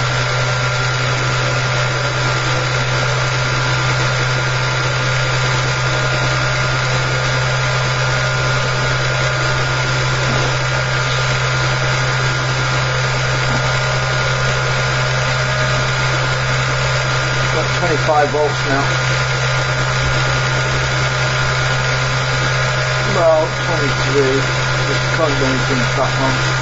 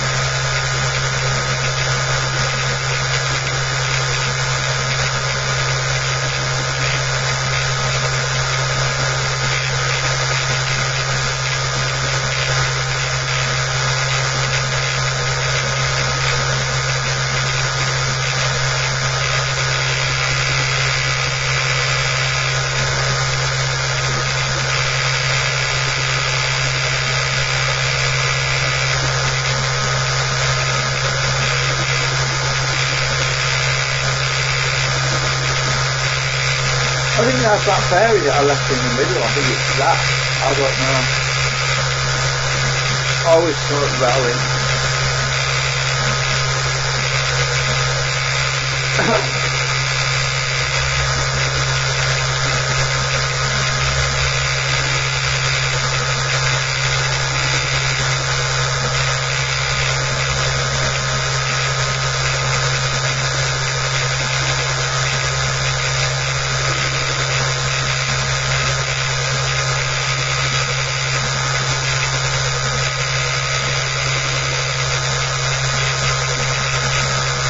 No vibration or what it is, it's not.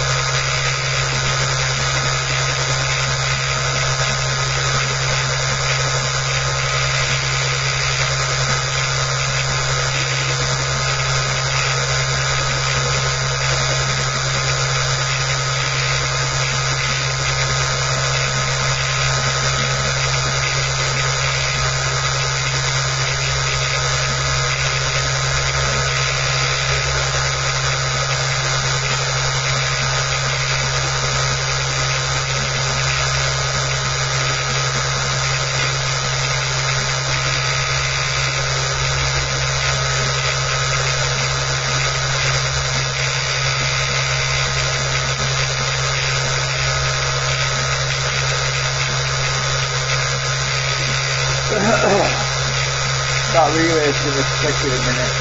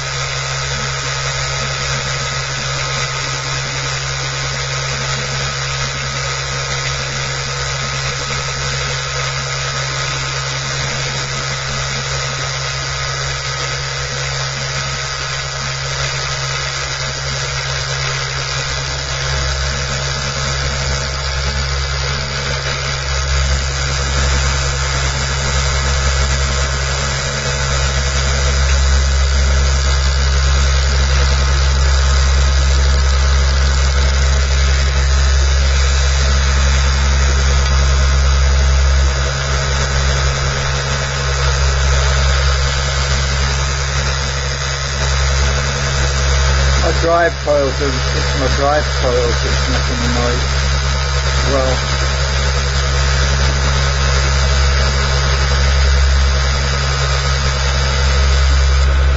there we go.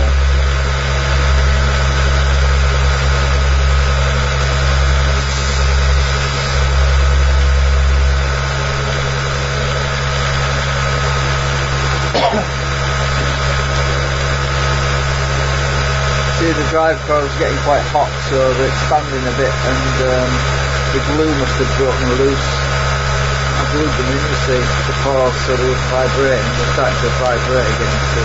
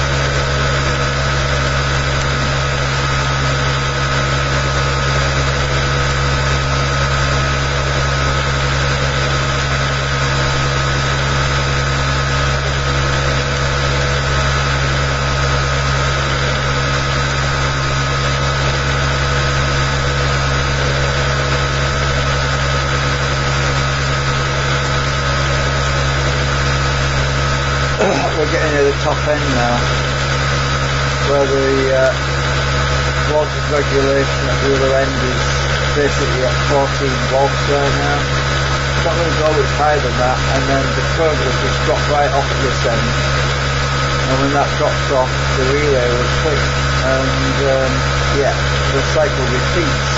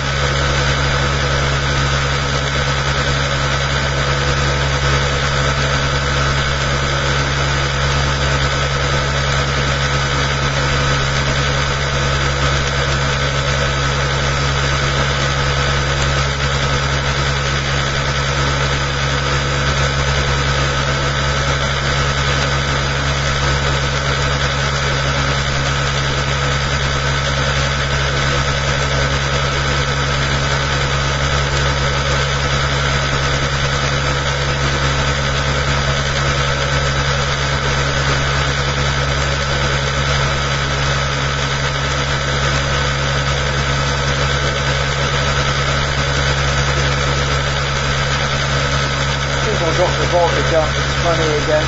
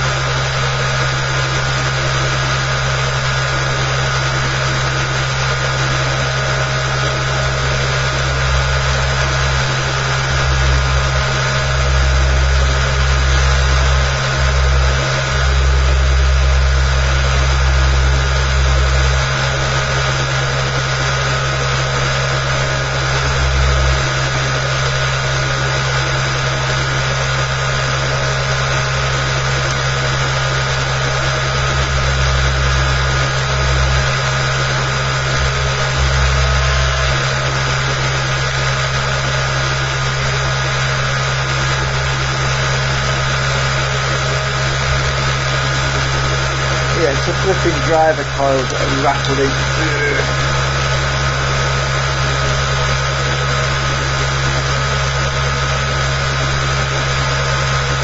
I have to pull the whole lot out later and sort them out.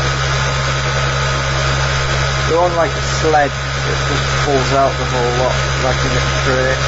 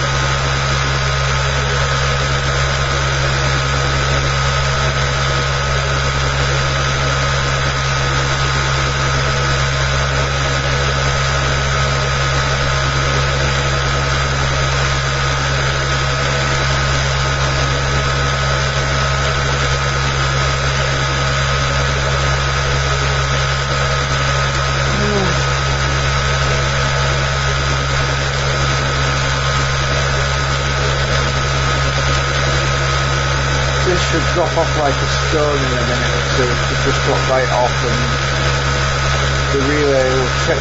It's actually dropping now, I think, and as that drops off, this voltage will shoot up pretty fast.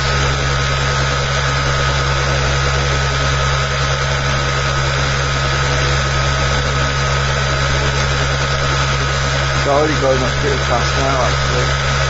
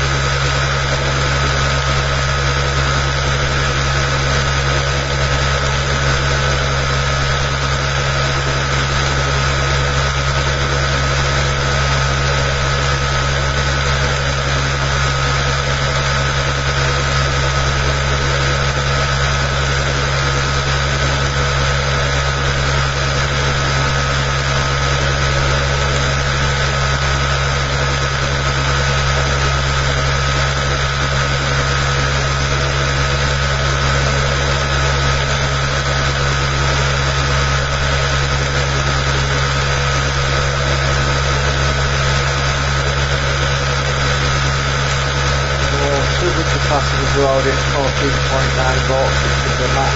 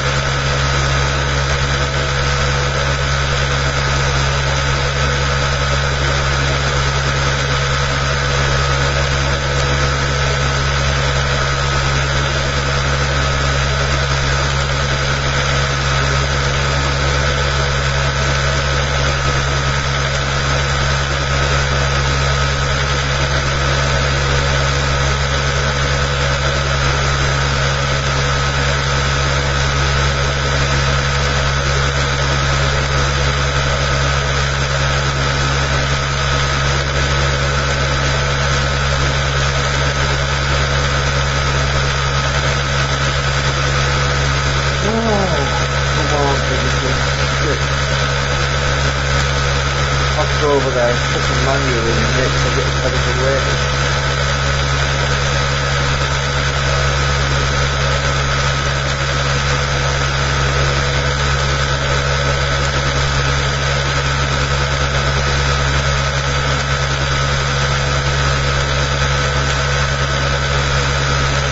There we go. The voltage has got over the limit.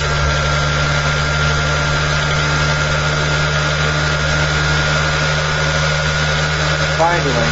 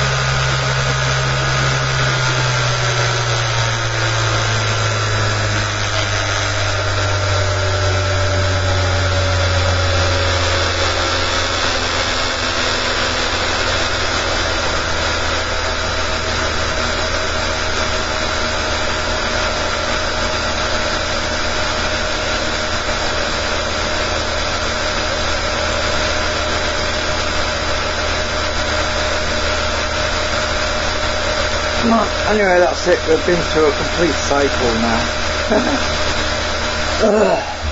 I'm going to get to some sleep.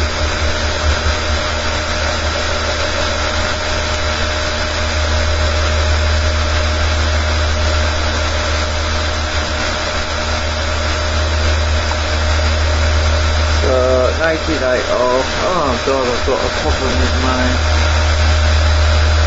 Bit late. I must have been dropping frames.